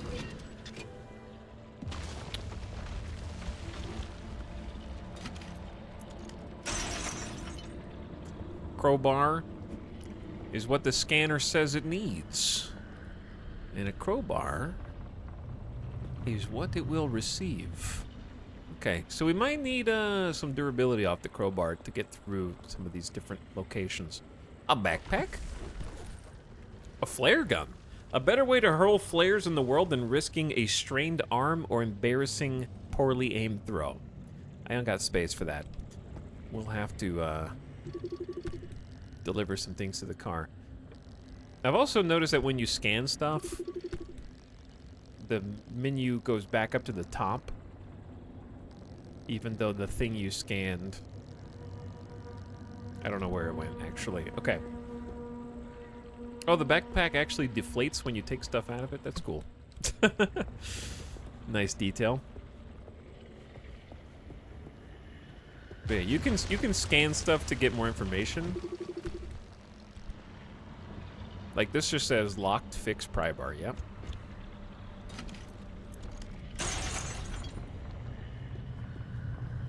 I know it's a little dark back here.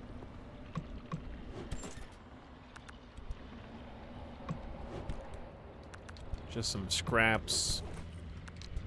Does anybody in chat happen to know if the loot in containers is static or randomized? Like, I'm assuming that the level itself is the same for every player, but I'm not sure if the loot changes. I would assume at least, like, some of the crafting mats change, but I don't know. Maybe you've watched some other Let's Plays, and you could see if it's pretty much identical. Hello, Godly Ollie. What is up? Welcome to stream. We're surviving. I'm surviving out here.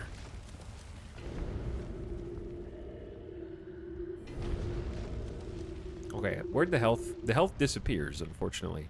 89%. The health goes away. 97. I'll just eat the last one. Top myself off. Getting special powers. I have watched another stream, but didn't pay attention. That's okay, because I think that's just... Well, one thing I'm noticing is...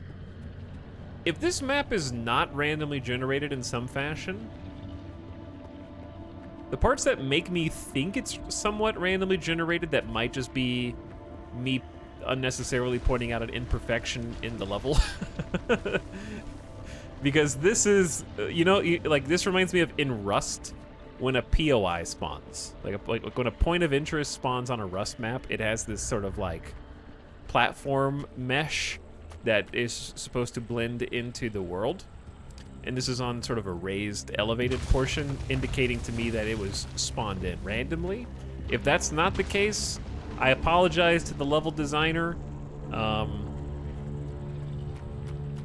Because it feels like something that would be randomly popped in here.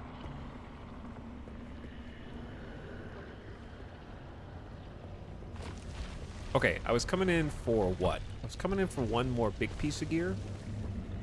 Yeah. This guy right here. Flare gun.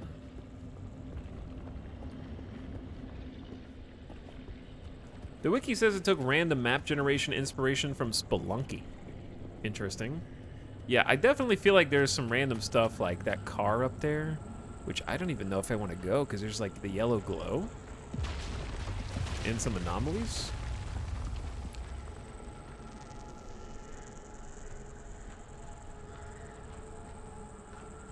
But I could scan something a second ago. I'm trying to find what I can scan.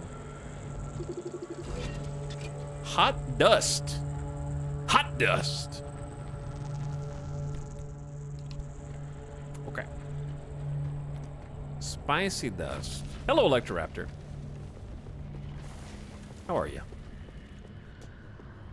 Okay, I don't know when to use the flare gun, but my actual inventory is getting full already. Steel sheet.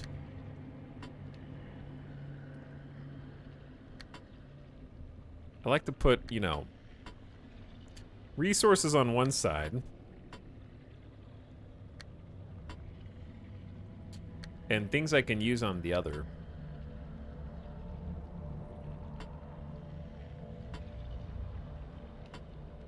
If possible. The way this bag is laid out makes that more challenging.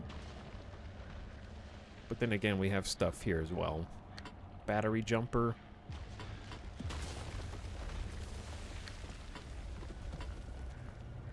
This would be faster with a mouse, I know. Hey! I'm allergic to being faster with a mouse than a controller. Unfortunately.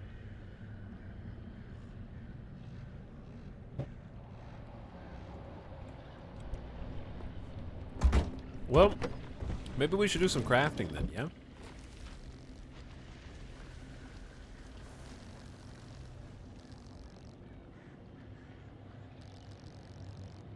Doors, panels, bumpers, tires, headlights, engines. Okay, can I just scan my car?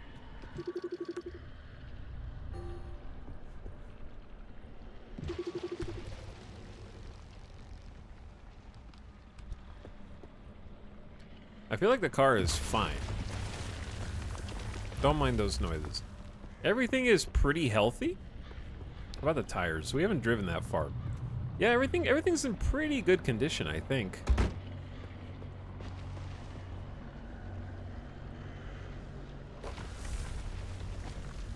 In these types of games, the Eurojank is usually the same as the intentional weird stuff. Hello, Chemo. Yeah, it's a little less simulation-y than some of those style games, but yeah, it's usually intentional. All right, did we go in here?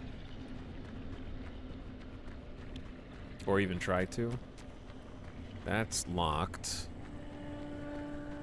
I went around this building already. Yeah, I think it's just locked. Okay. And then we've got like an anomalous building on the other side that I don't know how to interact with yet. So I feel, yeah, it's got hot dust. Cheeto dust. At present, the majority of radiation detected in the zone can be categorized as beta particles or gamma rays, behaving almost exactly as we expect. Nevertheless, further study is still required to explain the origin and highly variable intensity of this radiation, which is unlike anything previously documented. One particular kind frequently manifests as a highly localized phenomenon with no apparent source or focus, and often displays changes in modes of behavior consistent with cloud patterns. These radiation microclimates are increasingly common and vary in intensity from relatively weak to extremely concentrated. We tried to discourage the use of the phrase, but local contractors have already taken to using the phrase hot dust to describe this anomaly. While further study is obviously warranted, the extremely unpredictable activity and spontaneous appearance of this radiation has made examination difficult. It is not currently a priority. All right, well, there you go. Maybe I'll come back to that. But for now, I go. For now, I go.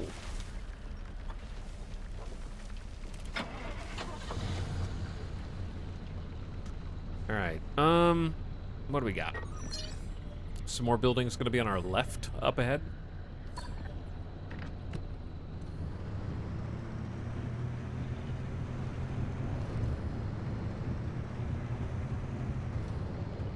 Not those, though. I don't know what those are. Those just look like pillars to me. 35 miles an hour? I mean, I guess that makes sense. Did I just knock that sign over? Yeah. Yeah, I did. All right, they're to my left as of now. If I even want to go. Like, I don't have to go. But I think, chat, you want to see content, right? I mean, that's content, yeah?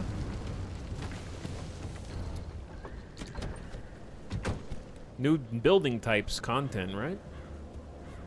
Okay, but it might be dangerous. We gotta go through some hot dust. And I have no confirmation that the hot dust... Oh, these are fuel barrels. Okay. Oh, yeah, this place is also surrounded in mysterious pulsing wood.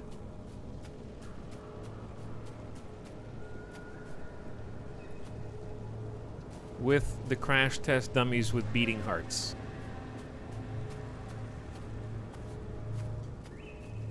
Chat, smile. Score. B is winning. M only has 3 points. Pac-Man is about to eat you. Arda sucks.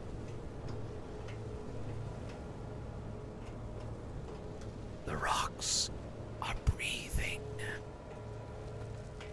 Oh, it's that thing. Okay, so only steal that when we're ready to book it. And I don't even know if we're supposed to steal it. Nothing in here.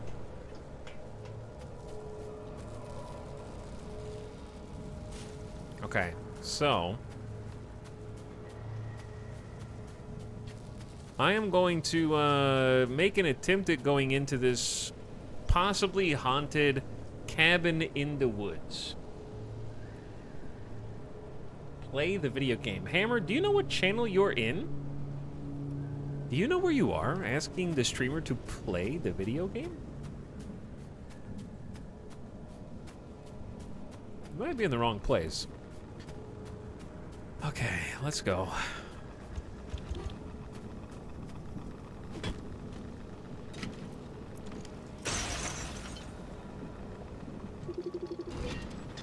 Log it. Pothole anomaly. All right, I'm dying, but at a sustainable rate. I think that's everybody, though. That's sort of just life. I'm dying at a sustainable rate. I can handle it. Aren't we all? All right. There might be more to that. There might be more.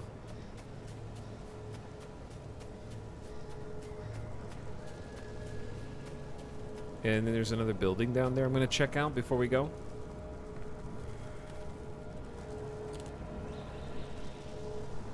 Chat, am I gonna have to turn on follower only mode for a game that's not out yet that is being backseated more than if it were already out somehow? Only here. Only here can chat Jeff a game that literally hasn't even released.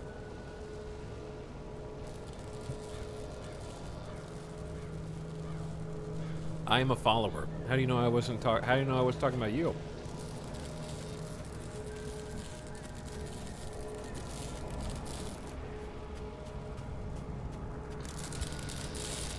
Don't shock me, bro.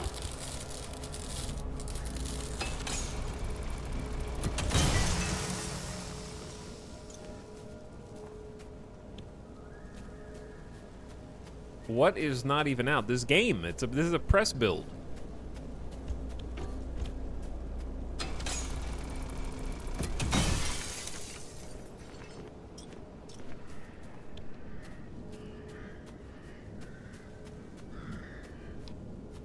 Only the press. Okay, do you see my press badge? Only true journalists like myself are able to demo this at the moment. Oops, I missed one.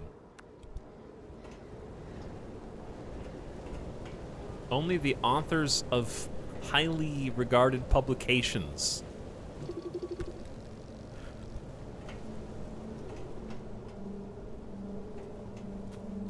I'm just here to have fun, 3Dog. Who you calling 3Dog?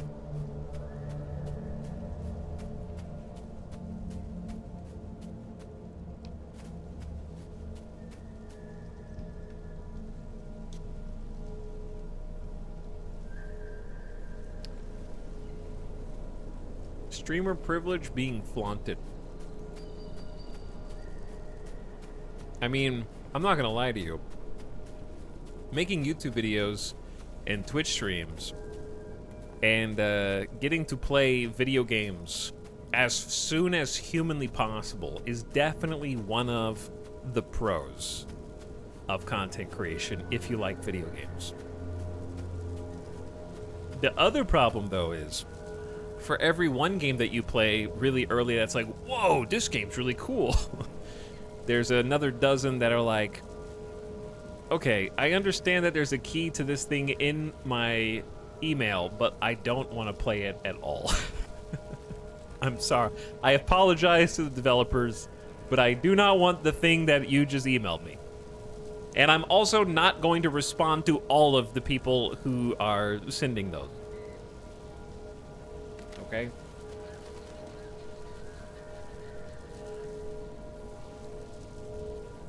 I'm content letting streamers show me what games are worth. All right, I'm going for it. I still don't really know what this does. Why am I flying, bro? Did I drop the orb? Chat, where'd the orb go?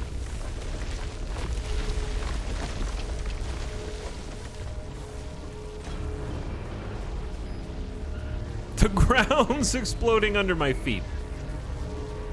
And they're looking for me. This thing has radiation, so I'm taking damage.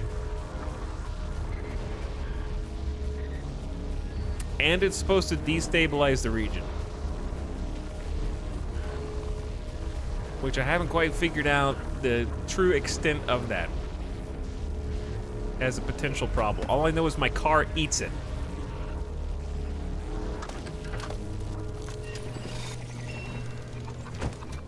It really loves those things. I'm just giving the car a snack.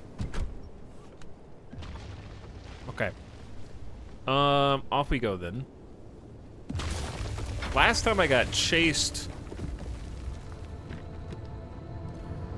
by flying robots.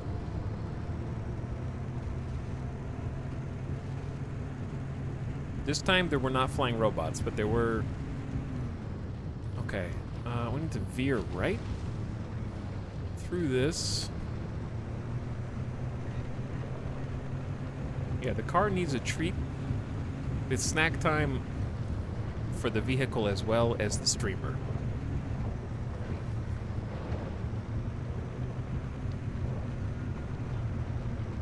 Or another feeling is I can't really play the game even though it's finally complete because I played it in closed beta test early access. I think that's less of a problem than the, oh, I played the first early access. I am not steering right, by the way. The bumpy steering makes this car go in surprising directions.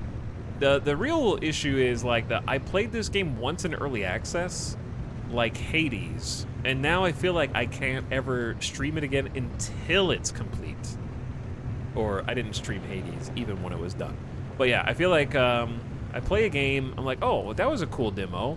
Now I will wait for it to be done or get to a satisfying update that's worth coming back. Like Derail Valley is an example of that. Where I love the game, but now I'm sort of just like wait and see mode, you know? Wait until it gets a substantial enough update that it's worth going back to. Or I might just play it for fun one day, who knows, because it's just a relaxing game. Time to get moving.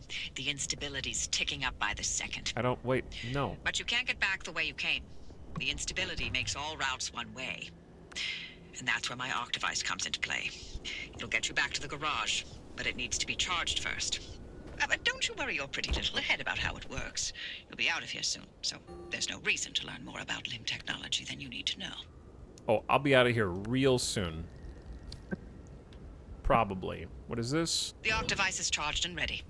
You'll use it to open a gateway back to the garage, but it will immediately collapse the stability around you. So only activate when you're absolutely ready to leave.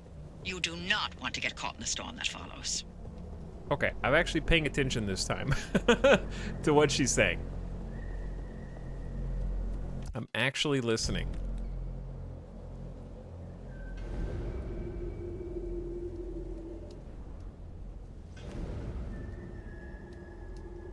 There's got to be a faster way to eat. Okay. I'm healed.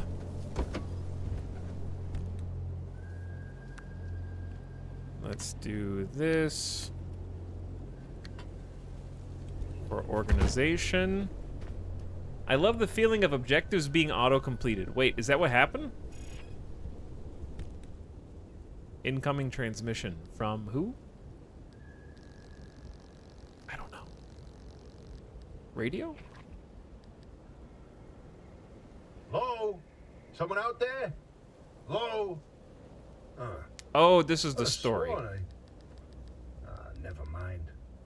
Francis, the radar's acting up again. You were supposed to tune up this piece of junk years ago.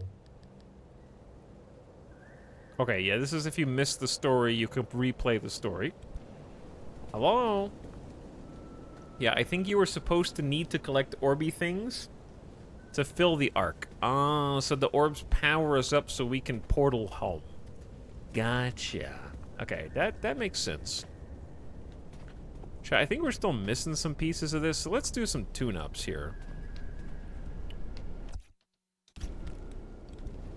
Let's do a couple tune-ups before we do the you gotta escape. Before we do the Left 4 Dead zombie dinner bell. You know? Repair putty is a good idea. We got 2 spare tires.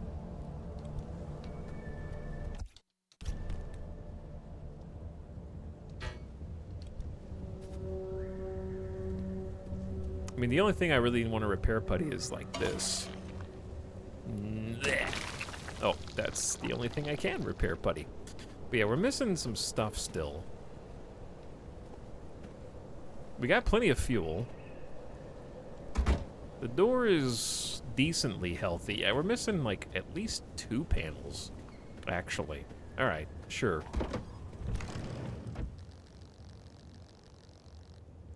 I can make these all day.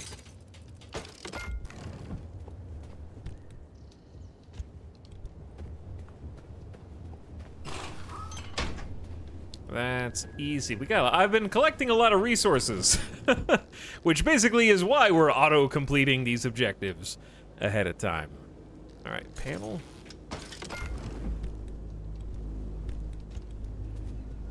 Panel 2.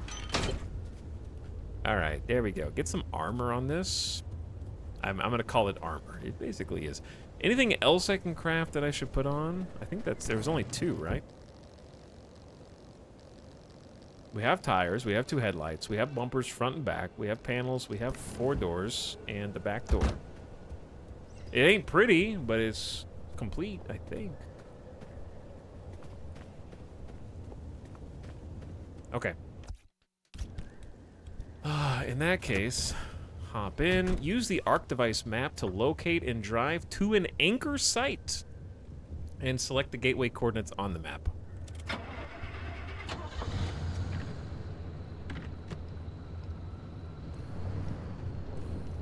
Okay, what's the best way to turn around here? Not being able to sit up to see your rear view, easier.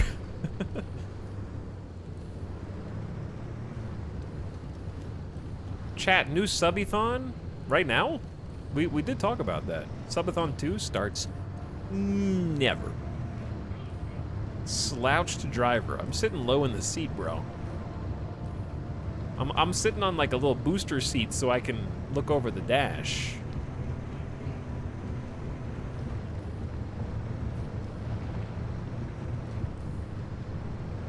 Oh! Driving in this game will feel different than you expect it to.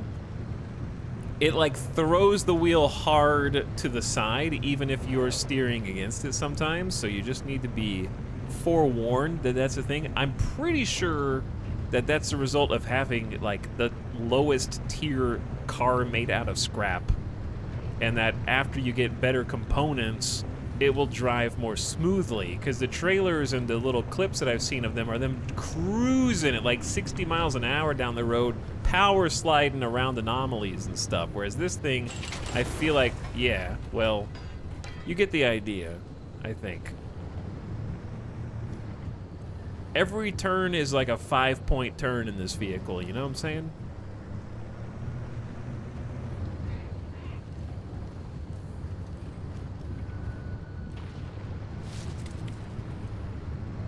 It's got that bumpy, rumbly sort of what Snow Runner. It's got that Snow Runner vibe. Like you can't go the way you want to even though you're trying to steer that direction.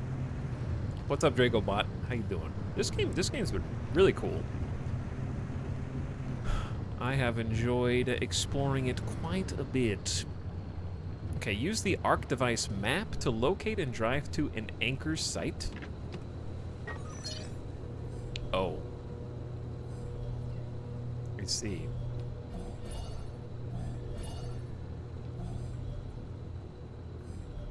But we've also got, like...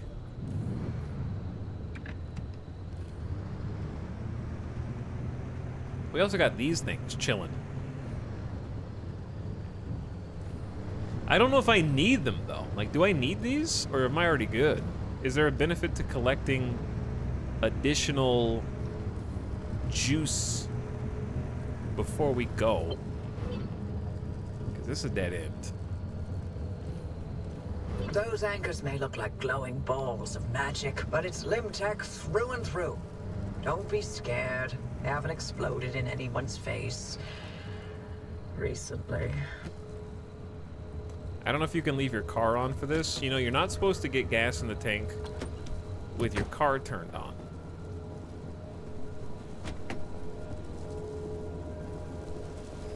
I don't know if this is something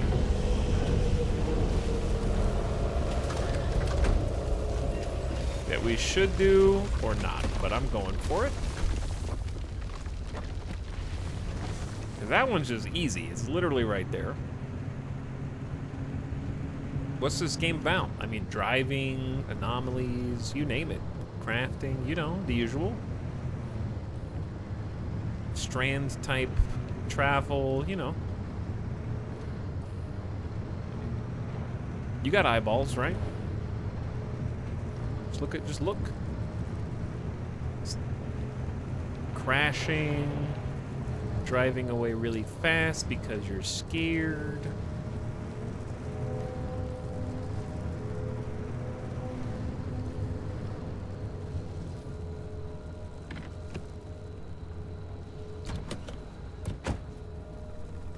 All right, there is some radiation here. I'm just gonna steal all these, all right? I haven't even scanned it yet.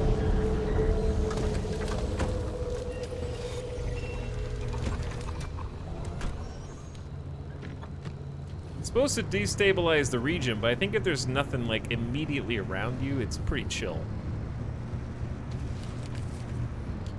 All right, we off-road in chat. We off-road, baby. Select gateway coordinates on the map. I will, but give me a sec.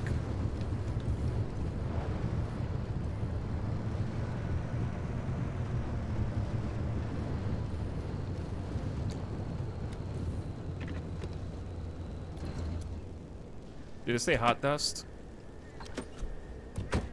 Oh yeah, it's hot dust. Okay. So I'm gonna be taking some circumstantial damage here. While I do some loot and scoot. Battery jumpers. We're gonna have to start getting a little picky about what we're looting because I am running out of space.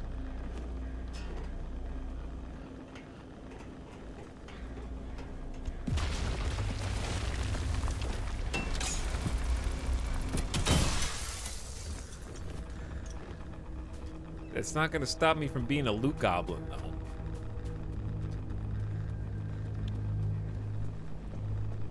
Oh, don't worry about me. Take your time. Bro. If you never get back to the garage, that suits me just fine. Relax.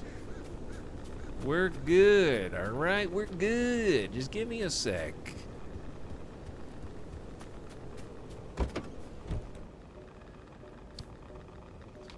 All right, I'm dying out here while trying to organize my dang inventory. I need a little bit of space for these jumper cables, and I know we need to organize the trunk. We'll get there, we'll get there. I need to get back in the car because it's too spicy outside. Do I have food? I got one food.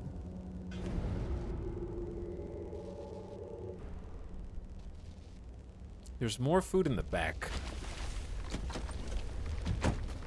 But yeah, you gotta do some loot goblin gaming, you know? I do love having to like kind of scamper back and forth.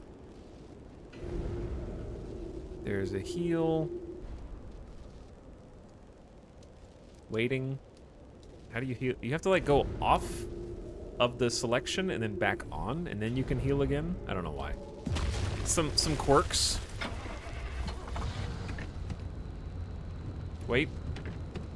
Okay, we're supposed to choose gateway too close. Oh, so you can get to the edge of the circle. All right, hold on.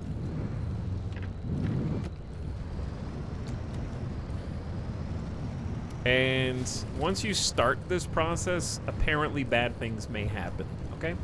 So let's give it a shot. All right, I am Still rolling. Ready? Storm warning. It's go time, chat. Now we gotta get there. You see that glowing pillar Danger. in the sky? Drive into it. Yes, it looks like hot death, but it's so much better than getting scrambled by the instability. Unfortunately for us, our gateway is somewhat in the middle of nowhere down a slope, but at least it's not up a slope, so it could be worse. That's what we're going to, though, to escape.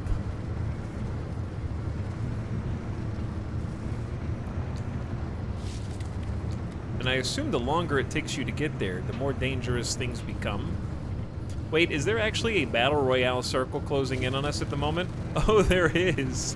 I think there is. Right there, dude. I'm going, chat, I'm going! The circle's getting close, bro.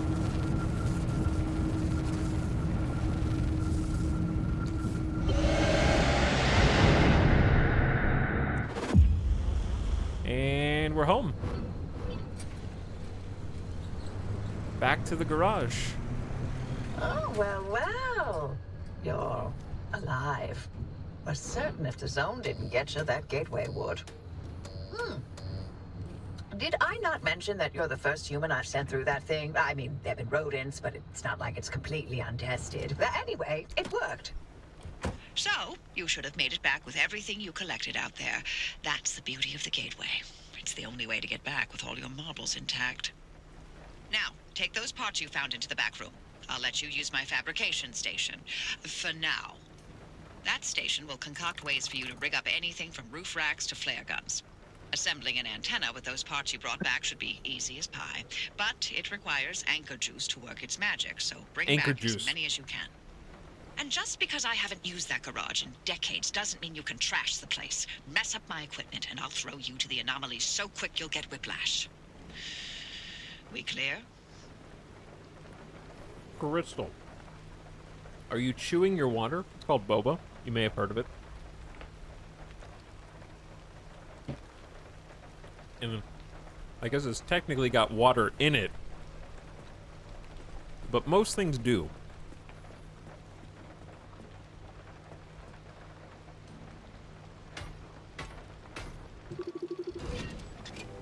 Alright, so these locks go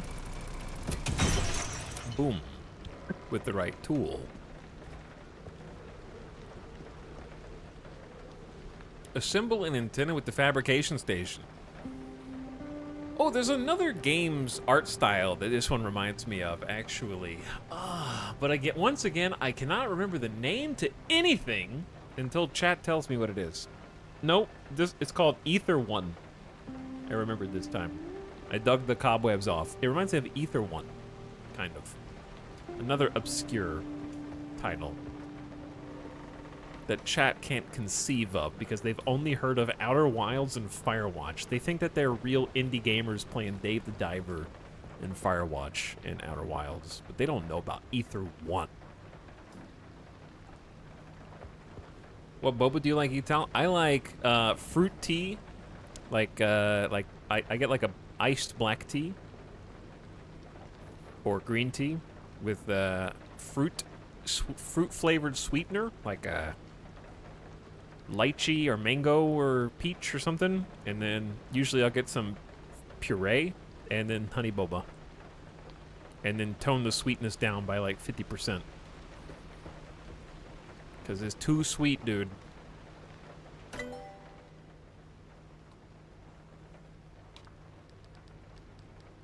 Oh boy, look at this. Cobbled together using equipment from Ompi's vault and scavenged spare parts, this will sweep the zone to detect pockets of stability. We're gaming. Craft mat required. Needs a broadcast transmitter, which is what we brought. Plasma, which we got. Scrap metal, we got it. And energy. And that'll unlock many other things. Which, by the way, this is like upgrades for the garage, upgrades for refining stuff, survival tools, lights, the car body, Yo, we got chat. This game's got progression, dude. Expansion racks, car storage, fuel upgrades, battery upgrades. Now, I'm sure some of them are like plus 2% power, but it's still got progression. Anti-grav emitter, magnetic bumper, chronodilator, Lazarus device, new engines. Yo, this game's a game. This game's got gameplay in it.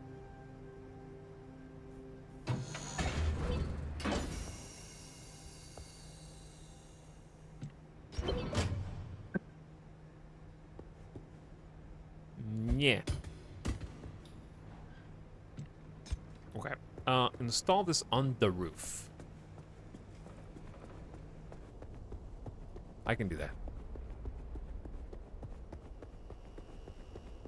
Chad, how much is this game on Steam? Can the person who accidentally bought it earlier thinking that the demo was out, if they bought it for some reason, tell me how much they paid for this game?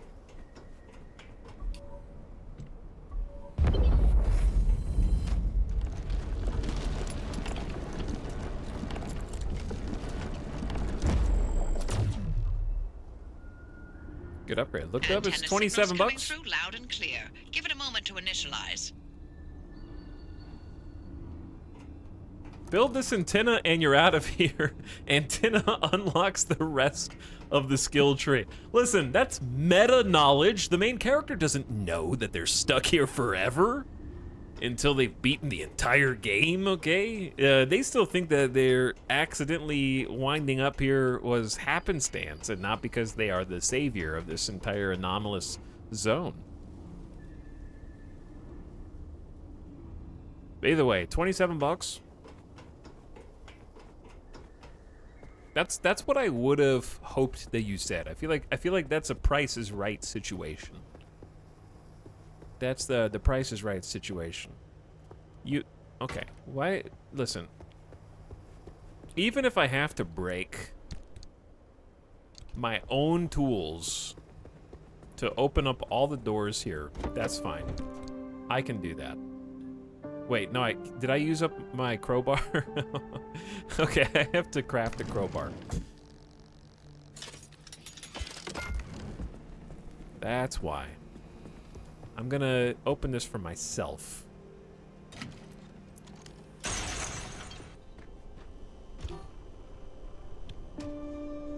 That way I can go out front.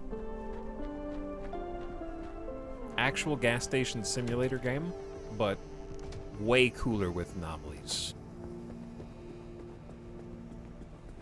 Install a handbrake. Get the handbrake from the back room storage. Ooh, we got some spare parts in here.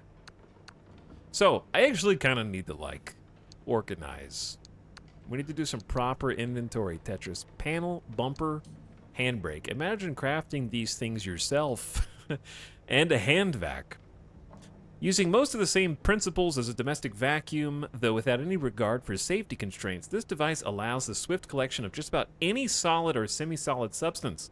It will try to suck up anything small that it's pointed toward. Cool.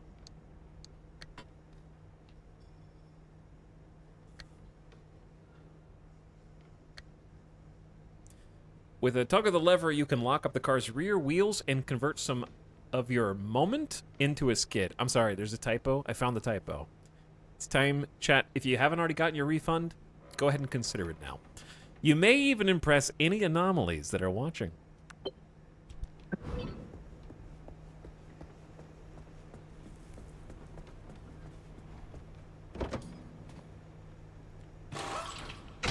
All right, handbrake. Make sure to empty your trunk before heading back out. You'll need the space. Thank you for back seating. I was going to do just that. We got a storage locker here.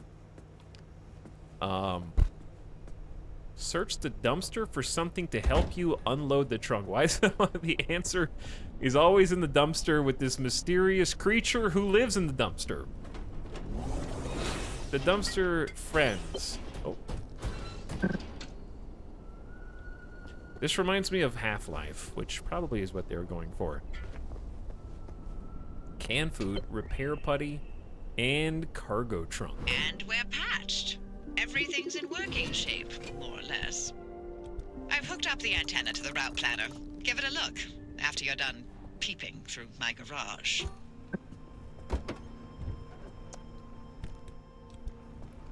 Okay, what you got? Use cargo trunk to unload collected materials. Store materials in garage storage. Fix the tires, fill the tank, repair the car, charge the battery. You know what to do. I also think that the gameplay loop is extremely solid sounding from the outset, where you go into the zone, there's danger, there's gathering, there's looting. Presumably, if you die, you go back here instead of respawning, so there's some threat. And then when you're done with, like, what I imagine will become high-intensity gameplay in the zone, because right now they're just giving us little training wheels so that you can't, oh no, don't kill the player, which I appreciate.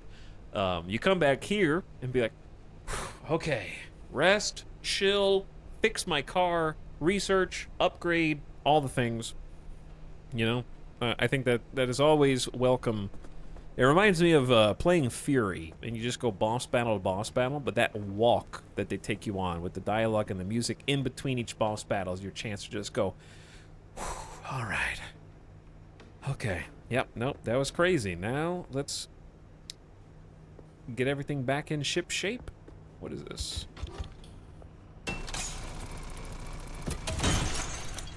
All right, door to the outside. Yeah, you know what? Just use the resources. Let's freshen this place up. Some resources in there. We're gonna need 4 gears for electronics for the next thing here. However, I did get a steel sheet. Wait, no. I found the steel sheet, but I'll probably be able to craft steel sheets. If I pay for this. So when it says stable energy, is it using the energy from the orbs that I collected to pay for these things? Because we have 2.9, and this is going to use 0.2, so it says.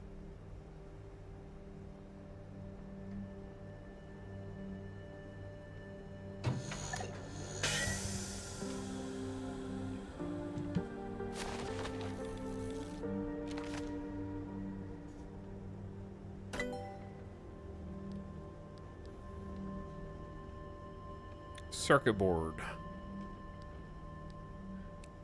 I think it, let's see, we have 2.7, this is using 0.4. Bro. Alright, so we're learning how to make some basic crafting mats. Not this one, though. Because this one says unstable energy. Ah, a different energy type. Okay.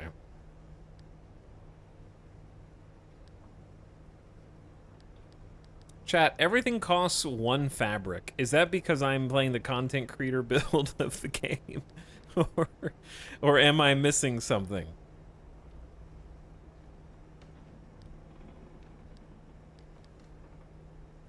Or is fabric the most valuable resource in the apocalypse, by chance?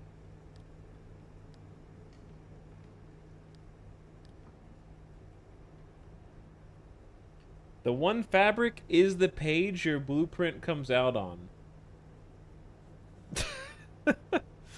Okay, so other than that, it's just some prereqs and having enough energy to do stuff. All right, well, we're gonna come back and look at this in a second, because I didn't realize I was about to get to choose from that many things. Okay, this is the automatic vacuum.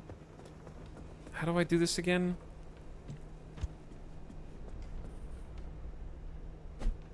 They said, use the cargo trunk to unload collected materials. Okay, that's cool. So while you're holding this, you can go... No, you can't do that. All right. Transfer all those pieces of junk over. Do we need 2 spare tires? Like, be honest. That seems excessive. If I need 2 spare tires, something really bad happened. 2 jumper cables also seems excessive, but then health, flare gun, jumpers, spare tires seems good. All right, I like that. Maybe we keep... okay. We probably keep the food. And then go ahead and put these things over here.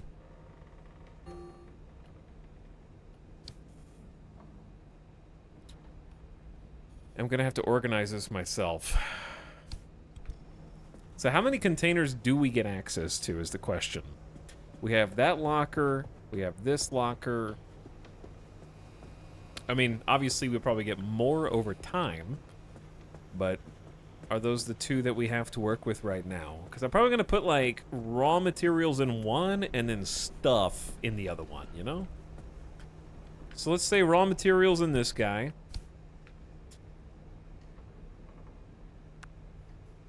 And I'm gonna get this extremely organized. Yeah, this one's already got some things in it anyways.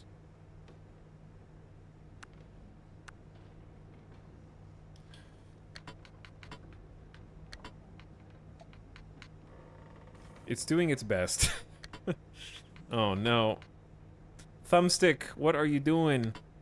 Mouse is mo better here, 100%.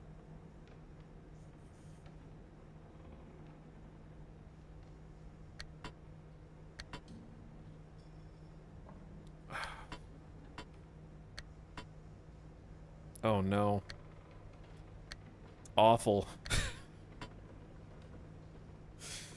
It's bad, chat. It's bad, bro. No matter what way you do it here. Alright, that's gonna have to do for now.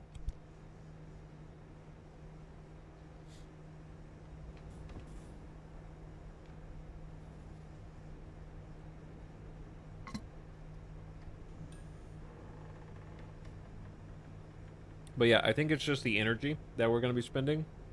What do you think we should upgrade first?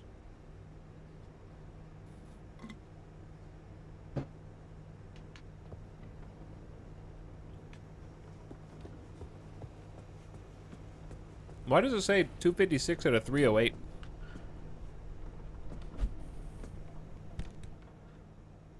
Oh, because I have stuff in my own inventory. Probably as well. Food, you stay. Flares, you stay.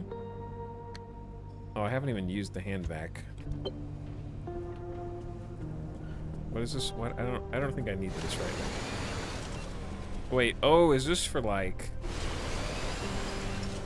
Slime Is this Slime Rancher? Maybe.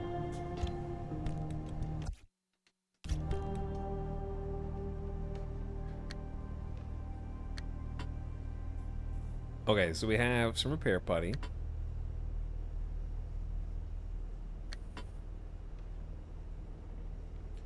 We got a little bit of food.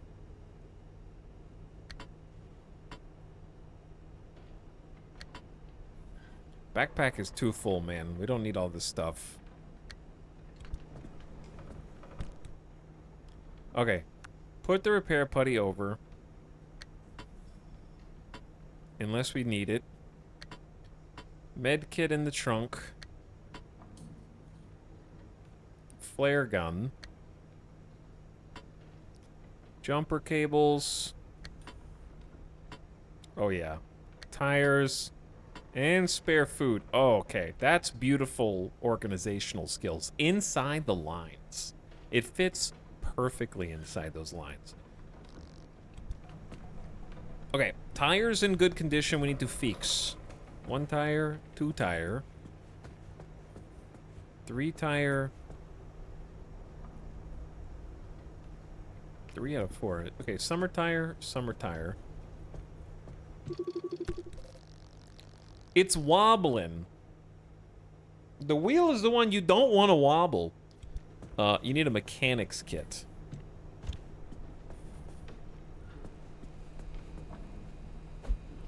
Okay, mechanics kit.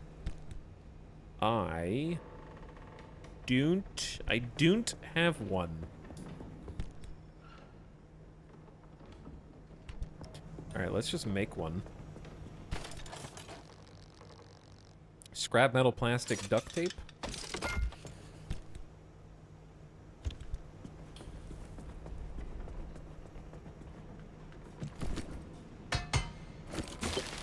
Perfect. Okay, and then fix the car and fill the tank.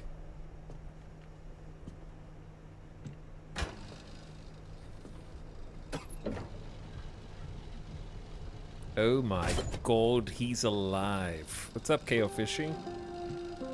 We're gaming right now. Thanks for 31 months, by the way. Appreciate the resub. Chaotic Kiwi's also vrooming in chat for 46. Hi, Chaotic. Noah Plo for 16. Welcome to the stream. And thanks again, Brynjar Bjorn, for the Algaradalata sub, and also Chemo for subbing. What up?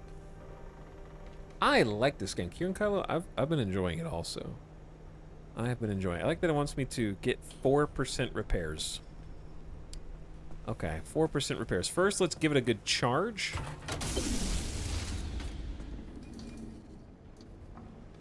Okay, and then to fix...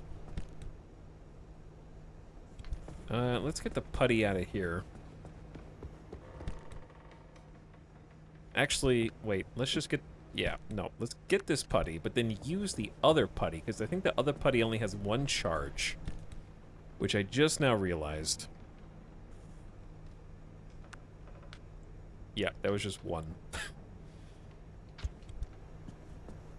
Alright, which part is damaged? Is there a way to repair this that isn't gonna involve wasting a bunch of resources? Like, that was one charge of repair putty for 1% car integrity.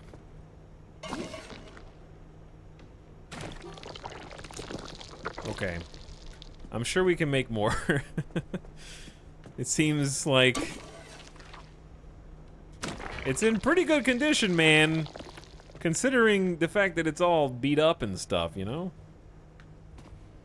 I'm at 98%.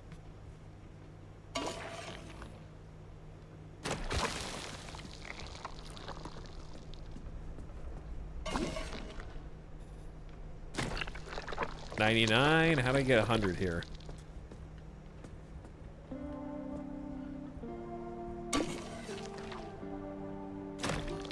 Maybe it'll round up.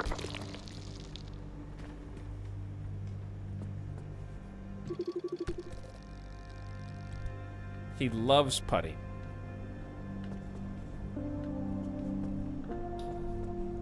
The door, the back door.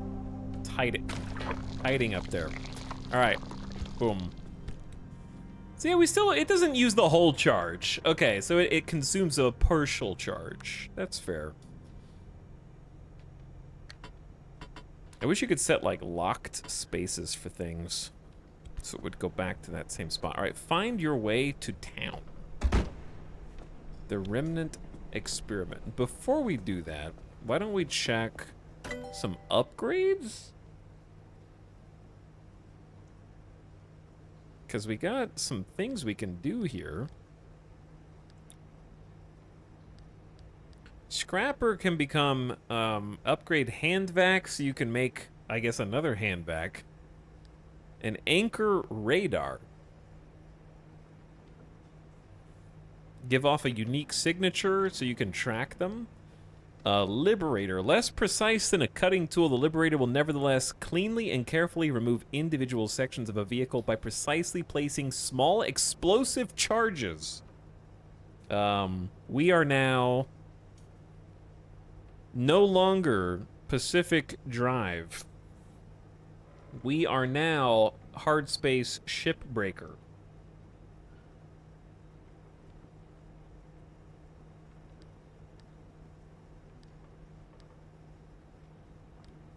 Okay, we got reusable flare. This may not be the best improvised flashlight the world has ever known, nor is it likely to meet the most lenient safety standards, but it may singe your eyebrows. Kind of works, though. Yeah, that sounds super useful.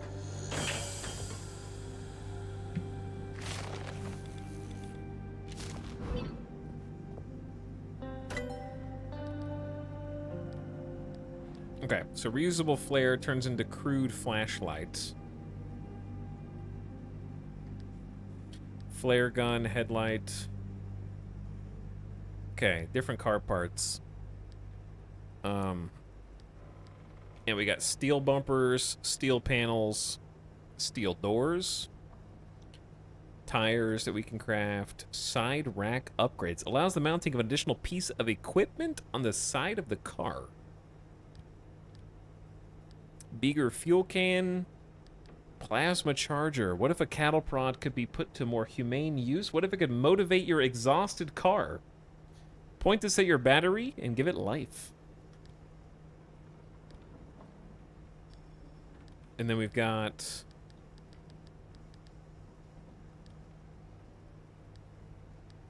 the engine's already unlocked. Okay. Yeah, I'm thinking like to get a few body upgrades to this. It's kind of weird, like progression-wise, it's weird that you can skip the reusable flare and go straight to the crude flashlight without even having to use it. I feel like there should be a prereq before you get that far. But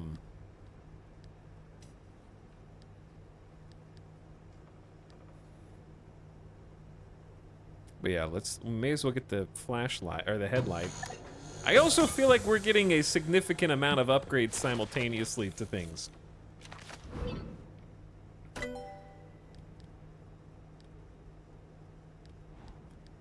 Anchor radar sounds extremely necessary.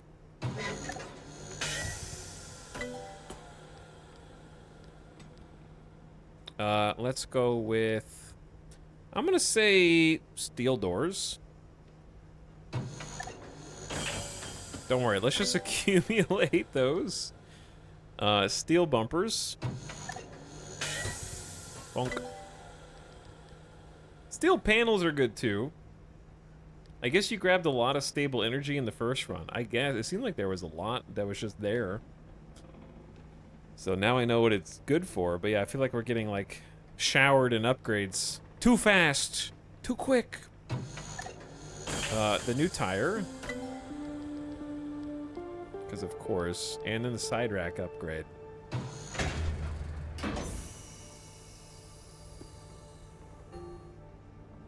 I'm sorry. I don't remember where this goes. They told me, I remember putting it somewhere. I guess you install it on the car, maybe. Okay, front side rack. Ooh, left side rack. Fancy. So we can choose. Looks like you can have maybe 4, maybe? Let's go back. Let's go back right, because I don't want to block the fuel panel. I have no idea what I'm going to put there. I just needed to put it there. Right now it's roll cage.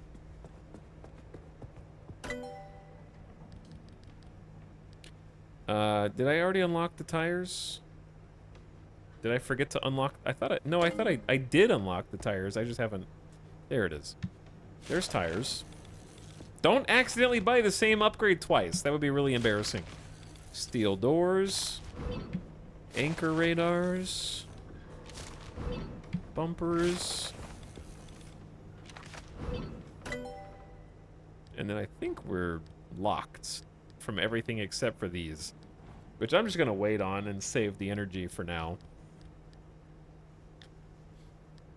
I haven't even used battery jumpers, and I can get plasma chargers. But yeah, I think we're good. I think we're good, bro. Alright, we should probably craft some upgrades, though, if possible. We got a whole slew of new stuff. So I may not be able to craft all of this, but the flare / flashlight seems important. Let's scope that out first.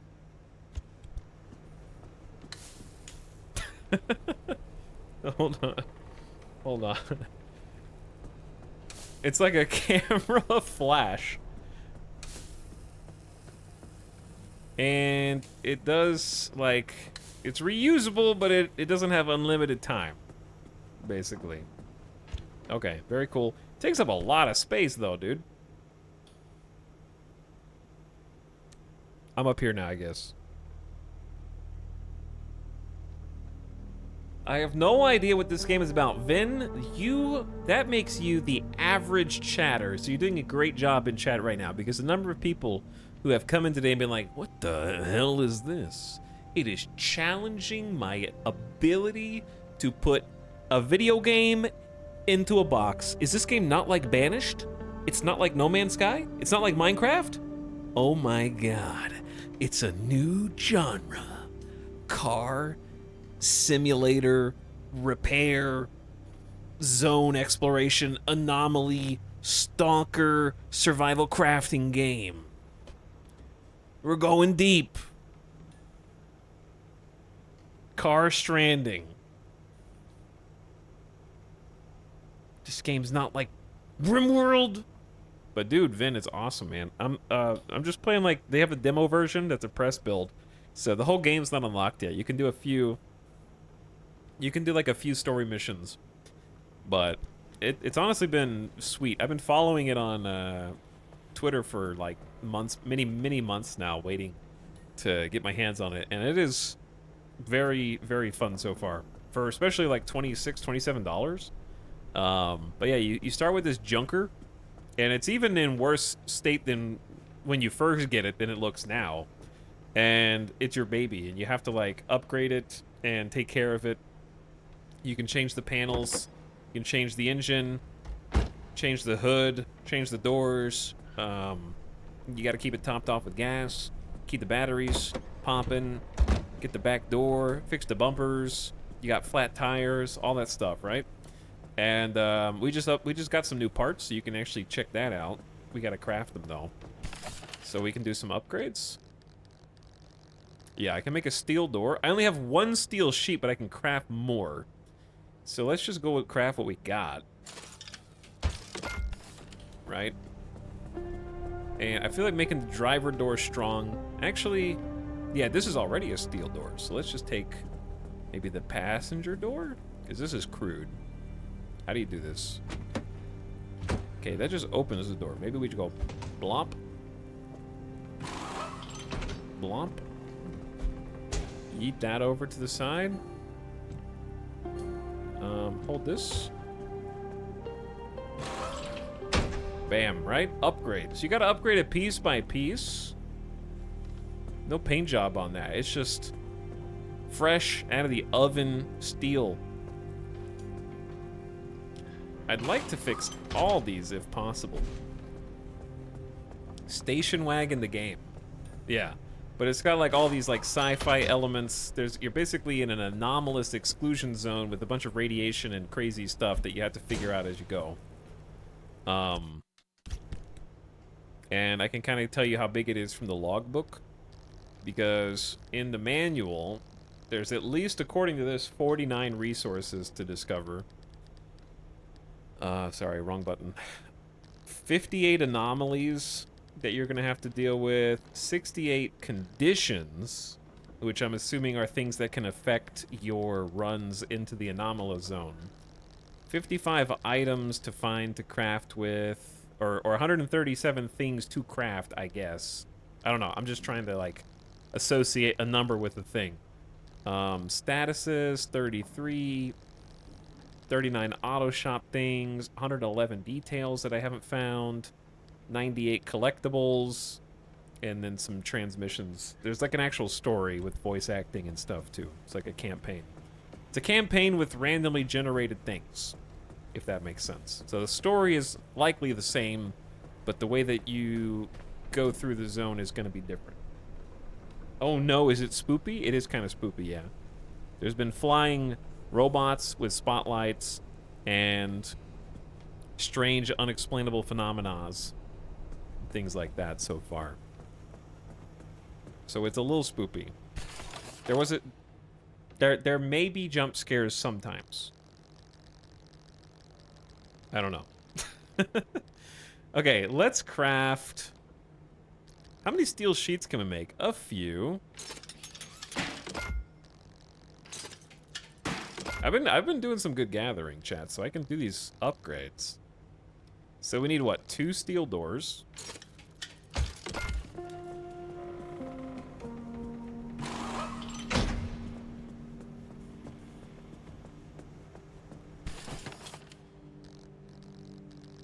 Where was that? Here we go. Do we need 3? 2? Because this is a steel door. It just has paint. Alright, so doors are upgraded. Yeah, I guess a trunk does count as a door. Now you can keep those and use them as replacement parts, which I think is viable. What does the number 2 mean next to these things? I'm running out of scrap metal very fast.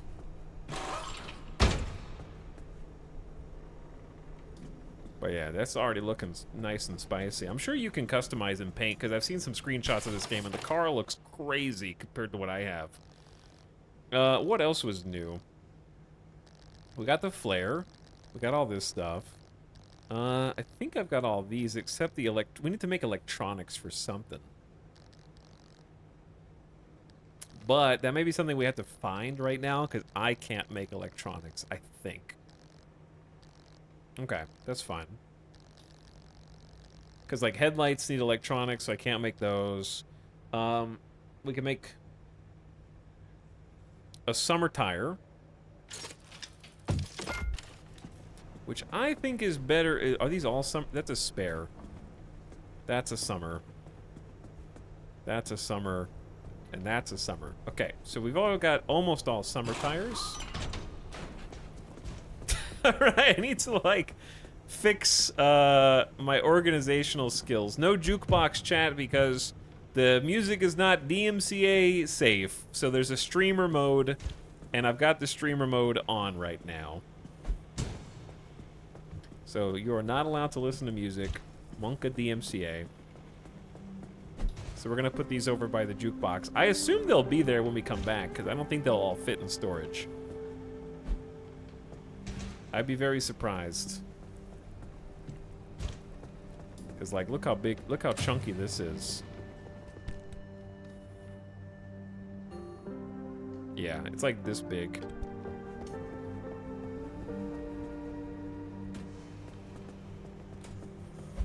So those can just rest. I don't really care.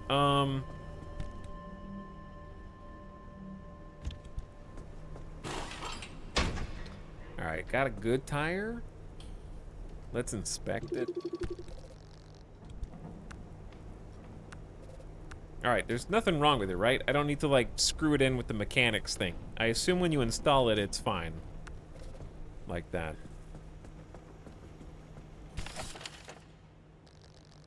So we got the tire fixed. We could also, instead of putting a spare tire in the back, we could just make another summer tire and put that in the trunk. That might be better. But a spare, I think we'll just keep our resources. Steel bumper.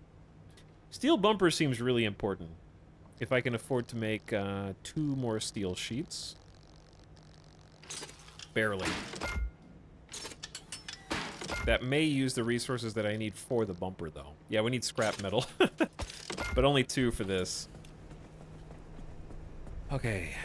Bumper. Off you go.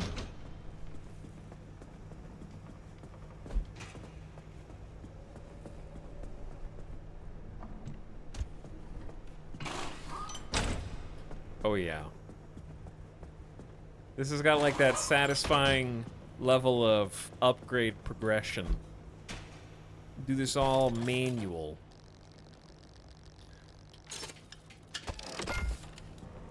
It's starting to look like an actual vehicle, yeah. Oh, yeah. It's got character, it's got charm. But anyway, how you doing, Vin? What are you up to, dude? You still jiving in RimWorld? Have you beaten Cassie or Randy yet? Or do you just keep going back for more punishment? Light replacement. I don't think we need that. Ceiling. I need the anchor radar, but I don't have electronics. Okay, so I think we've got everything we can get at the moment.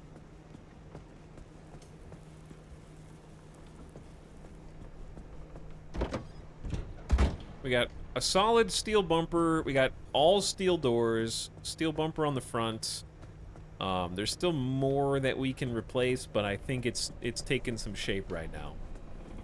Almost beating Randy for the first time, doing Arconexus. Dude, Arconexus kick my ass, man. Every time I get to second phase of Arconexus, something goes awful. I never made it to third phase. And it's crazy. Beating RimWorld, question mark? Impossible. Alright, find your way to town, it says.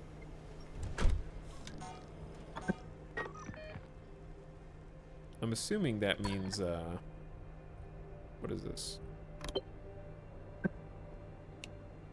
Oh, handbrake. Okay. Chat, all driving games, handbrake should be A, right? I mean, it just should.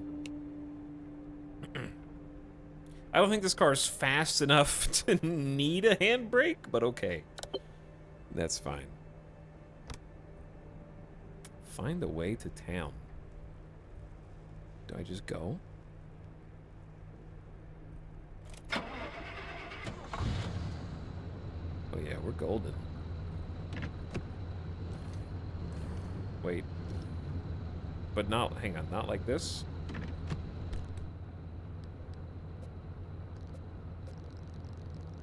High instability. Chat, are we FTL now? Maybe. Is this the objective?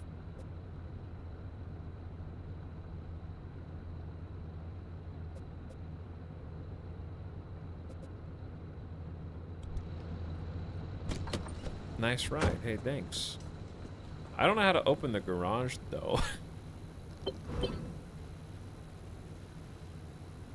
Is that bad?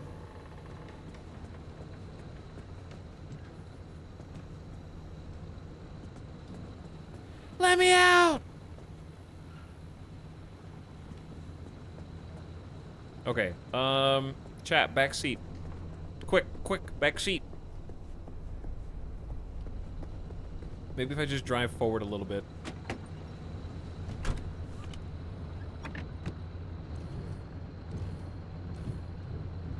No. There wasn't, like... The garage is supposed to open. You can turn left. There's nothing out. There's nothing this way, dude. This is like you're locked in. Pretty sure, right? I guess not. Maybe you go this way. Alright, let's get the headlights on. Boom. I'm glad I made that spare headlight. But yeah, music's good. The music I can hear. I'm curious about why the other music's not DMCA friendly. The steering on this is still wild to me. Like, it just... I think that's gonna be the thing that makes people the most sort of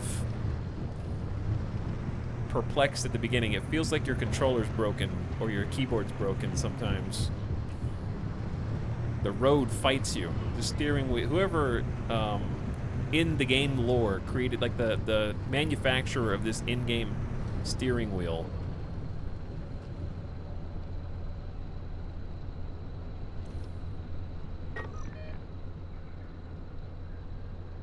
Okay, where the heck am I? I feel like I just went in a circle. Did I go in a circle? Yes. I need to break through the gates.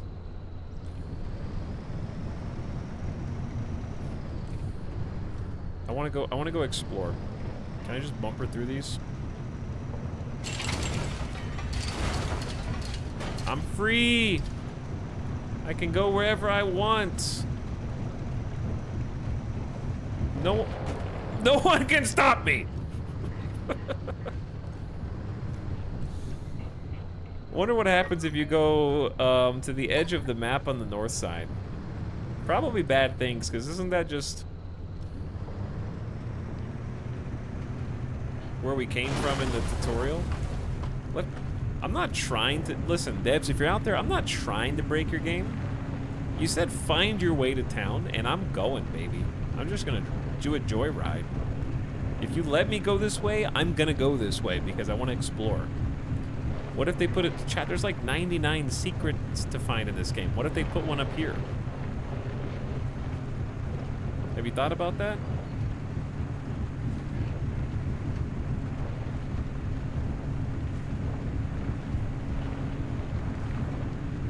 I'm sure you could probably walk up into this forest. Oh, we're getting some speed now. Having like multiple summer tires is great for the driving.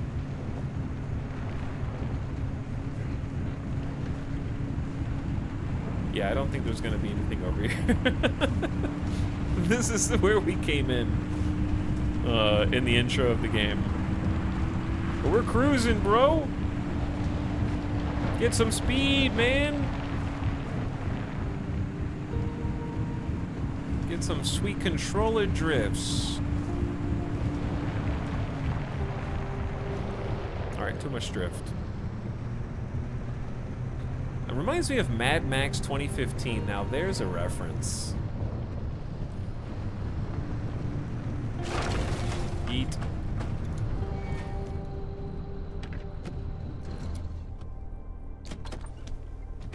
See, when the game started, you couldn't go over here because it was too spooky, but now you can go over here.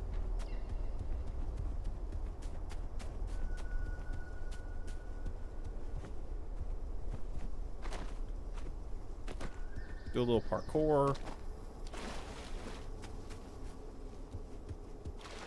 Do a little crouch walking. See, this seems intentional. Uh-oh.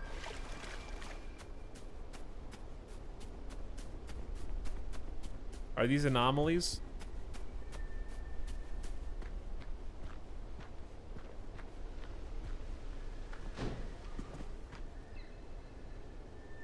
Kind of.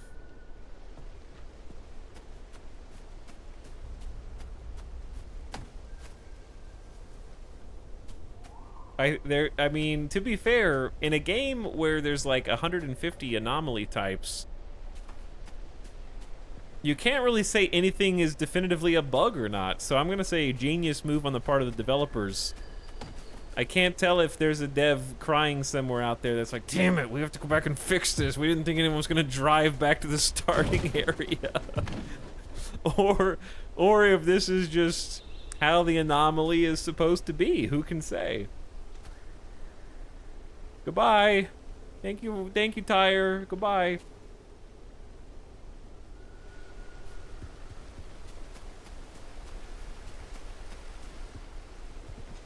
I'm hoping one of them yeets me into the air, but it doesn't seem like they have enough power.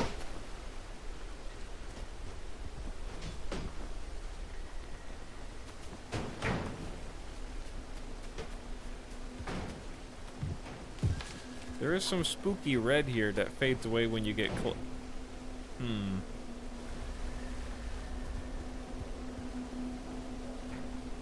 Is this where the car spawns at the beginning? Monkas. This is where your car first exploded. No one's supposed to go back here! Okay, well. Yeah, okay, I remember. And then I had to go on foot. Yeah. Through here. I just came backwards through there. Yeah. They're like, this is the crouching tutorial. Okay. Chat, that was rare content. Okay, I bet you no other content creator has gone back there in the preview build of the game. I didn't mean to make anyone unhappy at the dev team. I'm just exploring, dude. Oh yeah, that's where you first get the car. Going above and beyond. World first.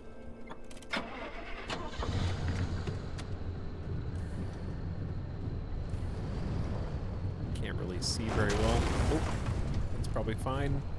Chat, this is why we installed the steel bumper. This thing drives a lot better than it did when I first pulled it out of the garage, though. Alright, let's go back. do what we're supposed to do. Stop being bad gamers. So we've got fuel down there, and speed, battery, abilities. Don't know what the shield is still, and then general car status. Safe or not. Whether it is safe or not, and then the map.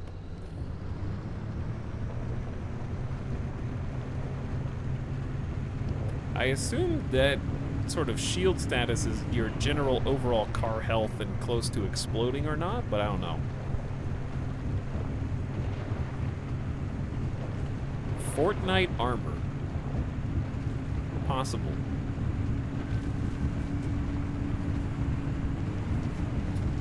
If you play this with a controller, be prepared for rumble. This is like hyper-realism rumble settings.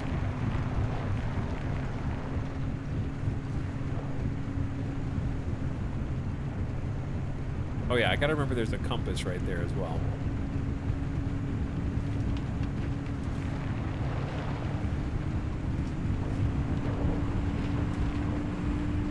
Am I going too fast, chat? Easy. Okay, a little, but using the guardrail to help you turn is a staple of driving games, right? I think. What's the 40.6 and the 50? Now, I have an advantage playing this game because I played Battlefield 1942, okay, which made you drive vehicles in first person. It didn't give you the cheating advantage of third-person gameplay like they do today, all right?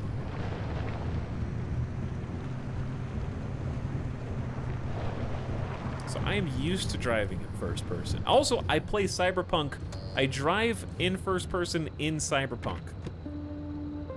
At least 50% of the time.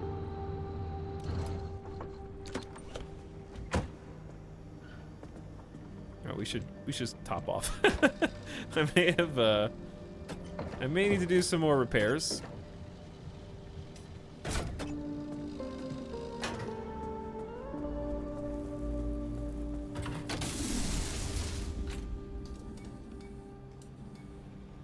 Dun dun dun dun dun dun dun dun dun dun dun dun dun dun. All right, just check the bumpers.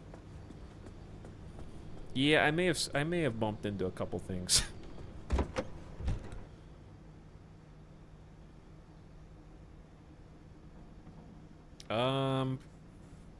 Yo, that's what I'm looking for.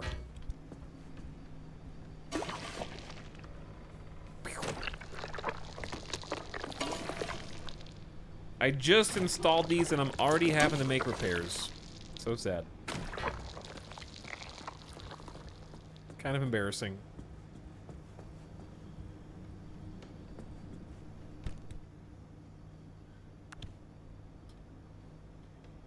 Okay, because with a mouse, I'm assuming you can just go, yeah. What is this? Impact hammer? Yeah, look at, oh my god. The mouse inventory and controller driving. When will we ever find the perfect balance of these two concepts?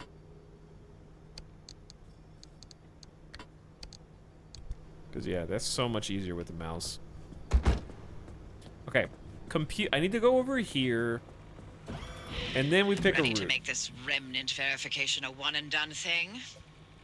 I'm sending you to visit Colossal Cappy. If that old anomaly doesn't induce electromagnetic resonance in your car, then we're free from Tobias's fever dreams and we can get you out of here.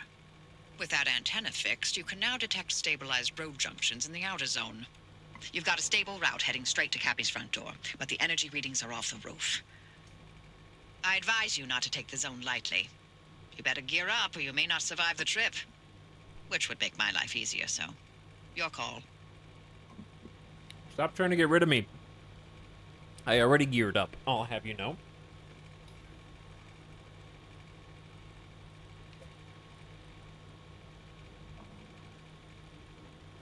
So I assume We can either go back through E5. I think that's where we just were, right?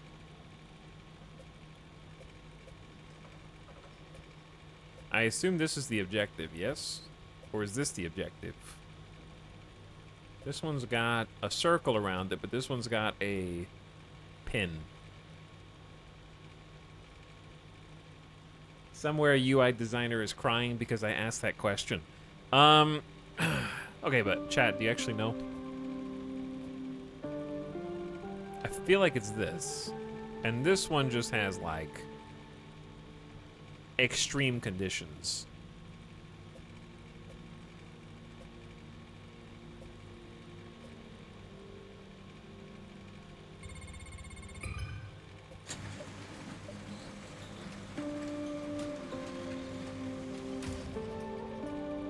Hold on. Okay, am I supposed to be going through a safe zone to get to this one?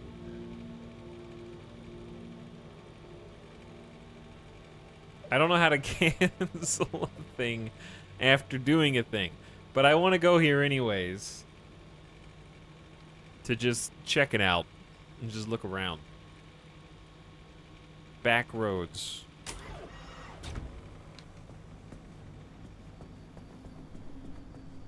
So we can go to a new area.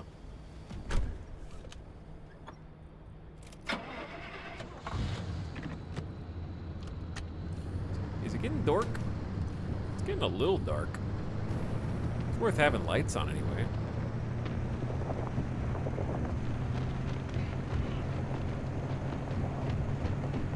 Chat, my tire!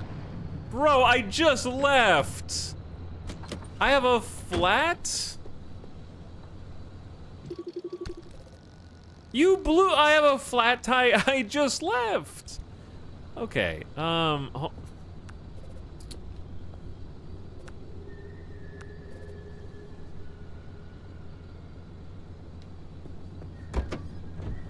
This really is like jalopy.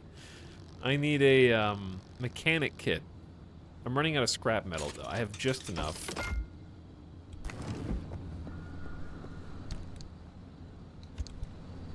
This one? I mean, I should be able to... Oh, wait, no. Okay, mechanics kit is for sealing, like, drilling the little tubies into. Like, okay, those are not what those are called. Those are for the when it's wobbling. This is good to have anyways. This is for the wobble. The flat is not a wobble, though, even though it does lead to wobble. See, we actually need... Not repair putty, not a kit. We need a sealing kit. But having a spare repair is never bad.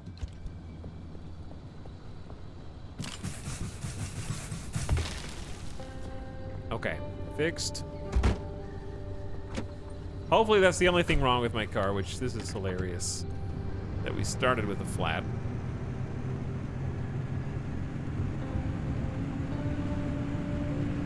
Much smoother drive.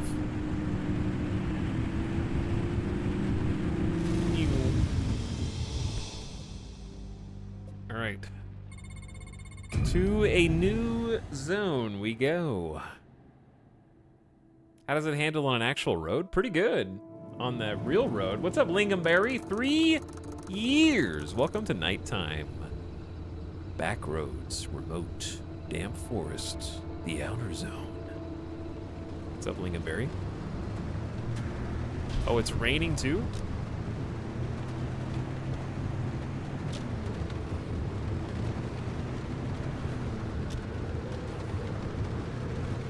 Just to make it even spookier. All right, how about we come to a decision on where we want to go first. So, up ahead, we're gonna have a fork in the road. Chat, when it says incoming transmission, how do I... It wants me to push the button that opens this. What? Where's the transmission?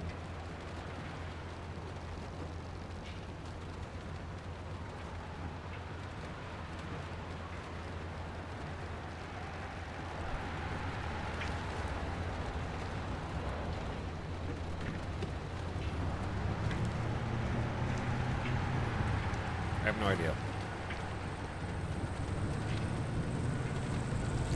I'm just gonna go through the spooky place.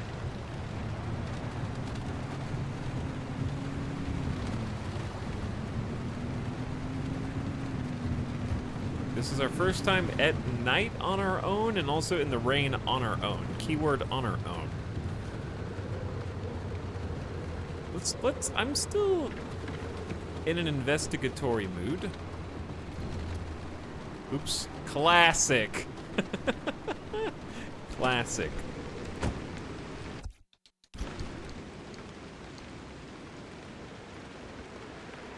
Gonna assign this to a quick slot.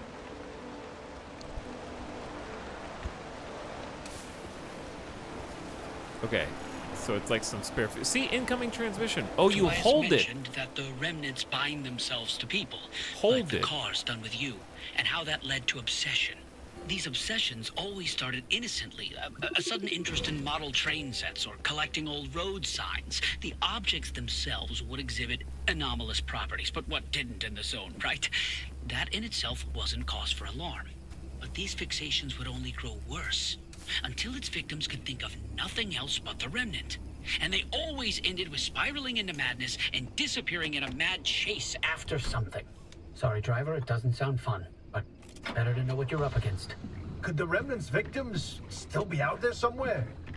I mean, we never heard from them again, but it doesn't mean they all died, right? If the madness didn't kill them, then the zone did. Anyway, it's been 20 years since the last remnant sighting. We thought they were long gone. Until you found the car. How many people have the remnant killed? Caution. Caution. That looks like something. Hey, I'm allergic to electric poles that look like something. Mysterious audio recording. It is something. I have the distinct honor to introduce to you the American people, a new scientific frontier with a raw power like limb technology in the good hands of true patriots like Dr. Ophelia Turner. The potential is limitless. On this day, we welcome our Faraday future.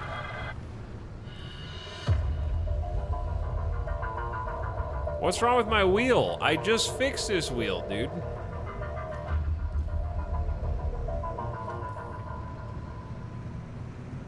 The year is 1955. Dr. Ophelia Turner is standing next to President Koch, the top of her head barely clearing his shoulder. She stands, stiff-backed, her hazel eyes affixed on the glass and steel chamber in front of her. She does not appear to breathe until a ball of light appears out of thin air. Uh-oh. The sight is tremendous. A lightning bolt frozen mid-strike, and the reaction immediate. The gathering audience roars with excitement and spontaneous applause. On Dr. Turner, only a tightening of her lips indicates that she hears the audience at all. Dr. Turner and President Koch pose for a picture, and she does not smile even then. That picture is the image splashed across newspapers and science journals for the next decade. The mother of limb technology, they called her. The angel of a new age. The newspapers at that time laid the titles on thick while peddling the impending utopia. Then she recedes into the bowels of a government research facility. She's never seen again in public. There are scant appearances here and there in blink and you miss it promotional videos and blatant propaganda fodder, and then she and the promise of limb technology disappear. Chat, did you get all the lore? Did you get it all?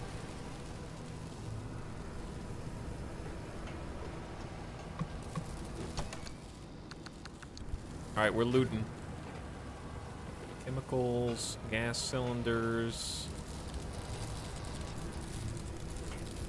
Sort of? No. Alright, it's getting a little dark and spooky here. Now, I picked up a thing on the ground that I hadn't seen before. It was a thermosap crystal. The tolerance of this artificially it was glowing red, much like the beating chest of these tourists, which gives me a bit of an uneasy feeling, shall we say.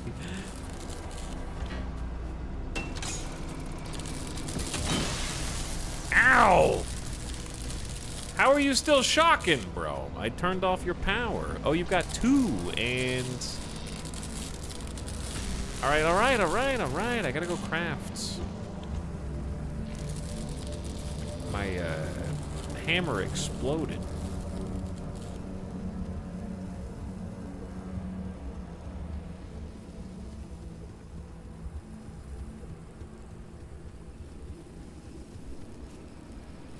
So we should go make... why did I park right in the radiation zone? Dude. I can't craft anything, chat. No impact hammer. I need 2 gears and a bunch of scrap metal, okay?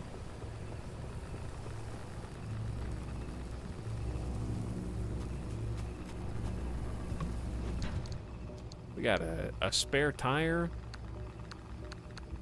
1 scrap metal. I can leave the spare tire for now. It just takes up a lot of space. Okay, I do have a crowbar, though.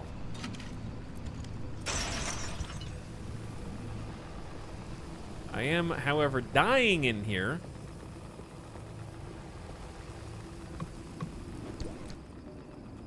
A decal kit. Wood panel. Canned food. Some fabric. So, decals to paint the car. A scrapper. Alright, we're actually going to need one of those in a minute. I'm holding it in my hands. I know it's super dark. And I'm just dying of radiation right now while trying to loot this place. Alright, that goes in. All the spare resources go in. I've got an emergency file. I'm gonna eat some food. Maybe. Oop. The hold to eat food seems bugged right now. Not sure. Probably be fixed or cleaned up.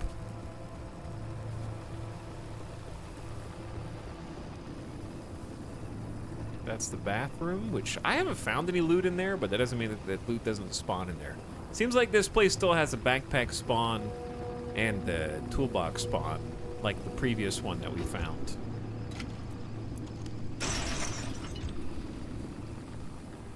Chad, I want you to know that I researched and crafted this flashlight for you.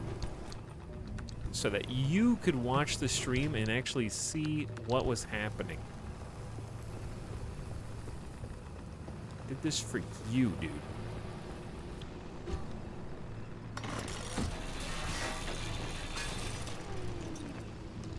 All right, yeah, we can definitely chop up the TV.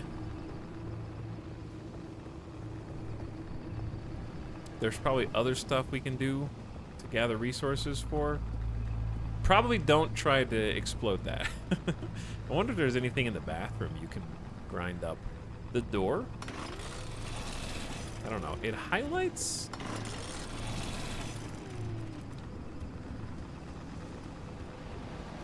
I'm sorry. Are there wisps and spirits right now newman around, chat? I'm gonna go. Where's my car?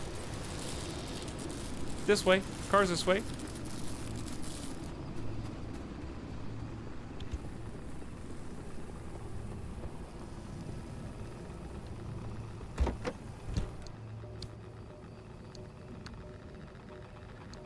Okay.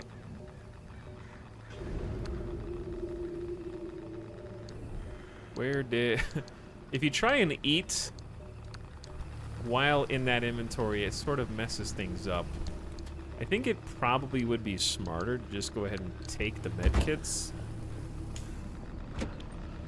Hop back in the car where you have some protection from the radiation, and then try and use this.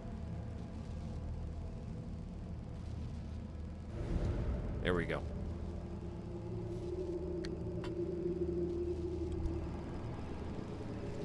I'm healing. So it's not an instant heal, which is kind of neat. This game looks fun. Can't wait to try it. What's up, Slight Convenience? Yeah, we're just playing the preview build, which doesn't let you get super far, from my understanding, but gives you some of the core concepts to play with and loot.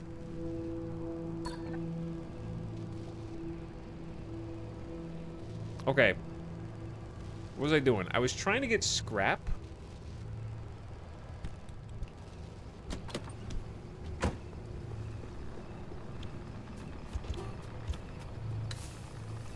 Between these scary guys right here. Maybe just take the tire. Can we scrap the dumpster?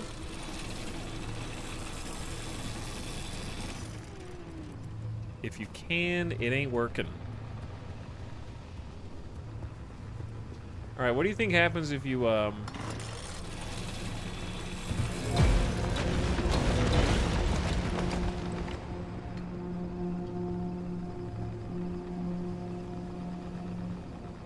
Okay, so they're like landmines then, is that more accurate? They sort of just chain react, explode, apparently. Interesting.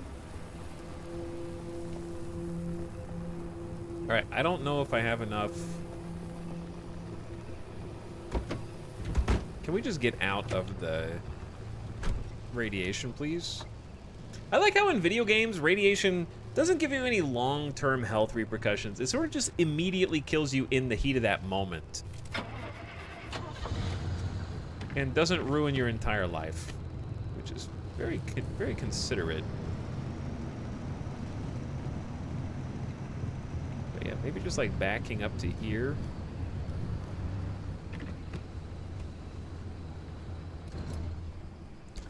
Outside the radiation. Ah, isn't that much nicer?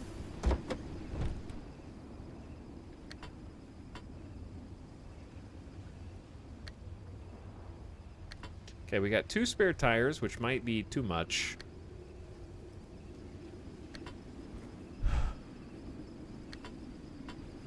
Durability enhancement. Mechanics kit. Jumper cables for the battery. The hand vac, which literally can't go there. The flare gun. Food. And an extra scrapper. Okay. So, what do I need?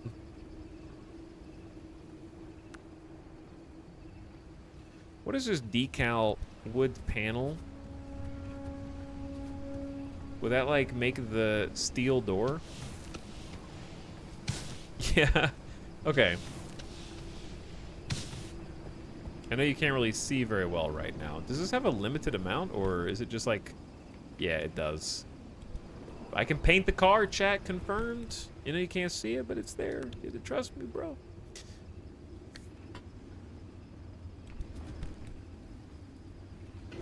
Okay, eat some food.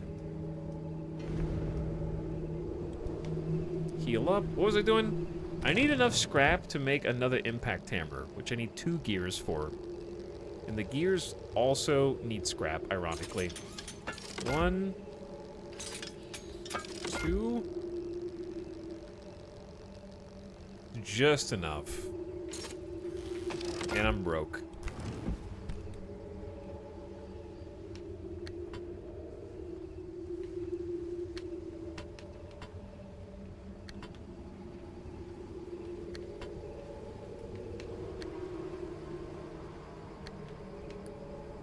The way that this inventory works, you can't put anything on the thick lines. So, my inventory is not being used effectively. There's some spooky stuff flying in the sky, but that's okay. All right, back to the here.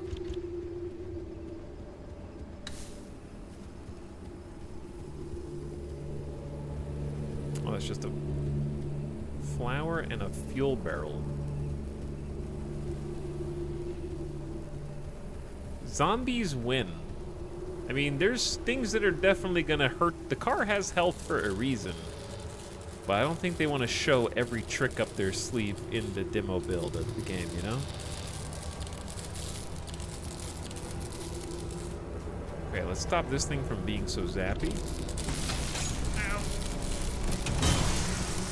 Enough of that.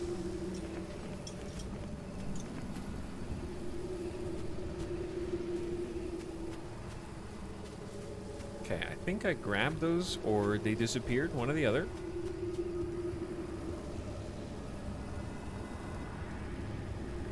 Could follow the power lines and see where those go. Well, now we've got lightning and radiation. Good.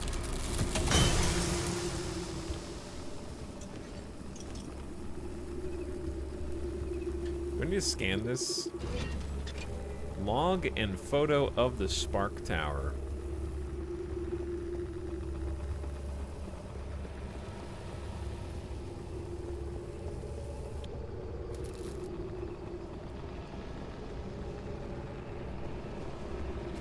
The spirits that are moving around to the side are kind of a new thing. Speaking of new things, chat, what if we tried? Never mind, I don't have it. I was gonna say let's try the vacuum, but the vacuum just takes up a lot of space. Chat, I'm below 50% health. Help. Did you hear that? Are you here? What is that noise? Don't turn around!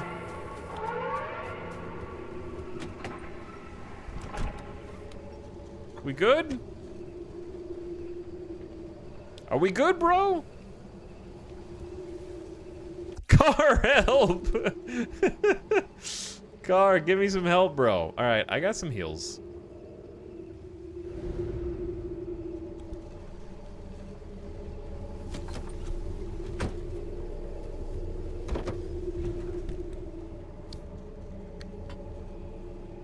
Surely I won't need any more med kits. I can simply eat food.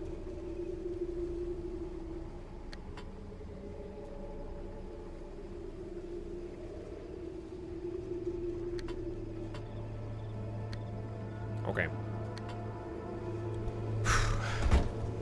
Ooh, did it just get foggy? Did it just get like super foggy? Oh man. All right, let's get the car on. What? I've never seen that move before. Oh. Huh. We may have larger problems than fog.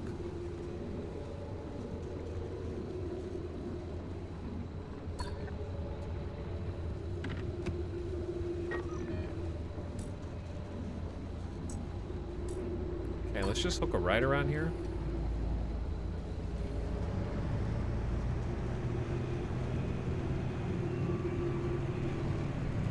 This is evil. Advanced fog. Like, those spirits... I don't really want to mess with that. Even to get some resources right there, you know? There's more in the wood. Okay, I just gotta drive through this, I think. Just go fast. Look at these dudes.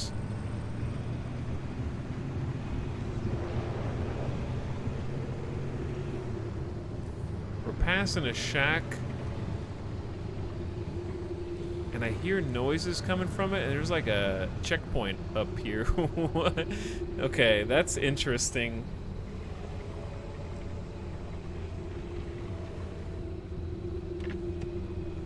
I'm gonna get out. Maybe.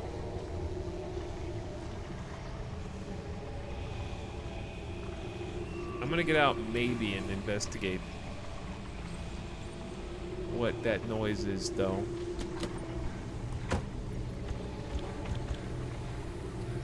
The car is right here. I got like if it's right in my face, I'll be able to see it at least.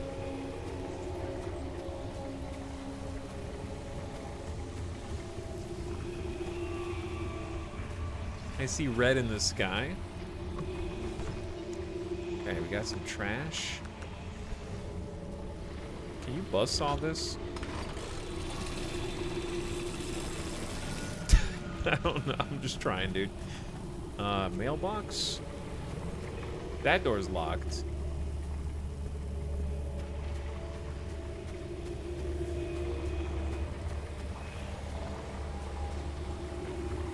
A swirling vortex of red is in the near distance.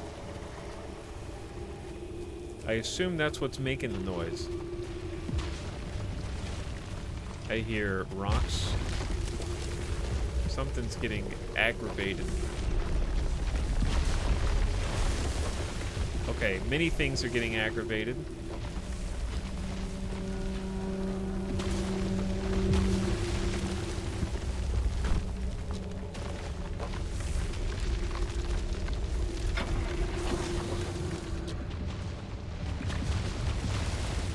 I'm going for it, chat.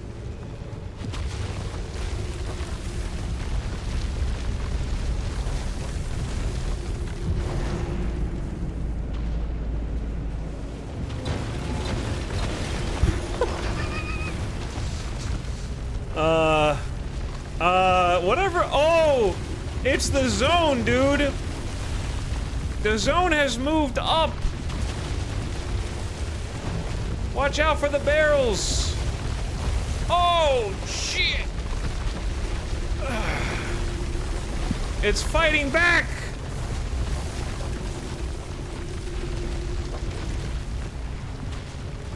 We're almost to the edge.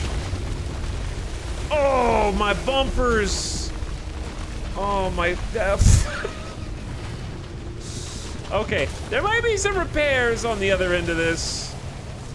I feel like a storm chaser right now, trying to get away from the tornado that I got way too close to.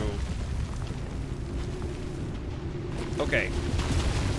Like, it should be chilling out now, I think. What the hell is that purple vortex, bro? We got yellow swirls here.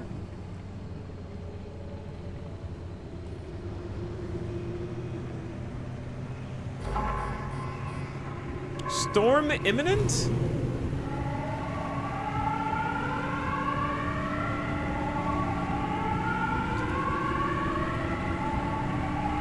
What kind of storm, bro?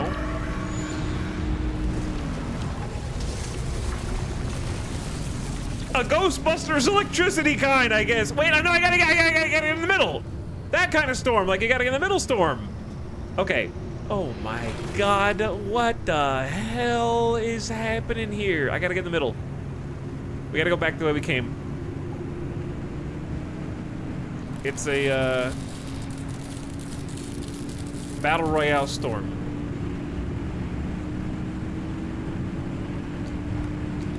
Nothing in the car is red yet. We still got plenty of fuel, but the battery is getting drained. The storm is getting... I gotta go off-road, chat. I think I just gotta go off-road. But the road all goes so much faster. I'm gunning it right now. Oh no, there's a red circle. We gotta go off-road. It's the only way. Uh-oh. We got a red part. I just got turned around. We got a red part. It's closing in fast. Trees! Stump! I'm not gonna make it, dude. I'm not gonna make it! There's too many damn trees here! Their circle is like a pinpoint on the map. It's tiny.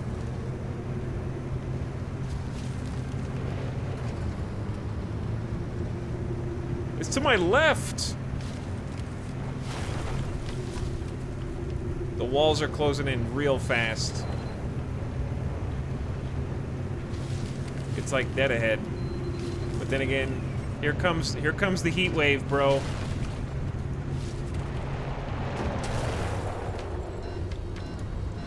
Chat, I'm so close to being safe here.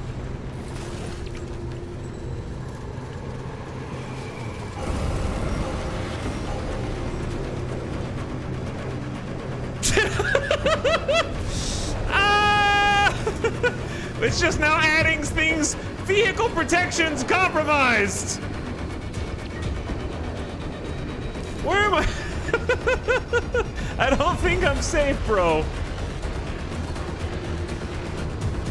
Is that good? Is the sound redemption. I don't think that's good.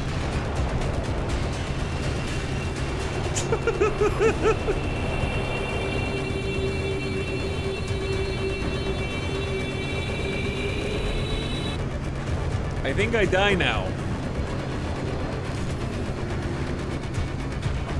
10,000 radiation?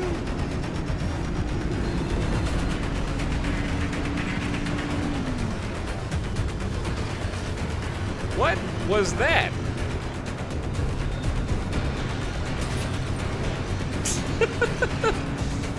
Chat, what do I do? What am I supposed to do, bro? I like the game's like, we've added something about storms to your codex. If you want to read this, then perish. I think charge the arc and bail.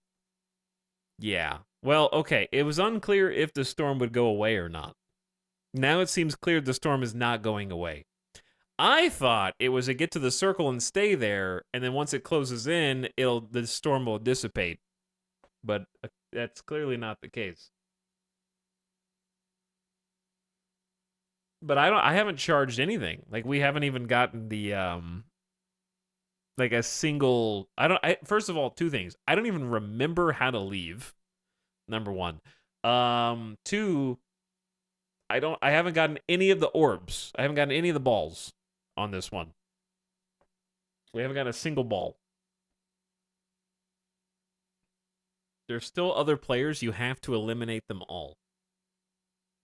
I'd buy that. But yeah, I don't remember how to leave. I'm gonna just die and find out what happens when you die.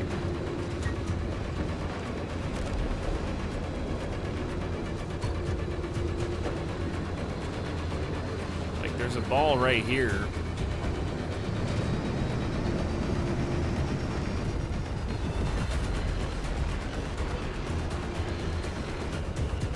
But it's really hard to eat.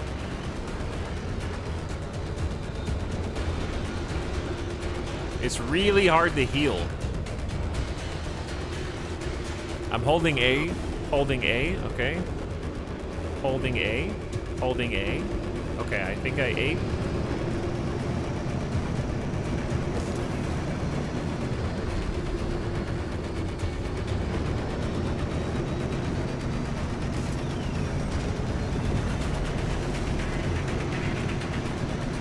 We critical, fam.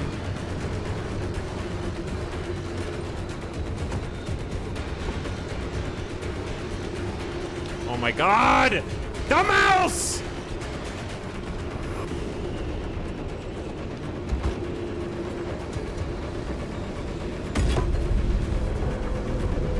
I used the medkit somehow, dude.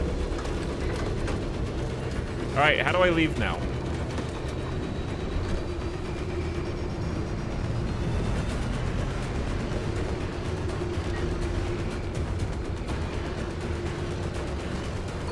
Do I need more? I don't remember. I did a tutorial one time. I don't think you can open a portal from inside the storm. You need 2 more orbs. Okay, we're dead then. I don't know what the green circle is. Chat, just use a healing item. Oh, it's up on the D-pad to use a healing item? That's way better, dude.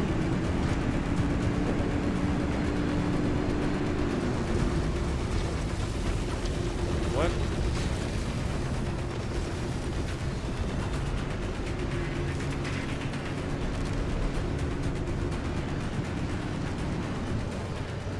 See the little orange line? That's the charge. Bro, I don't see... Oh, on the right. Yeah.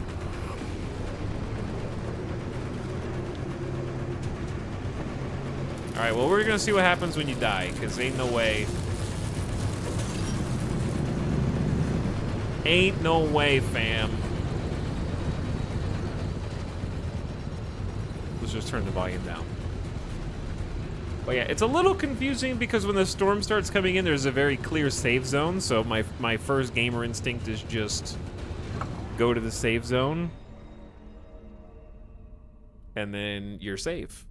Like, I thought the storm was just one of many events that oh my lord. You get sent back with the current state of the... Pinged, huh? You're back at the garage? How could that be? Oh, the car got you back somehow. Very, very interesting. I'll have to observe this further. Are you making use of my fabrication station to fix up that junker? You should while I'm still in the mood to allow it. And there's the test track behind the garage, if you need to take anything for a spin. Chat, was that a scripted death?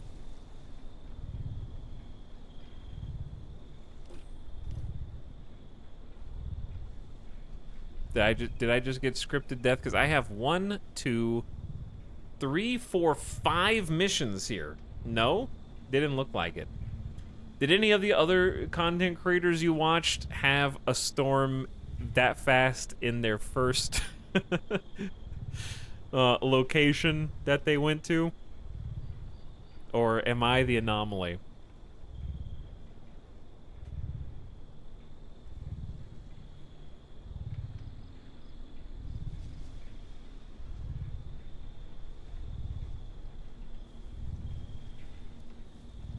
Splat got a storm and died once, but not on the second mission.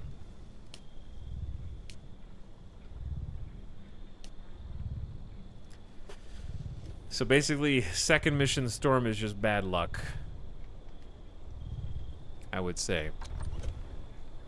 Well, I just spent all of my resources fixing my car and making it perfect for the very first mission that I go in to get it destroyed.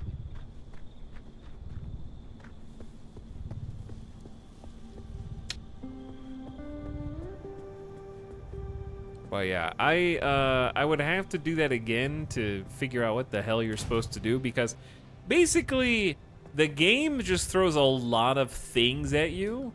It's okay. The storm, getting that storm on your second mission is like you didn't know you were playing catch with your dad. Your dad just threw the baseball and it like hit you in the chest, but like halfway, the ball's like already halfway to you, and he's like, "Hey, catch!" He's like, "Huh! Oh, I didn't know we were playing." Like, all the other missions up to that point are like, take your time, it's fine, no big deal. And then I go into the next mission, it's like, there's a storm coming, you stupid idiot. You better know how to get out of this thing. And even if you think you know, like, go to the middle, ha ha ha, that's what you thought. You're dead anyway. So yeah, it feels like if you don't die to that, you watched somebody else die to that, to do the same. Like you would have to have foreknowledge of that event to be able to not get killed by it, I would think. We got to keep the resources that our vehicle acquired. The pneumatu. Okay, let's just solve some of the things that we're supposed to do. Build a detailing station, go dumpster diving, deposit collected paints and decals in the paint shelf. Okay, hold on. One thing at a time. Actually, first things first.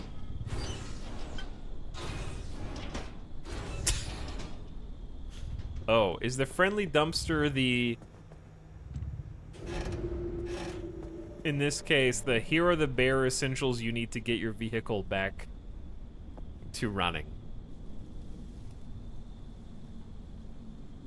Okay, I'm actually curious what the logbook says about that hazard. When the storm comes, it's fast and it's deadly. While its origins still aren't entirely understood, its behavior is. An ever-tightening ring of death will gradually close in around a single glowing portal.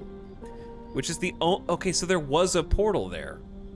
I just didn't get there fast enough, which is the only way to escape this danger. While the storm...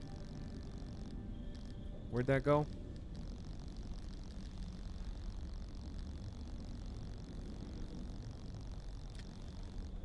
While the storm might offer a few brief moments to gather some final resources, lingering is not recommended. Okay, that's an explanation, but because there is no setting to pause the game during the codex, you can't read it. Oh, I think that's my #1 request before the game actually launches in Feb, is have a second option that's similar to pause game while in menus. But I don't want to pause games during all menus. I just want to pause when you're in the logbook. Pause while in logbook would be my one gamer request, because I would have read that because I saw it come in. It was like codex entry on storms, and I was like, I need to know that. But I couldn't, because I would have died anyways. You get I got the information after the shit was already hitting the fan, you know what I'm saying? So it was too late to learn about it. I was just gonna have to die. Oh,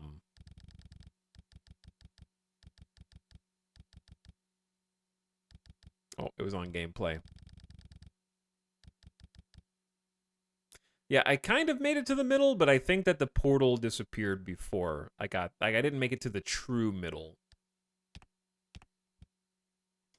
Is how I would describe it.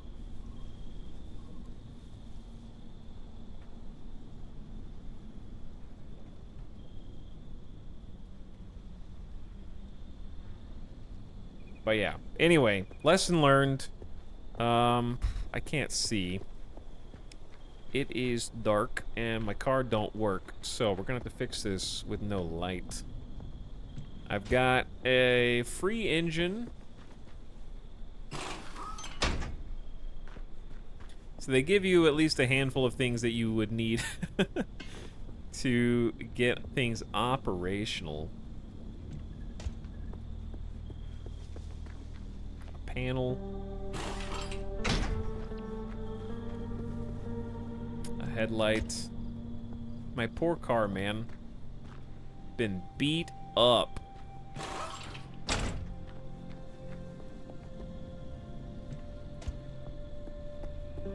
Doesn't even have a hood anymore. So sad.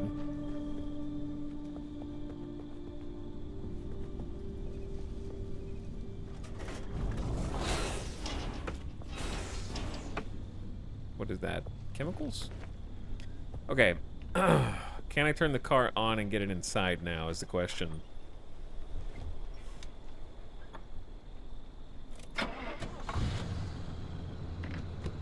It's already in drive. So sad. Everything sucks. I think they fixed the tires for me, because the tires are back. But yeah, look at that panel, man. Look at that panel. Oh. What have they done to you? What have they done to you?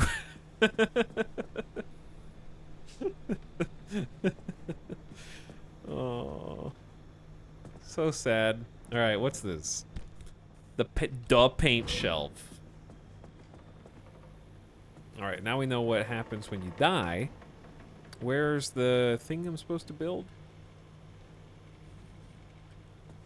Okay, well, they want me to deposit a decal. Oh, all my stuff in my trunk is gone with some exceptions. But that makes sense. It's like Minecraft. I dropped my inventory. There you go. Build the detailing station to use cosmetics.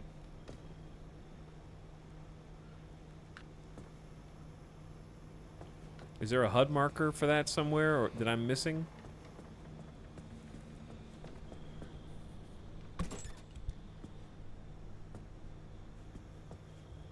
Because there's a paint shelf.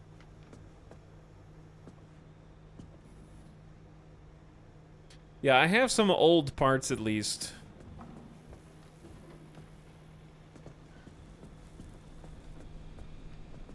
But that was a case of, definitely a case of wrecking the F&G, you know what I mean? That, I just got hazed by the game.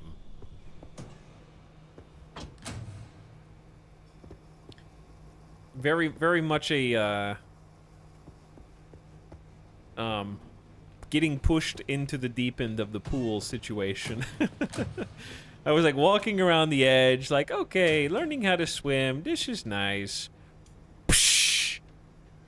Dump him in, boys, he's ready.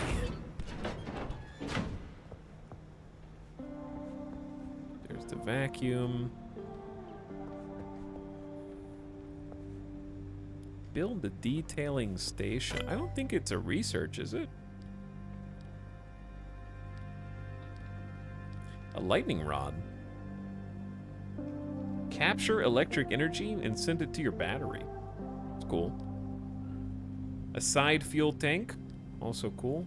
Yeah, I could research a few of these things, but I can't build them probably because I have no inventory. I have no actual resources. Okay, my assumption is...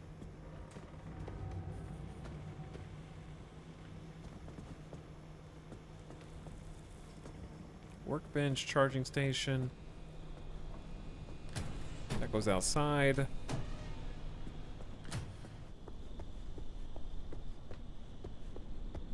I don't know. I don't know where the detailing station is. There's definitely... I feel like, we should just get some of this stuff back on first. The steel bumper might be repairable. We need to sound... okay, so the bumpers are fine.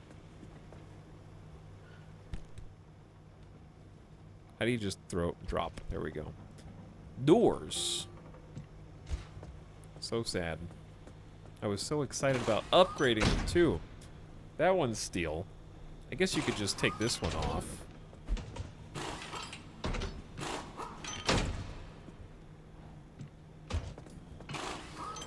Put the steel door on the front. Okay, we need another front door.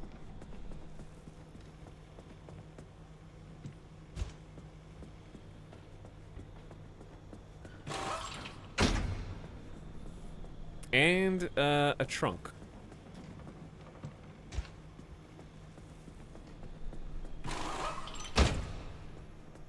Okay. We have doors. We don't have panels. We need at least 2 panels, which I don't think I have. I got this.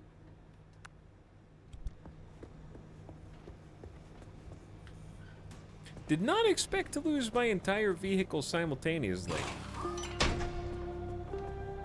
They got me. Alright, and we need to do some repairs to things we do have.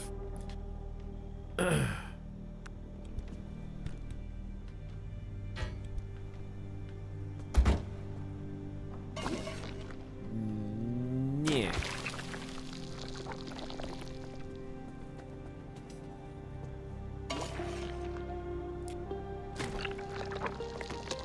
But yeah, based on that, I do think that there's gonna be some people that get this game and it's like the perfect game for you, and then it kicks your ass a little bit too hard right out of the gate, and it the difficulty might scare a few people off, depending on if that's indicative of how it goes. But it is nice that it's not just a game over if you do die.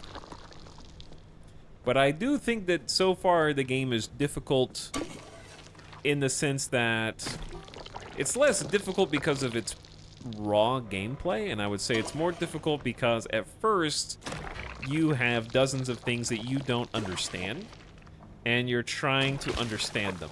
So in that case, right, if you didn't go and read the codex entry for the storm, you wouldn't know why you died. So losing is fun when you know what you did wrong and how to do better. And I think I would say I'm worried that there's going to be some people that won't know why they got killed and will have like a reaction to that, for example, you know? Like difficulty through obscurity is a different kind of difficulty than difficulty from gameplay. Because most, like, if you, now that I know what that is not going to be a problem. Like, I'd be like, okay, I understand. I know what's happening. So you're going to have this issue where the first time you encounter each thing, if there's anything as severe as that throughout the rest of the game, you're going to have to sort of let it beat you up, and then maybe you can win after that. Which some people don't vibe with, and I think that that's valid.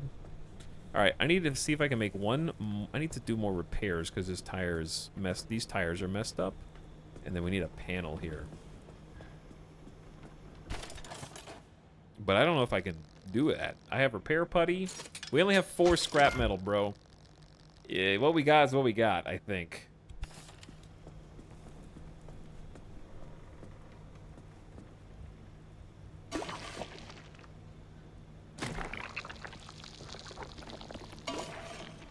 Putting you in the shoes of the character, they are confused too. See, but that's clearly not intended, because they give you the codex entry that tells you what's happening and why. Right? So they intend for you to have access to that information. But there isn't a game mechanism by which you can absorb that information until after you needed it. Unless you turn on menus pause. So, just observations from those. These are just my impressions, chat. The game itself is still extremely, like, compelling and fun. I'm just saying the difficulty might take some of you by surprise. So I'm trying to make it where it won't be surprising, because you'll hear me talking. For the first storm, guys on the radio should call you and tell you what's happening and what to do. Yeah, they've been, like, kind of giving you advice and telling you what to do, and so that's why I said it's kind of like getting thrown in the deep end, because sort of the training wheels suddenly come off and you fall over that first time and get exploded, because I'm a bad gamer. I am a bad gamer. Okay, we only have one more repair. Put that in the trunk. Hand vac. Got an extra. We need the scrapper because we lost ours. Luckily, we had an extra. We don't need the battery jumper or the mechanics kit yet. We've lost pretty much everything else that we didn't have back at, unless we had it here at base. So we don't have a flashlight anymore. We don't have any first aid kits either. Okay, the first aid kit saved our bacon. How many does that make? That makes 1.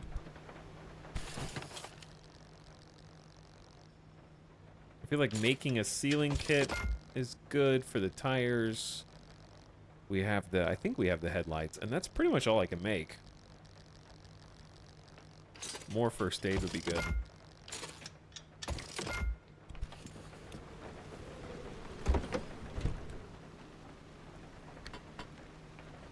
Uh-oh. What? Did I just break the game?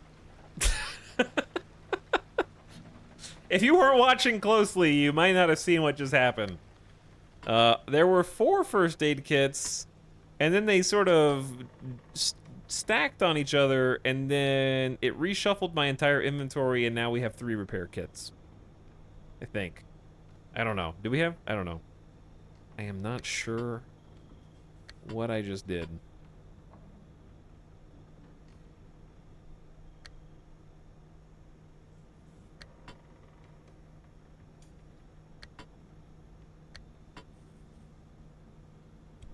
Gone. Are the regions marked with difficulty?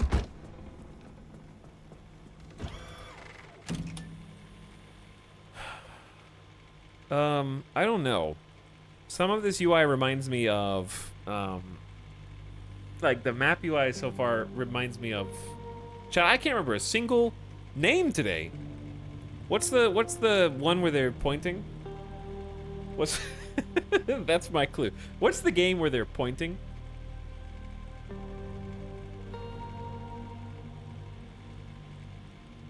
It's simple. High Fleet. Yes, High Fleet. See? Don't hum me. Chad knows. High Fleet. This page reminds me of High Fleet because there's just like a lot of stuff that I don't know what it means.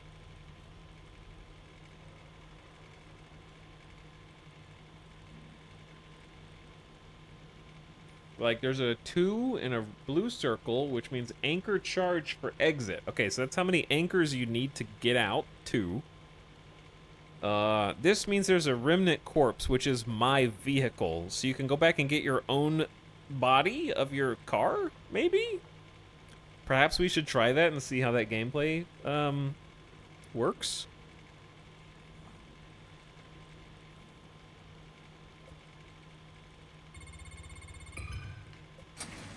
Oh, that's not the way I want to go. I don't know. We'll see. We'll see what happens. You don't really choose. You choose a route, but I don't know. Whatever. I think I've got everything I can have, except for the detailing station, because I don't know where that actually is.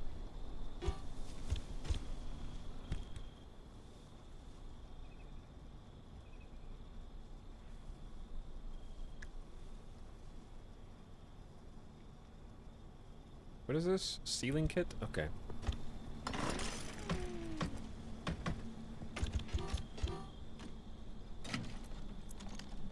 Seems like the car kind of respawned here.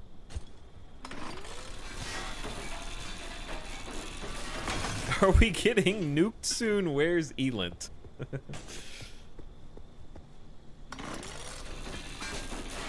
Chat, what are you guys playing tonight? Also, what have you guys been up to for the last, like, week of absentee streamer? Software Inc. Is that my fault? Did I get you hooked on that? Crying.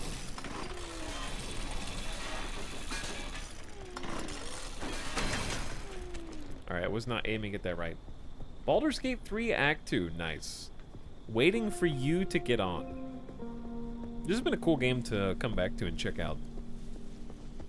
It has excellent atmosphere. The WTF moments from the storm are great, even though they're frustrating. Still very memorable in its how it like kind of reveals itself to you.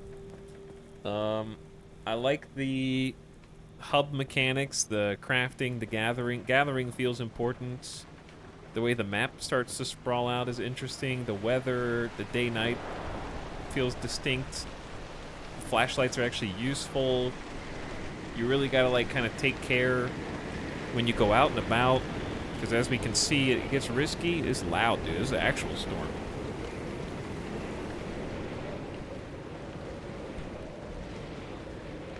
Ooh, we got a metal. We got a sheet. Might be able to use that. That's kind of lucky. Yeah, I got a steel sheet. That is kind of lucky.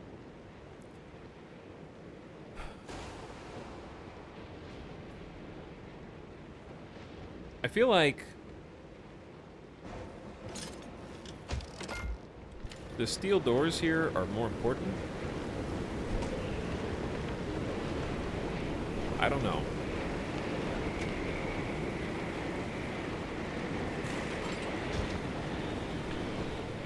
Loud outside.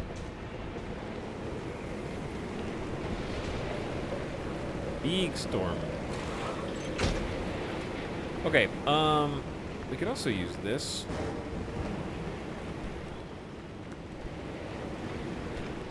Probably not worth using unless we're sure that we're gonna come back. Because we just lost all these pieces a second ago. But I want to believe, dude.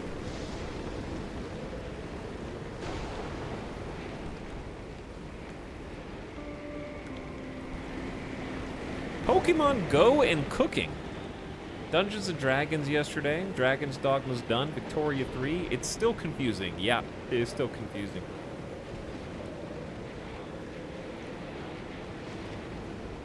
I have COVID. Get well soon, QT. Playing some Kenshi Strange.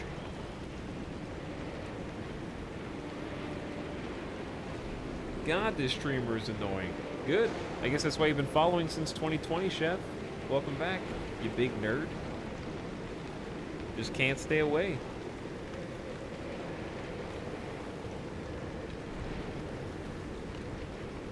They say chat is reflective of their streamer, which explains a lot of you. Been playing Traveler's Rest. I haven't played Traveler's Rest. I've seen other people play it though. It looks cool. I started looking at the hidden objects games. Some are more relaxing than others, like a Where's Waldo video game. I just finished Resident Evil 4 in PSVR 2. That would be too scary for me. I would definitely not play that.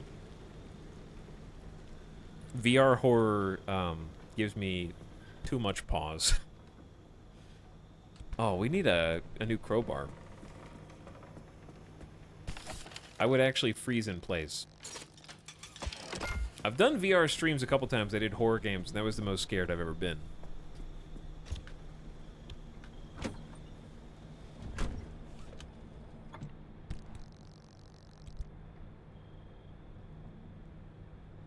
Okay.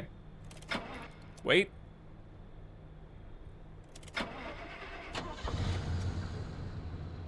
We need fuel, bro.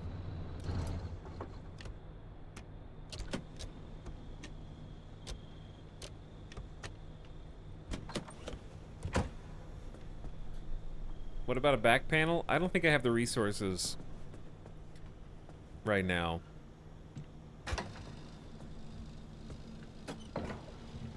But definitely don't want to leave with half a tank missing.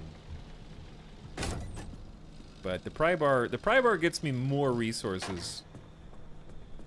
Okay, and then we charge this too.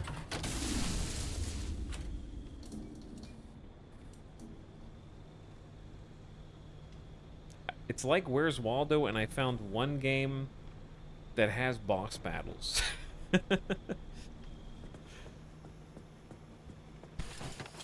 You have to find the boss is like hiding in a crowd of other people. But yeah, I can't make a panel right now.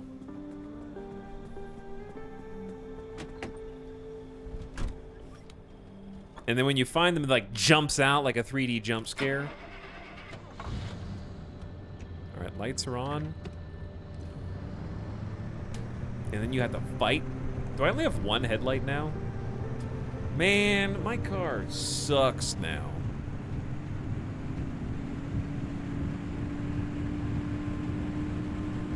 Is there something wrong with my tire?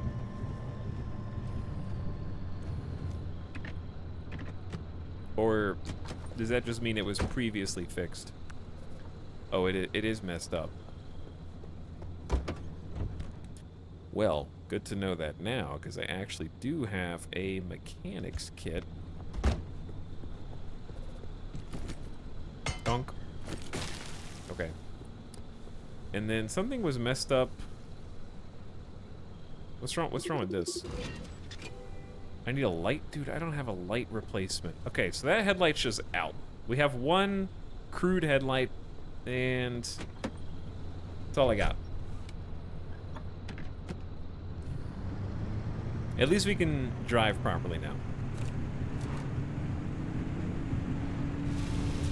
And we're back into the place that just... Let's go back to the place that just killed us and see if we can get the corpse of our past self. Failing missions. Progress in your current mission. I didn't get to read that. By the way, another feature I think most games should have is if you have cool pro tips, I'd love to read them, but you have to press button to continue on the loading screen for me to be able to have time. Listen, my computer's just too baller. I'm sorry. I got NVMe's, bro. I got 4090s, bro. I got 32 sections to my CPU. I got different 32 cores. I got 70 cores, man. It's too fast. Also, is this us? Man, we're gonna miss that headlight now, actually. Yeah, this is not good. It's already storming, bro. Chat, why does it look like my doors are my doors open? Did I leave a door open or something?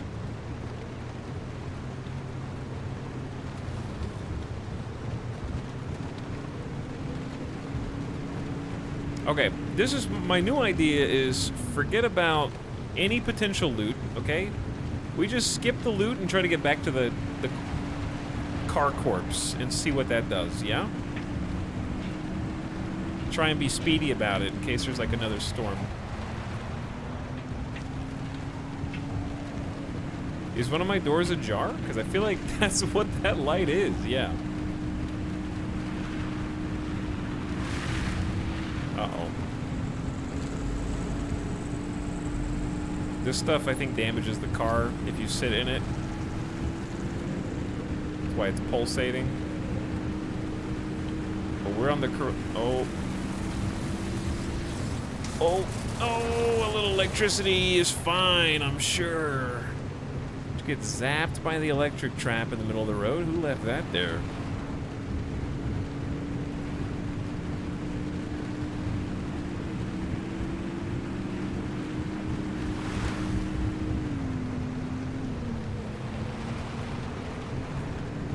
Car corpse, yeah. I'm doing a car corpse run right now. Why are we getting electrocuted again? Chat, the back door is open. Hold on.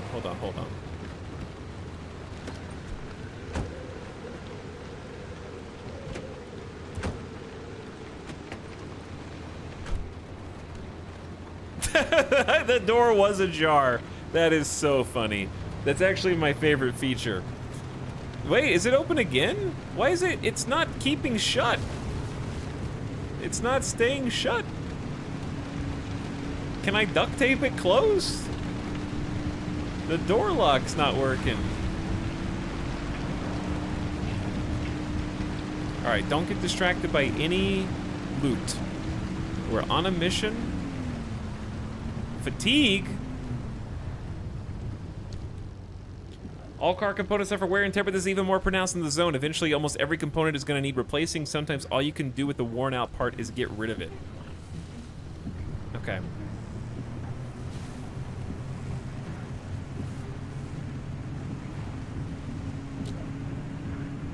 Don't hit these guys. Don't hit these guys. Oh, that's my car. It's up on cinder blocks. Oh, there it is. All right, hoping these spirits stay over there.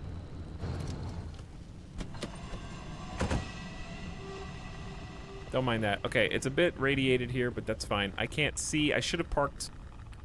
How do we do this? Buzzsaw it. I know we're scrapping a crafted item. Well, I can't interact with this.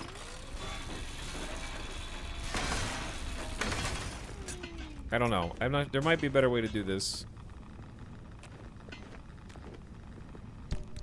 All my trunk stuff. Okay, sweet. It's got stuff in the trunk still.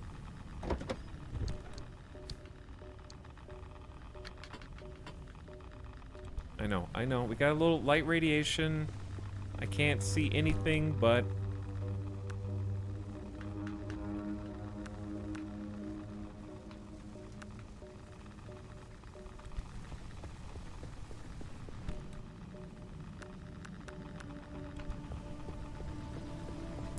Yeah, I made it to the street in the previous game, so I guess it died in the street. Dude, I got my flashlight back. Awesome.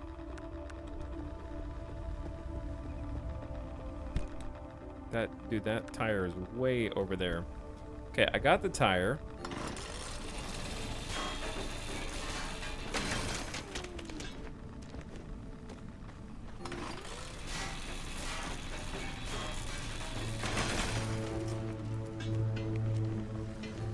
Okay, let's go ahead and put some things up. I don't know when the next bad thing is gonna happen, you feel me? So I'm going to the car.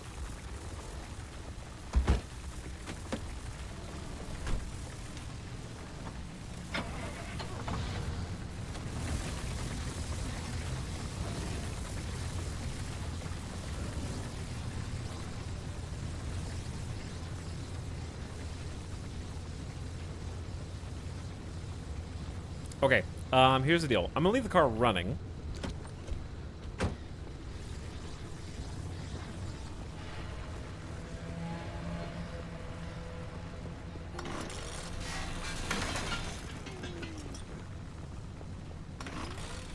While I get some resources.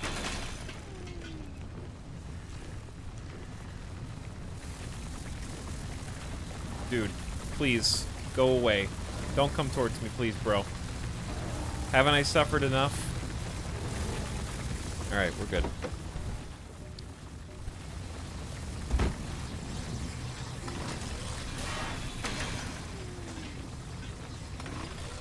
And an engine. This engine has a lot of health. I got an idea.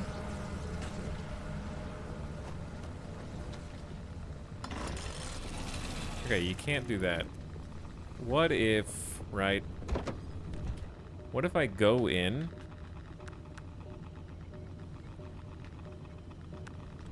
Take the hand back. What does this do? That's not even picking anything up. I thought they... I don't... It's not doing anything. Okay, I can't see, but I think I got all the things. I know I'm dying slowly. I need the light. Sealing kit, you go. We're gonna use a first aid in the car. All right. Okay. Heal. Good. We're gaming.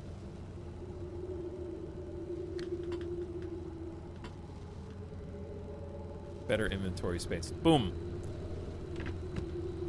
We got a good amount of stuff back, which is excellent.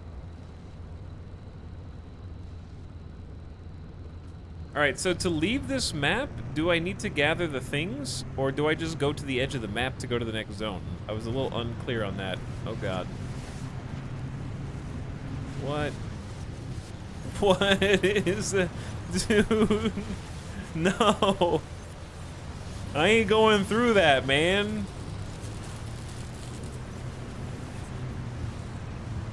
I will go around.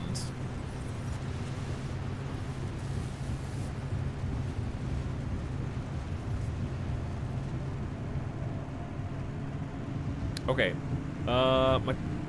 my tire messed up? No, we're good. Either way, that's a strong start. Recover some of the car and the stuff that's inside of it, because there's some good tools in there, like the flashlight's huge while it's nighttime.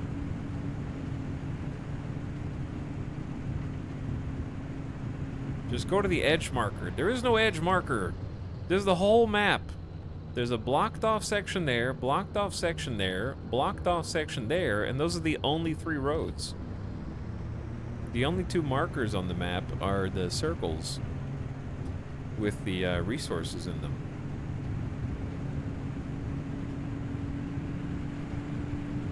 Which I'm just gonna go ahead and head to, since I can use it both for upgrades as well as to escape, which seems important. It's so foggy. What is this? A magic container?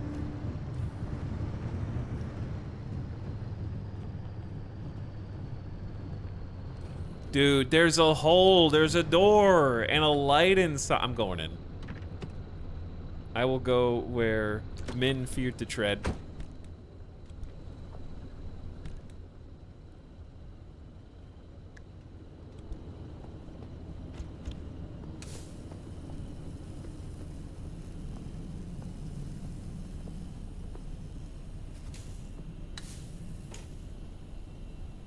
sodium vapor lighting. So it's just an actual... I don't think it's magic. I think it's just a loot container. Ooh, repair putty. So I'm assuming you can just go... bzzz.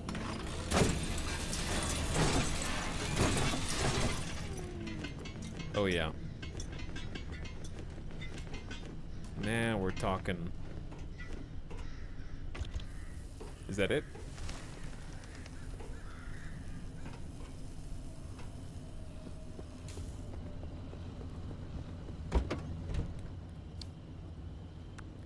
There's repair putty for the stack. Light is basically magic. You're kind of right. I just turned the car off on complete accident. Horror movie things, you know? When you're trying to desperately escape. Dude, my tire's flat. Oh my god. Oh, it's shredded. What? Blown out? No fix? No fix?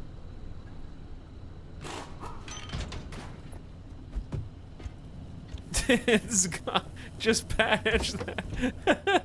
Hold on, we just got some spares. I just fixed that. Okay, we got a spare on.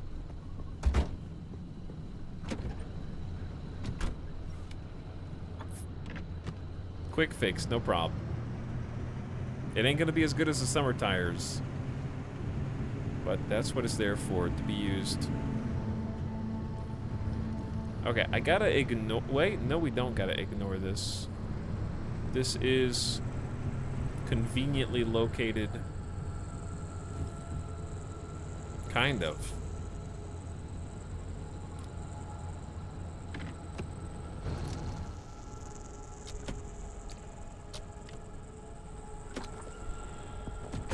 Why'd the screen go dark there?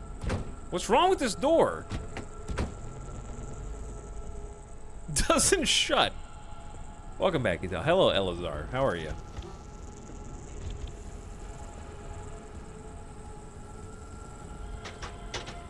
Ooh, that's kind of scary. What the hell? Some repair putty just fell from the sky. With scary sounds coming from distinctly that section of the forest. Like Randy Random just airdropped some repair putty on me.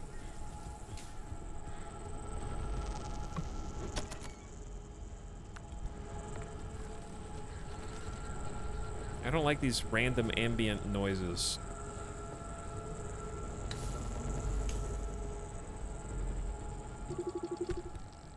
A phone.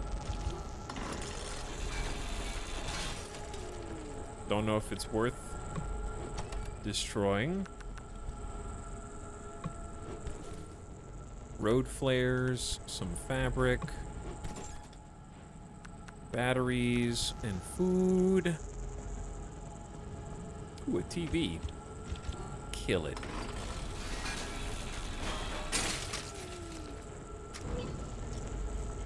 Ooh, electronics. That's new, right? Yeah.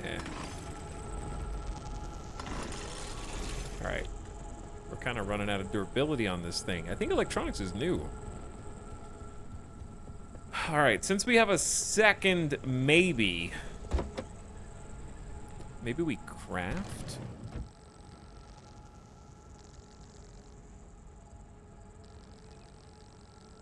The light replacement kit needs one bulb, and a bulb needs pressurized cartridges.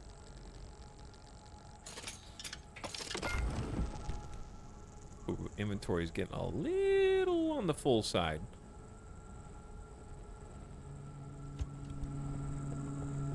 Okay, we got a malfunctioning headlight here. Fixed. Good as new.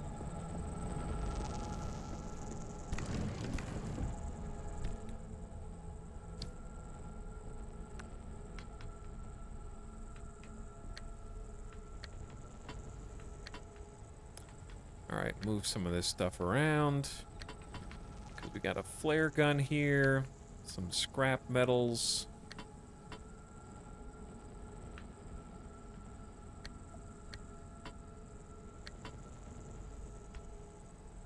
Alright. Am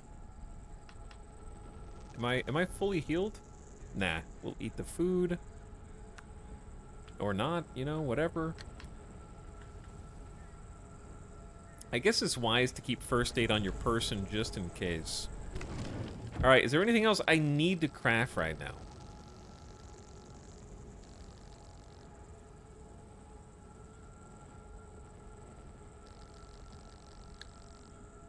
I can always just save some of my... I'll need another scrapper soon. Alright. You guys ready to game? I'm about to piss some people. Wait, actually, this is not the thing. I'm not about to piss. Not what I meant to say. The press coverage of LIM technology is bright-eyed and bushy-tailed at first. In the decade between 1955 to 1965, LIM is called many things. The promise of the future, the herald of a new age, the never spoken of again. You don't have to dig very deep for the gaps in the story to emerge. The presidential demonstration is the only physical proof we ever see of it. Compared to the Manhattan Project, developed under airtight shroud of secrecy, why was LIM paraded around in the papers? And if it really was the technological quantum leap to answer all our wildest dreams, why did it blink out of existence? The story of LIM technology is one hell of a maze, and the key to it is a woman named Dr. Ophelia Turner. Did Ophelia Turner, by all measure a failed physicist as far as her public record goes, truly invent LIM technology? Gotta go fast. Or was she held up as a Rosie the Riveter for the Cold War? An atomic Annie to excite the masses during the no-holds-barred race against the Soviet Union? Was she a myth, martyr, or monster? A figment of the imagination? True savior? Or a convenient scapegoat? My light doesn't work. I'm Chiaki Saruhashi, and in this 9-part series, I aim to find out. Chat, my light. Oh, there it goes. No light while the lore is talking. Those are the rules.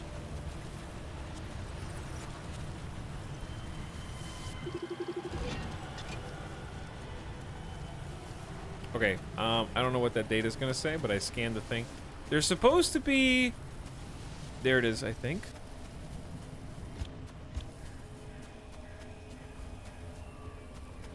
We're gonna have quite a distance to run to get this thing back to the car. So brace yourself for the potential for evil and death, okay? Here we go. I'm going for it. I'm not gonna... Uh-oh, the spirits are coming. I don't know what they do. I don't know if I should drop it or just keep going and don't look back.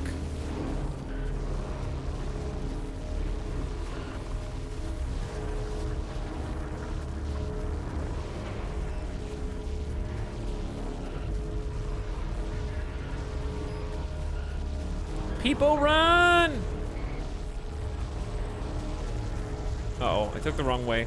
My car's to the left.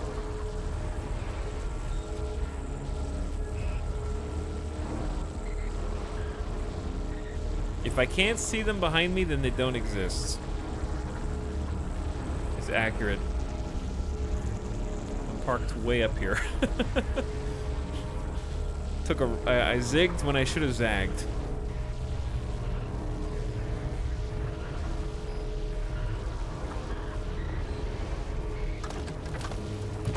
Alright, feed the car. It's hungry.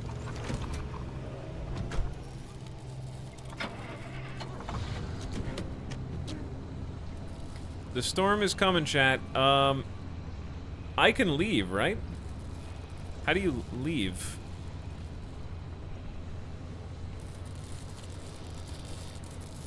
I actually just don't... Okay, this is how we leave.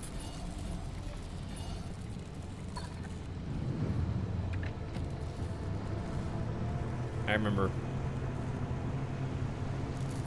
I think I've got what I need, because it should be the orange bar. There's only one on the entire map, so, you know, that I could see. But I just want to people arrive. Why you gotta leave already?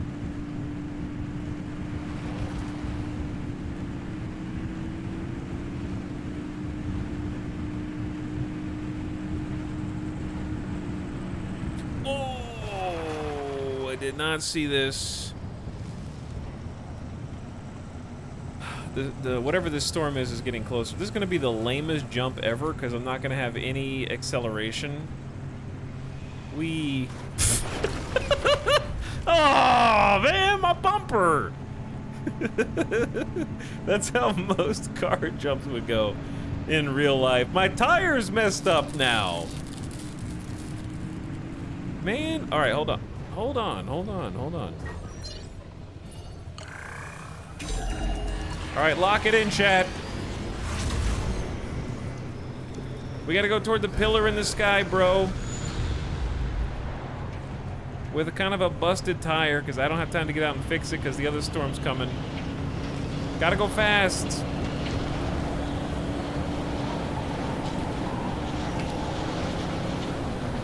I gotta go off-road. Not into the rock! Why? Monka steer!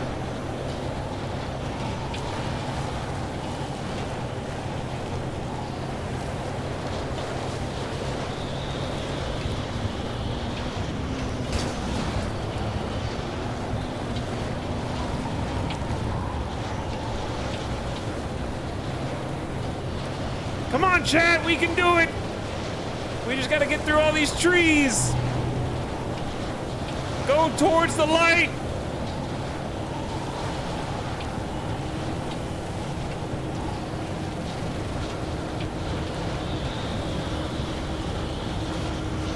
It's beautiful! It's perfect!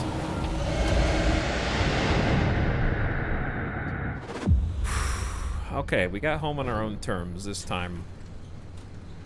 That was a rescue mission to go recover. Looks like you're getting the hang of things.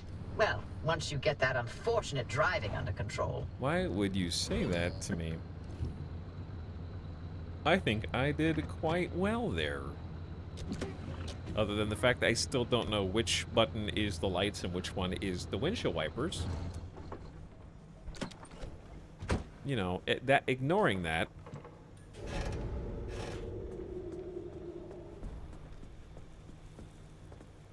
Oh, this is the station. Yeah, that wasn't highlighted before. Okay, charge the battery. Fill the tank.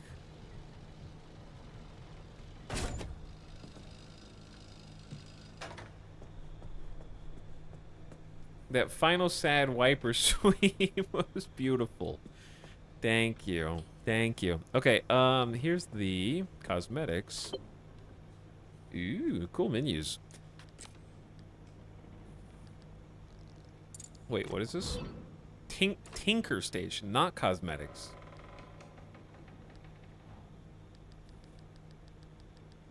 Are these just all the things that can go wrong? Like wipers stay on?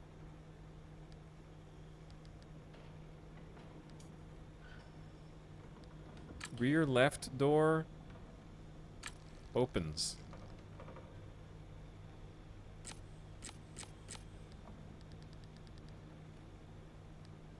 A diagnostic computer, yeah. The rear left door does stay open, right? And this tire's messed up.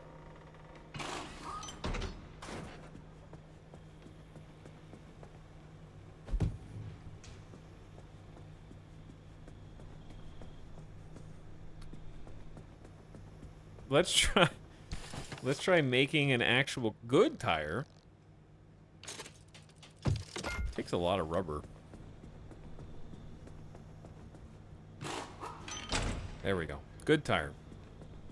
What's up, Chief? Thank you for the sub. I appreciate the 14-month. And hello, Friday evening chat. Friday evening chat is here. There's a lot of stuff to do in this game, yeah. You can spend some time just going out and gathering some resources and like upgrading and stuff. All right, let's try the vacuum. So I believe the way the vacuum works is we have a bunch of stuff on the right in our trunk, yeah, and we want to take it out. So we have this cargo trunk right here that we can take with us. And if we go boom boom,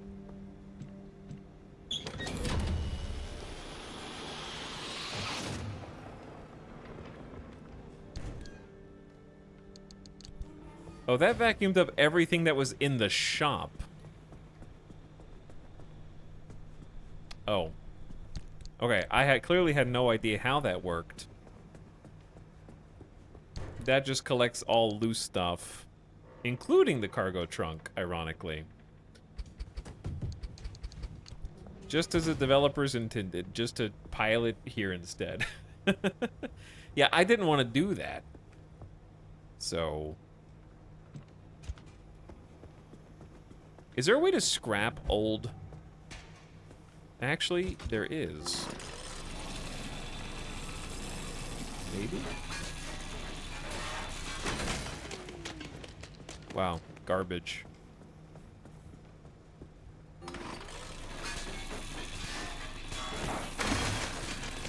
Well, okay, so I may have just accidentally scrapped basically everything. I didn't realize it was on contacts, which is actually kind of unusual for games like this. Normally, it's just whatever you are targeting is the way that it's coded, but this game is actually based on what the buzzsaw itself is in contact with, which is actually kind of impressive.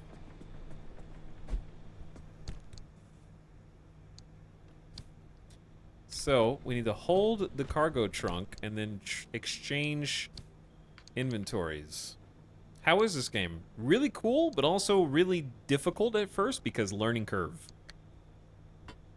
Have you found the friendly Oops. dumpster yet? It's behind the shop. If you're ever in dire need, pay it a visit. As much as the zone takes away, sometimes she also provides. The first mission that they took the training wheels off kicked my ass. But I went back out and salvaged... I did a corpse run to get the corpse of my car. And salvaged the things off of it that I could and rescued the things from the trunk that I could. And just brought them back.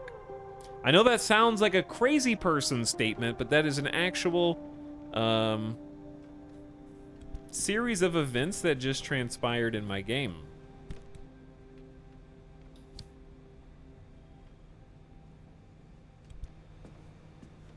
So, yep. Very cool, though. Ita, what kind of car do you drive IRL? I actually don't drive IRL. Your mom takes me everywhere that I need to go.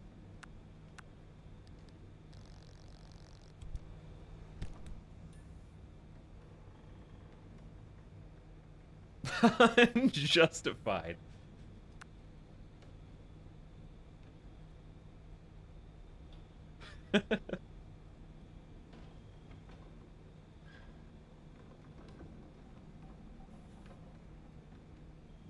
This game is set in my backyard. Do you have a scary backyard with full of anomalies?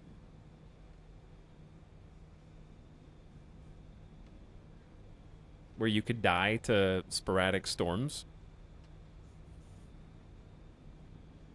Okay, I assume anything that you craft out of this...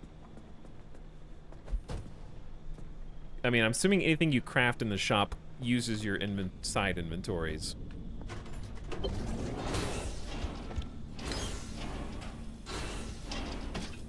Yo, I actually needed another scrapper. Thank you, Merry Christmas.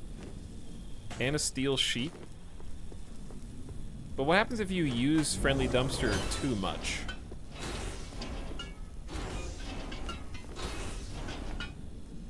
Is there a penalty? Okay, he just says go away. Alright, I got it.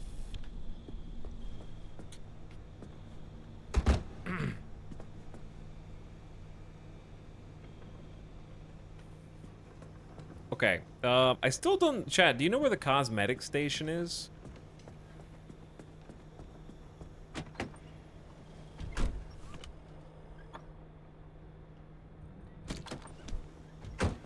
That I'm supposedly supposed to build? But yeah, we need to fix this up.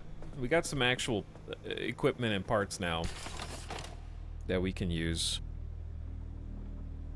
It's gonna be putty time after I'm done doing what I can do. Anchor radar. I can actually make this with our one electronic.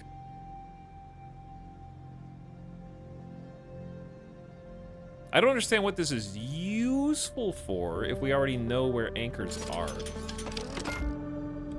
But I guess we won't necessarily know where anchors are. Does this have, Oh, it does. Yeah, it has durability, and I just used some of it.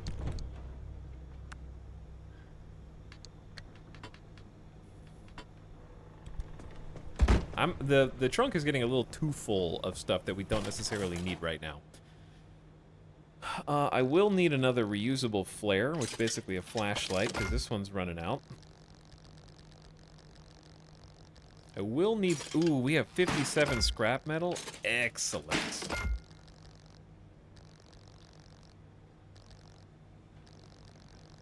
Okay. So. We still had 2 steel bumpers. Nice. We've got need for 1 more. Wait, 2 more steel doors. Okay, 2 steel doors. Let's get on that first. Does this game have a set difficulty? It has a set difficulty, but you can customize the majority of the things that you may find difficult. Does that make sense? It's not like an easy, medium, hard situation. It's like a turn off the things that annoy you and or activate cheat code situation. i.e., you can turn off player death, for example. All right, 2 steel doors. Oh. Oh. Oh, okay. I'm holding too many things.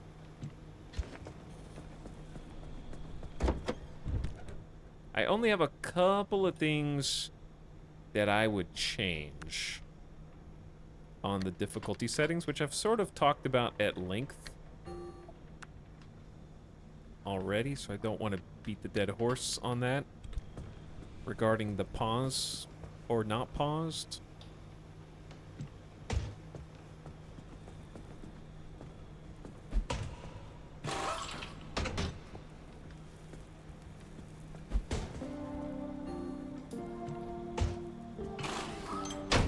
Okay.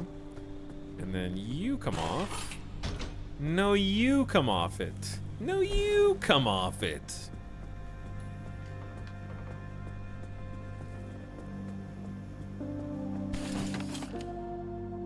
Seems pretty cool, but maybe too stressful for me. It's definitely a game that will induce some stress, but I think the stress has been fun, by and large, so far.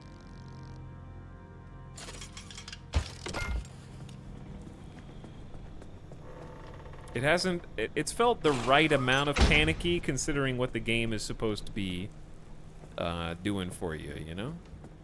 Alright, we have mini panels. Mini panels. A nigh unlimited quantity of panels. Whatever we can afford, basically. Oh, we have 6 steel sheets. Why am I making steel sheets? Wait, did I just make a door? Bro. That's the wrong button, dude. Alright, well, that's just gonna go in storage.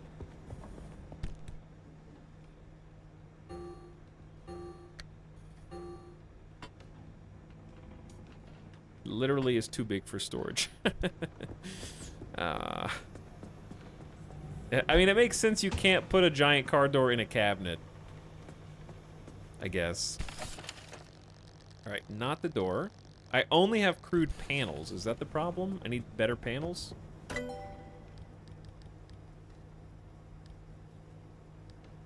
That is one of the problems.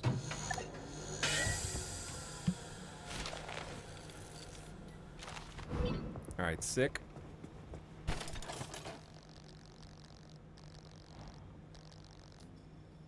That just takes 2 steel sheets per panel. Woof! Oh my god, why is the door cheaper than this? The door is don't ask me how this fits here. Not your problem, chat. It just works. But I feel like covering the engine is probably the most important panel, right? Like, that just makes sense.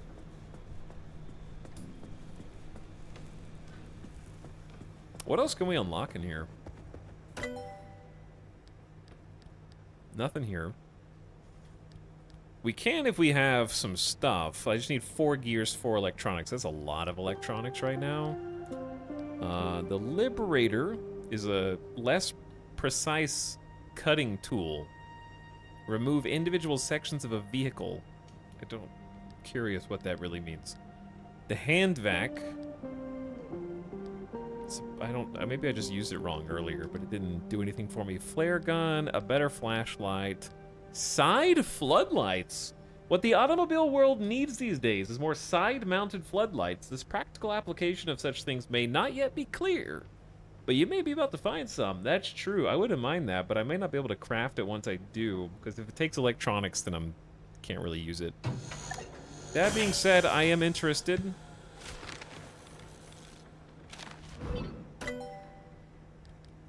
I'm interested.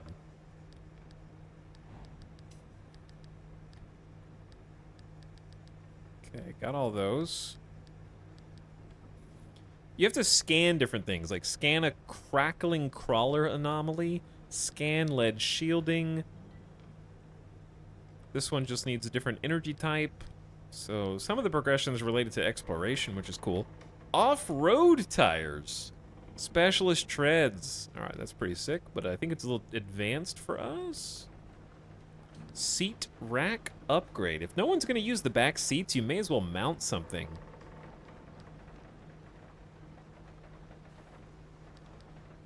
And a roof rack. Okay, I still have a side rack that I haven't used yet. Side storage. Inventory reinvented. A little extra trunk space never hurt. There's no reason that space has to be in the trunk. Guaranteed zone proof for at least 10 minutes. A trunk in your trunk also is an option. Fuel cans. The lightning rod and plasma charger. Yeah, let's definitely do...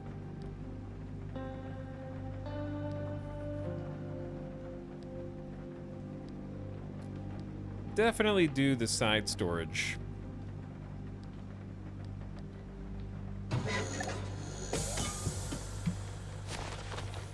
Chat is about to be backseating in the game. We're gonna take out the seats so you can't.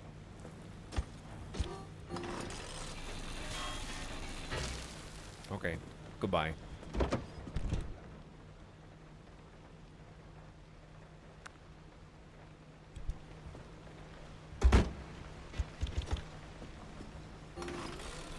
But where will chat sit? Strap him to the roof, dude.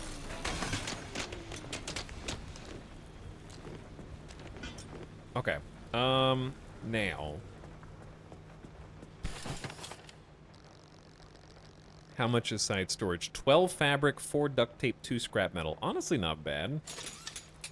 It does have its own HP bar, which worries me. That looks legit though, right? It is its own little side storage. Oh, that's cool. Do you know how long until the game is out? I mean, Steam says it's late February.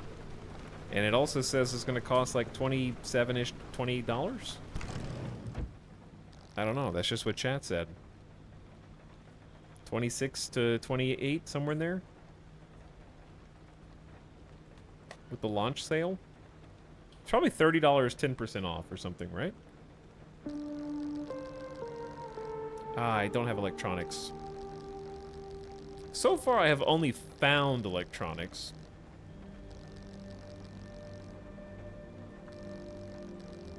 This demo's beefier than I was expecting. Yeah, it's got a lot going on. And I can only do a little bit, right? Like, I think that this mission I'm on is the last mission in the demo. I haven't done it. It's this one.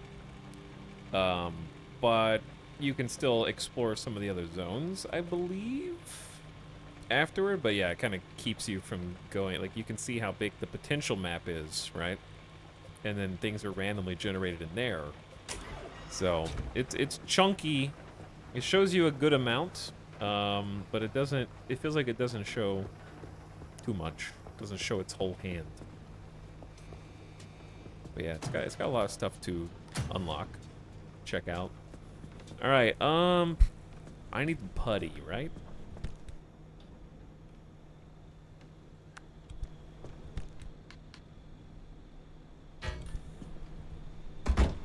Find what is busted. Like that.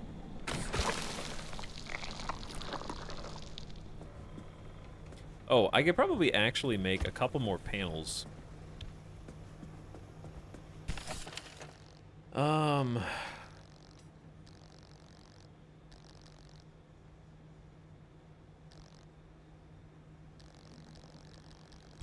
Realistically, it would be...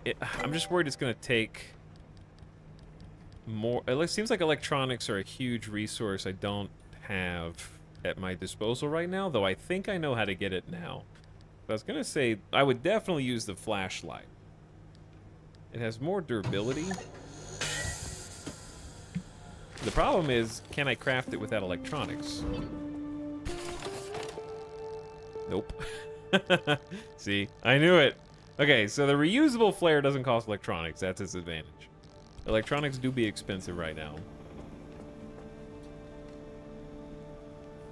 This looks pretty done to me. I don't think it's gonna be early access, but I don't know. If it doesn't say early access on their page, on the Steam page. But I know it's been in development for a while, because I've been following its development for a while.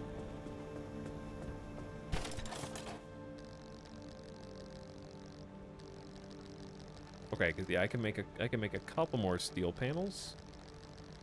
Let's do this. Do that. And then do one more. And then save the rest of the scrap metal for an emergency.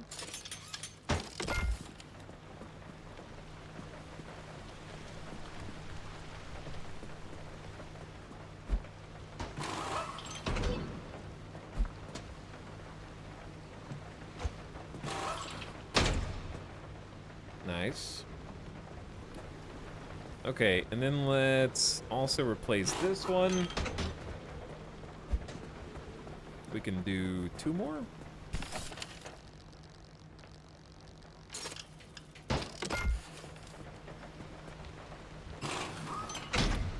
Car is looking strong.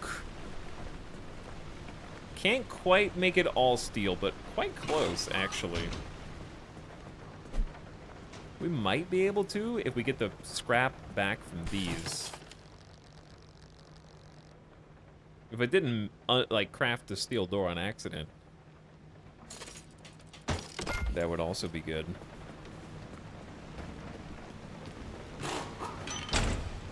I wonder if this steel makes it heavier. Alright, let's just go ahead and take this off. I know I just repaired it. But maybe we can destroy all these at the same time. Yeah, almost.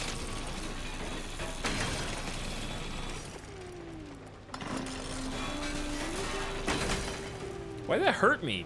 It exploded on me. I think it took like 10 damage from that.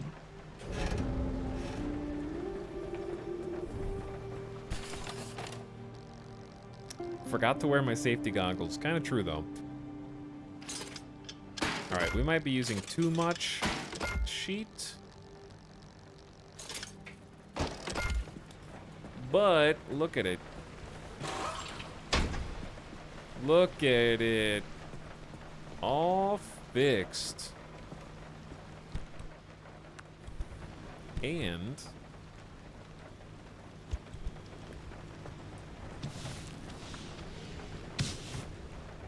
put some paint.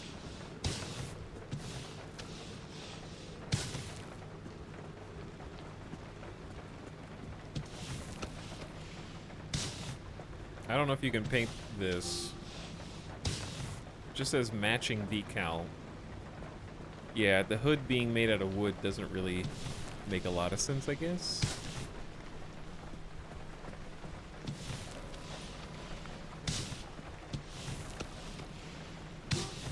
clean.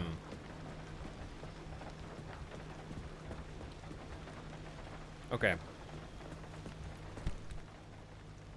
We're almost out of that decal kit, which is kind of funny.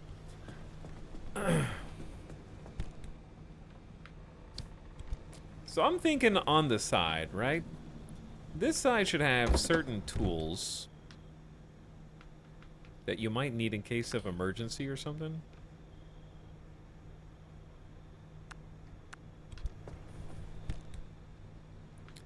Like a flare gun. Wait.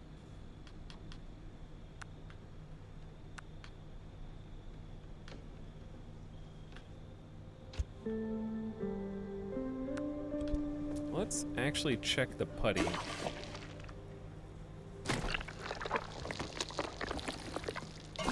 Some of these things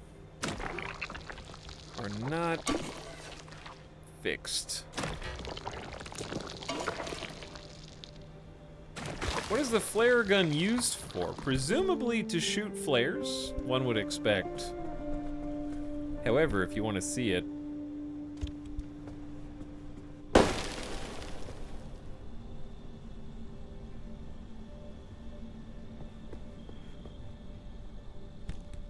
was that it? It was a one use. Okay, I think it's gone. Look what you did, Dog Vader! You made me use my only flare gun tool that I was saving for I don't really know what, actually. Because you can have other flares and go do that. Got him. Easy.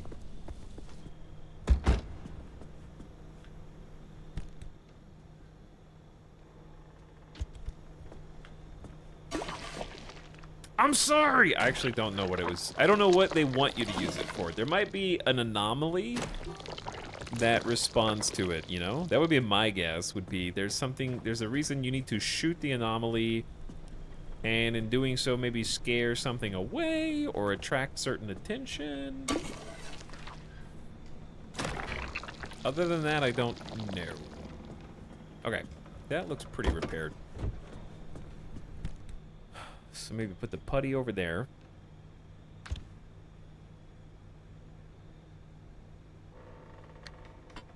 This is the gift subs. I was gonna say this is at the exact same time. That was weird.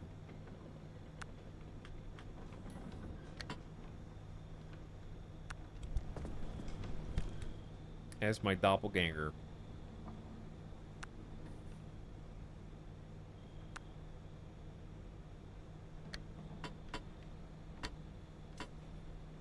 There we go. I can fit one more square thing over there, so maybe first aid, and then bam, we got a full compartment. Safe, or space saving, rather. Beautiful. But yeah, road flares might be useful. This is Italics 2024. I did say that. Chill Warlock, thanks for the gift sub, though, dude. I appreciate you.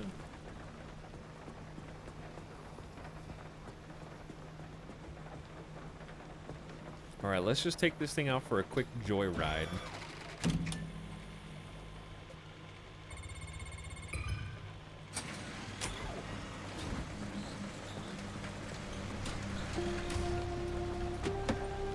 It looks better than ever.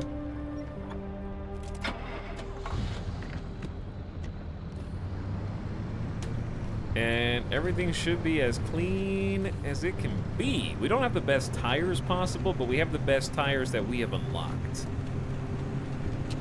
Would be the correct way to say that. What is happening to that cable? Vibrating, dude.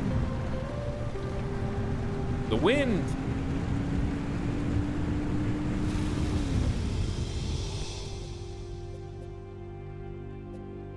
Okay, so we're going here, yes? We can go either direction. If we go back through E5 to get there.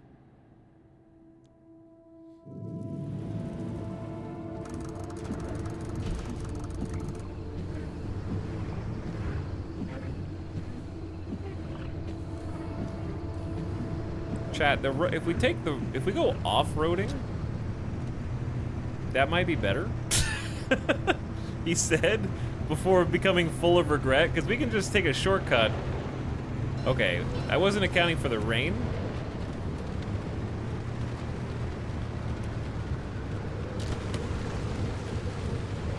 Maybe off-roading is a worse idea, actually.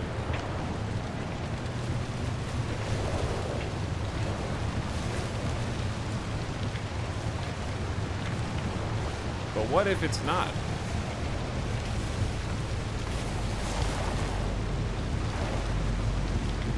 All right, new question. What if I stop right here? Leave the car running.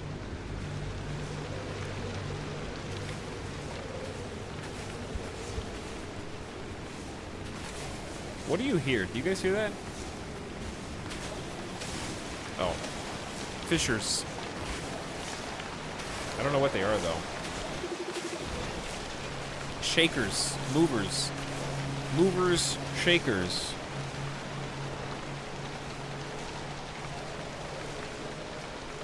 The storms are especially loud, but I'm gonna steal this and run. Bye!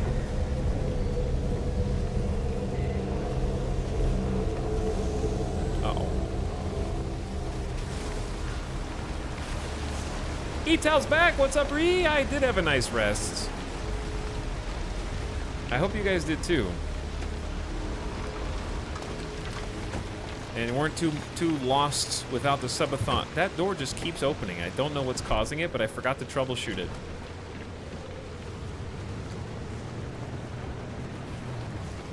Yeah, hey, is there another one, like, right here? We can just get 2 of these, like, easy peasy.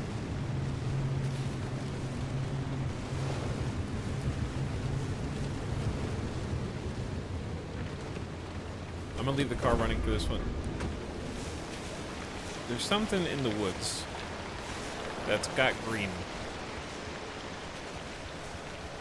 It was weird without the subathon. I abandoned you all. Nah, we were there for 2 weeks, bro. I could not believe it. I had a ton of fun. Uh-oh, they know. Oh, where are you taking this? Dude! Where are you taking this? He's trying. The police are coming and they're towing my car, man. What the hell? Hands off, dog. Okay. We actually just sniped 2 of those, which was not what I was trying to do, but it's actually great. There's probably some loot I'm passing here because I'm just trying to, like, take a shortcut. And I'm skirting out of control. Parked in the 6-second parking zone. Officer, technically I wasn't parked. My car was still on. I was standing, not parked. Important distinction. Don't mind the bodies. Actually do mind them, just don't hit them.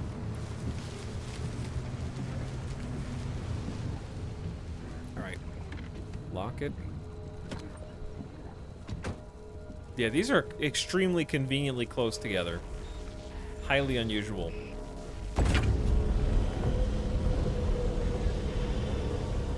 But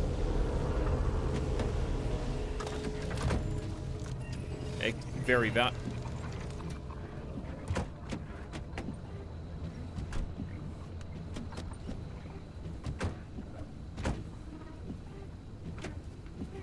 Stop it! Why are you opening?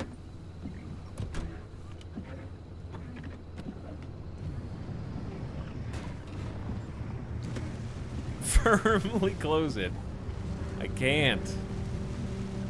Dude, there was a subathon? Chat, I feel like who said that? Gina? The fact that you wrote a dash between the A's means you were actually there and you are currently trolling. Because nobody writes subathon with the dash in the middle except me, because I did sub-ethon and wrote the dashes.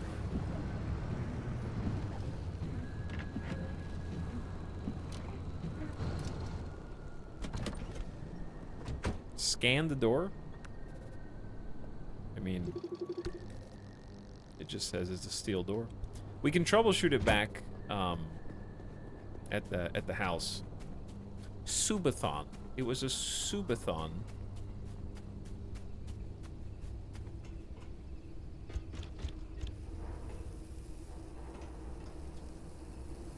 It was a Subathon.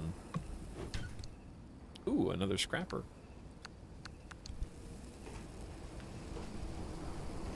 Right now, I think electronics is the coolest thing we can get, and you might get it from this.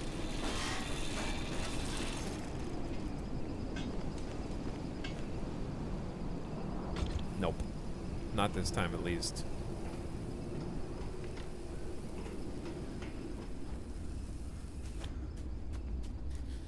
I'm sorry? What? What are you talking about? I don't know what you're talking about. Is this a streamer that was live for 2 straight weeks? And I didn't know?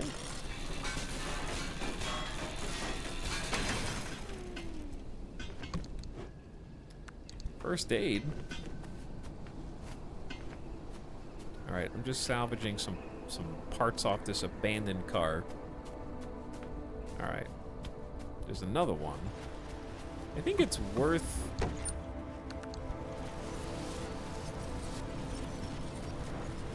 opening the trunk, but I don't want to linger here too long because we're sort of just passing through. But yeah, the visuals in this game are nice. Like look at those graphics, man. Got some atmosphere.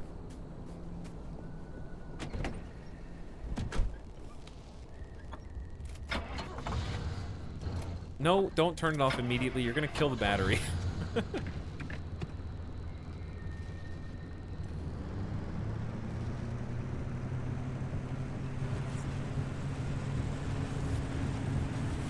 Alright, go past those nerds. I haven't read the codex on what those are yet.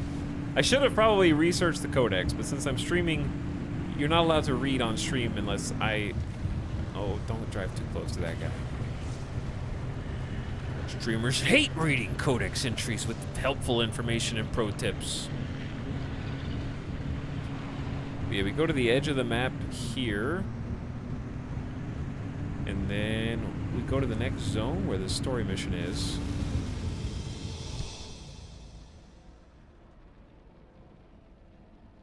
Mwahaha, parentheses, cough. Mwahaha.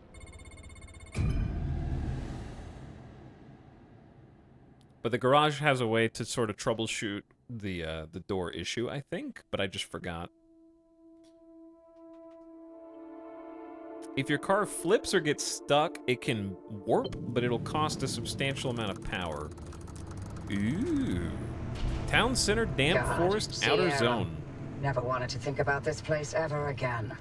Head toward town. Colossal Cappy is smack dab in the middle of where Sierram used to be. You can't miss it. We're stuck until we verify Tobias's remnant theory, so get to Sierram.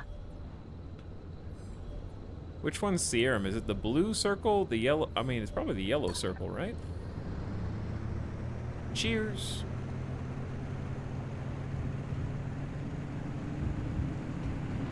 Wait, there is a legend, right?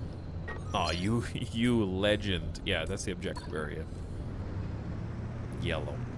Gamersons told me that. Quests are gold. Whoever put 25 miles an hour as the actual speed limit here. Is there a reason you're driving straight towards the largest honking anomaly in the zone? You wanted to know if there's a speck of remnant energy in that car? This is how you do it.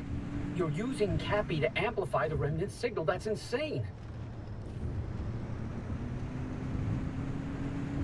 Cappy? Did they name the car Cappy? I missed that. Alright, we're here. Driver, are you sure about this? Nope. Well, they'll be fine. It's not fine. Look at those radiation spikes that Colossal Cappy's still giving off after all these years. To achieve any sort of resonance, the driver's going to have to get right up against Cappy. I get you, Francis, but Oppie's got a point. Any remnant energy lingering in the car is too weak to detect with conventional methods. Really? You're gonna take her side? This isn't about sides. It's a good plan. I won't risk someone's life just so we can log another remnant sighting. I'm not risking anyone's life. That car's I already clearly been died. protecting the newbie. Something special's going on beneath that hood. Besides, where's your sense of experimentation, Francis? Oh, thanks, but I'm quite content to leave killing someone out of my definition of an experiment. It'd be manslaughter at worst. It's not actually. Oh, this. I'm not going fast enough. Or am I?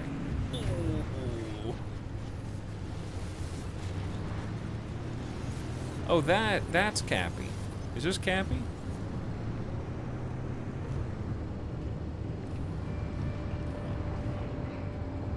I'm going in, chat. Get the car close to the anomaly. Can do. Can do. I am all steeled out of my mind here as well. No response. Maybe you need to get closer to Cappy's core way up there. Can you find a way to higher ground? Oh, now you want to know if I can get to higher ground.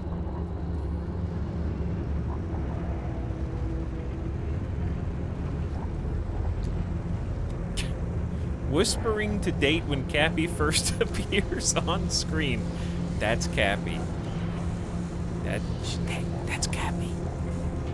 Look, that's Cappy.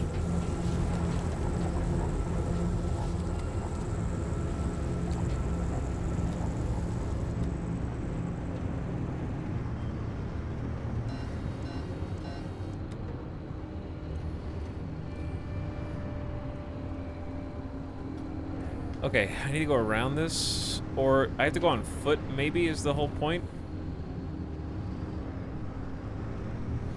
Drive up to the bridge. Like, this is clearly walled off.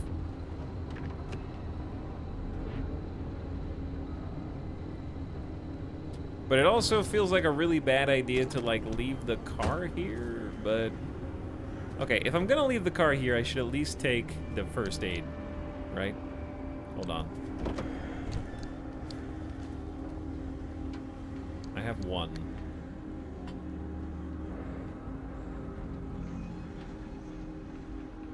Okay, I have two of these.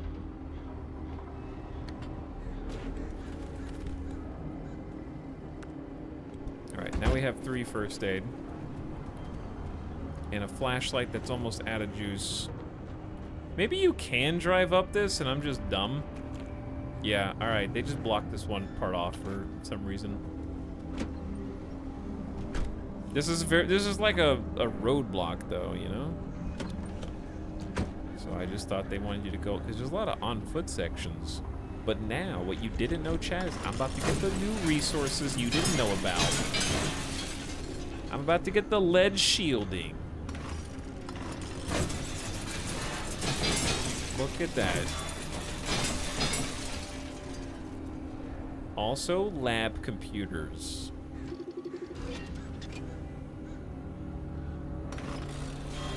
This is high-tech loot.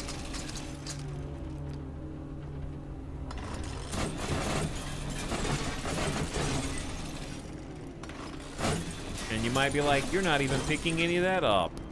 To which I say, you're right, but that's why you play smarter, not harder. Okay? Because then I'm just gonna go...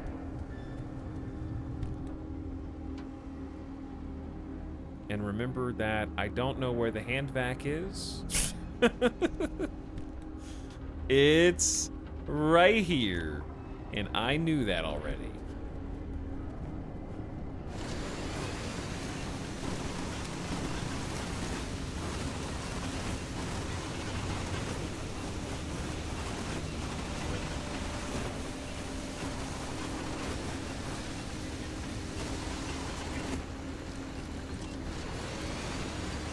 Now we're gaming, chat. See? Wasn't that way easier? Actually using the tool as the developers intended.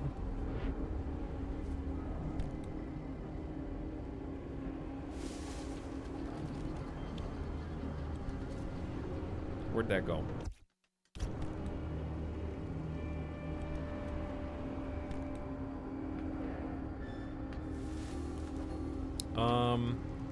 Alright, the hand vac just can't fit in there. That makes sense.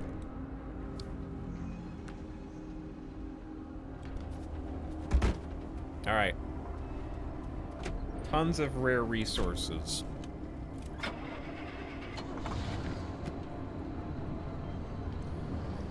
But yeah, we'll go around this. And I'm also not exploring this area as much as I would were this the full build of the game, because it seems like there's more to do here than just grab the quest.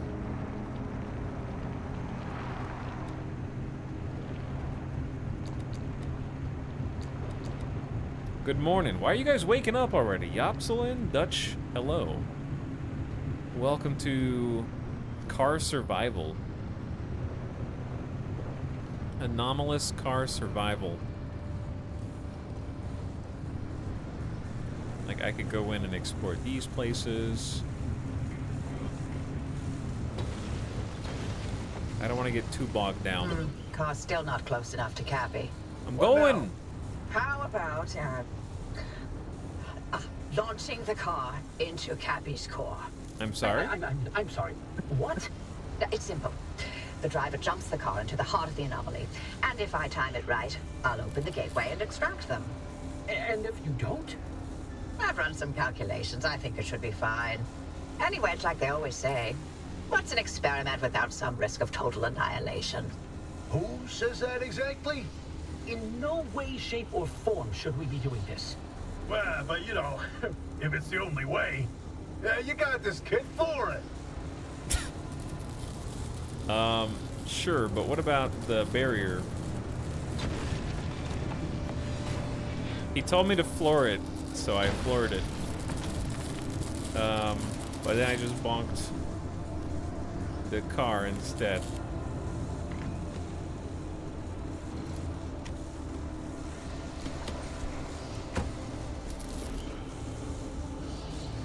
Now this looks like something, you know? Ow.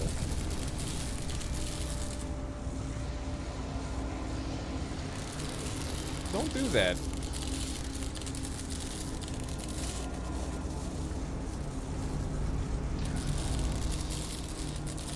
Oh, this transmutes things into rubber. Oh, okay. I gotcha.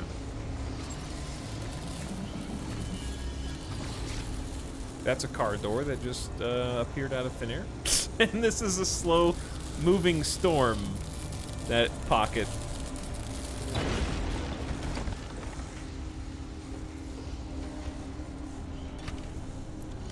Which I'm pretty sure is blocking the door that I have to go in. So I will bide my time by looking in here out of curiosity.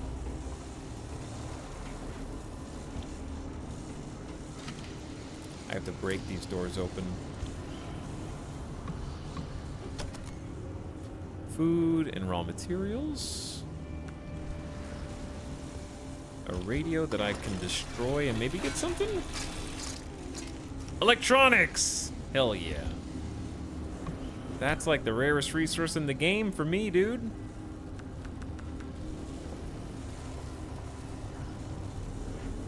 Oh, this is like, this goes across all of them. And I got another electronics? Okay, so at least I know how to consistently get electronics.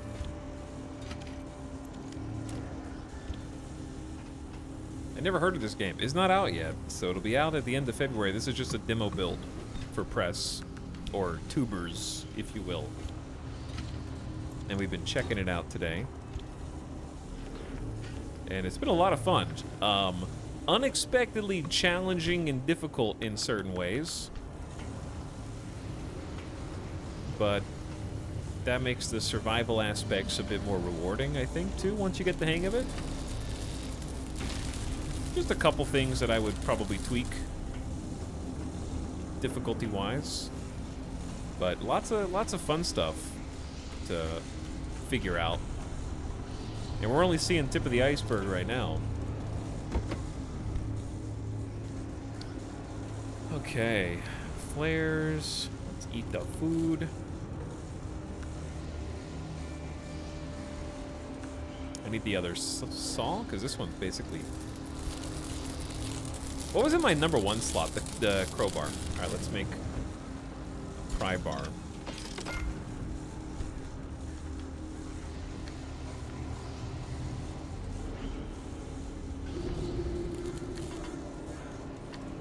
Okay. And the light is also almost dead. Yeah, I think I need to be in this building. I think. But there's an anomaly here.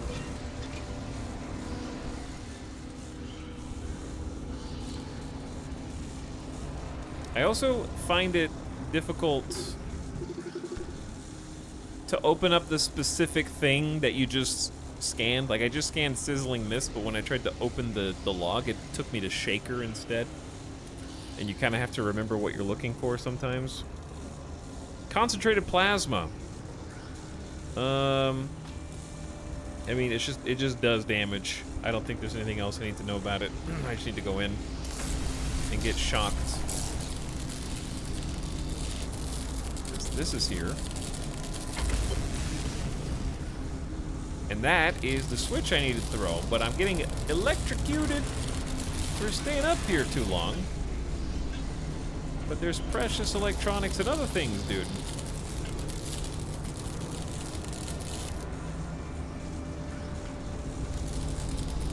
This transmutes things into also rubber.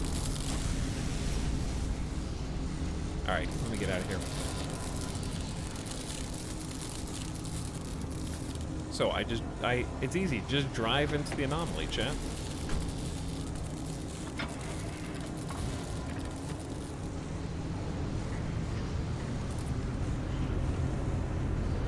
I'm going. Launch it. Oppie, anytime now, Oppie.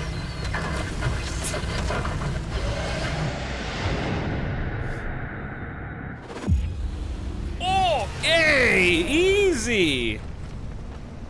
That's why you get the steel bumper, Chad. Damn it, you piece of crap. Come back on already. Can you hear me? Cappy fried my transmission systems. Thought I lost you for a moment. Well, it all worked out, didn't it? The gateway got you out, and it looks like the ARC Device is still intact with all the data it's recorded from your drive. I got a flat tire. And my plan worked. Cappy amplified the car signal and it matches. Looks like Tobias and Francis found their remnant after all. Unfortunately, what they've been saying is true. The remnants drive their victims mad. Maybe that car, having sat dormant for this long, will give you a little more time. I'm sorry, I don't have better news for you. The car is gonna drive I'm me still game to insane. get you out of here. The faster you leave, the longer you'll have to enjoy the rest of your sanity. I've been exposed to so much radiation, though. None of the routes you've mapped so far leads to a way out. Why don't you head back out and chart some more? You can get in touch with Tobias and Francis while you're out there. Thank you for playing the preview of Pacific Drive. You cannot progress the storyline, but you may continue freeform supply runs. Your supply runs will be limited to a range of 2 junctions. In the full game, you can discover more. Save game data from this preview will not be compatible. That's fine, I'd rather start over anyways. We hope you enjoy your time in the Olympic Exclusion Zone and invite you to return for the full experience soon. So yeah, like, I could spend more time checking out some more. You can go 2 jumps out, so you can go to, like, here. Tops, right? Like, 1 jump, 2 jump, but you can't go, like, up here. And you can't do any more of the story. So, there's still a lot of stuff I didn't do. I.e., if you just take a peek at the logs, right? We still have 12 user manual entries. The majority of the... I've discovered 12 of 49 resources that you can consume. Well, maybe I didn't scan some of them. There's still, like, 50 anomalies that I didn't scan or see. I've only seen 2 conditions that I don't know if you have to scan these or if they just, like, this is, one of them was the storm. Instability storm. Different storm, maybe. I found, like, half or more, a little less than half the items. Less than a quarter of the craftables. 10 statuses. 18 auto shops things. 100, I don't know what detailing is. Decals and stuff, maybe? Like little customizables to make your car look cool. 98 records, yeah. So still quite a lot. We just saw tip of the iceberg, I think, based on that. And I got my car looking like a proper station wagon now, which I think is a good step. It's got some character. Yeah, that's a station wagon IRL. Like an old-timey station wagon IRL. But definitely can make it look a lot cooler as time goes on. Give it some better parts. But seems cool. Good, strong first impressions. I like it a lot. Seems like a game that's definitely made for me, with the gathering, the survival, and a good amount of upgrades and progression and things to unlock and manage. Should be fun, especially for like a $30 or less game, for sure. 80% of chatters are too young to know what a station wagon is IRL. Well, it looked just like this. Now you know what a station wagon is, because it looked exactly like this. Strand type game with like FTL-esque route progression randomization, but with a storyline that sort of gives it structure and a way to win. It seems like there's a way to win the game, or at least beat the game, which I think is important for games like this. As a roguelike or roguelite, I kind of prefer this to have an end instead of just be like an endless thing, which I assume is the intention. But either way, Ecto 1 is a station wagon. You think they know what Ecto 1 is? Ballistic Burrow, thank you for the station wagon into the stars 28-month sub. And Var with the sub as well. Chat, I think we're gonna call it there since I won. I beat it. I can keep playing, but I don't want to, because I would rather just wait a little over a month and then play it when it comes out and then do a real campaign and get into it then, you know? It was a good sampler.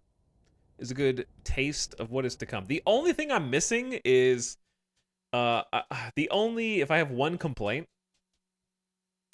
it's that I can't listen to any music because the music in the game is DMCA flagged.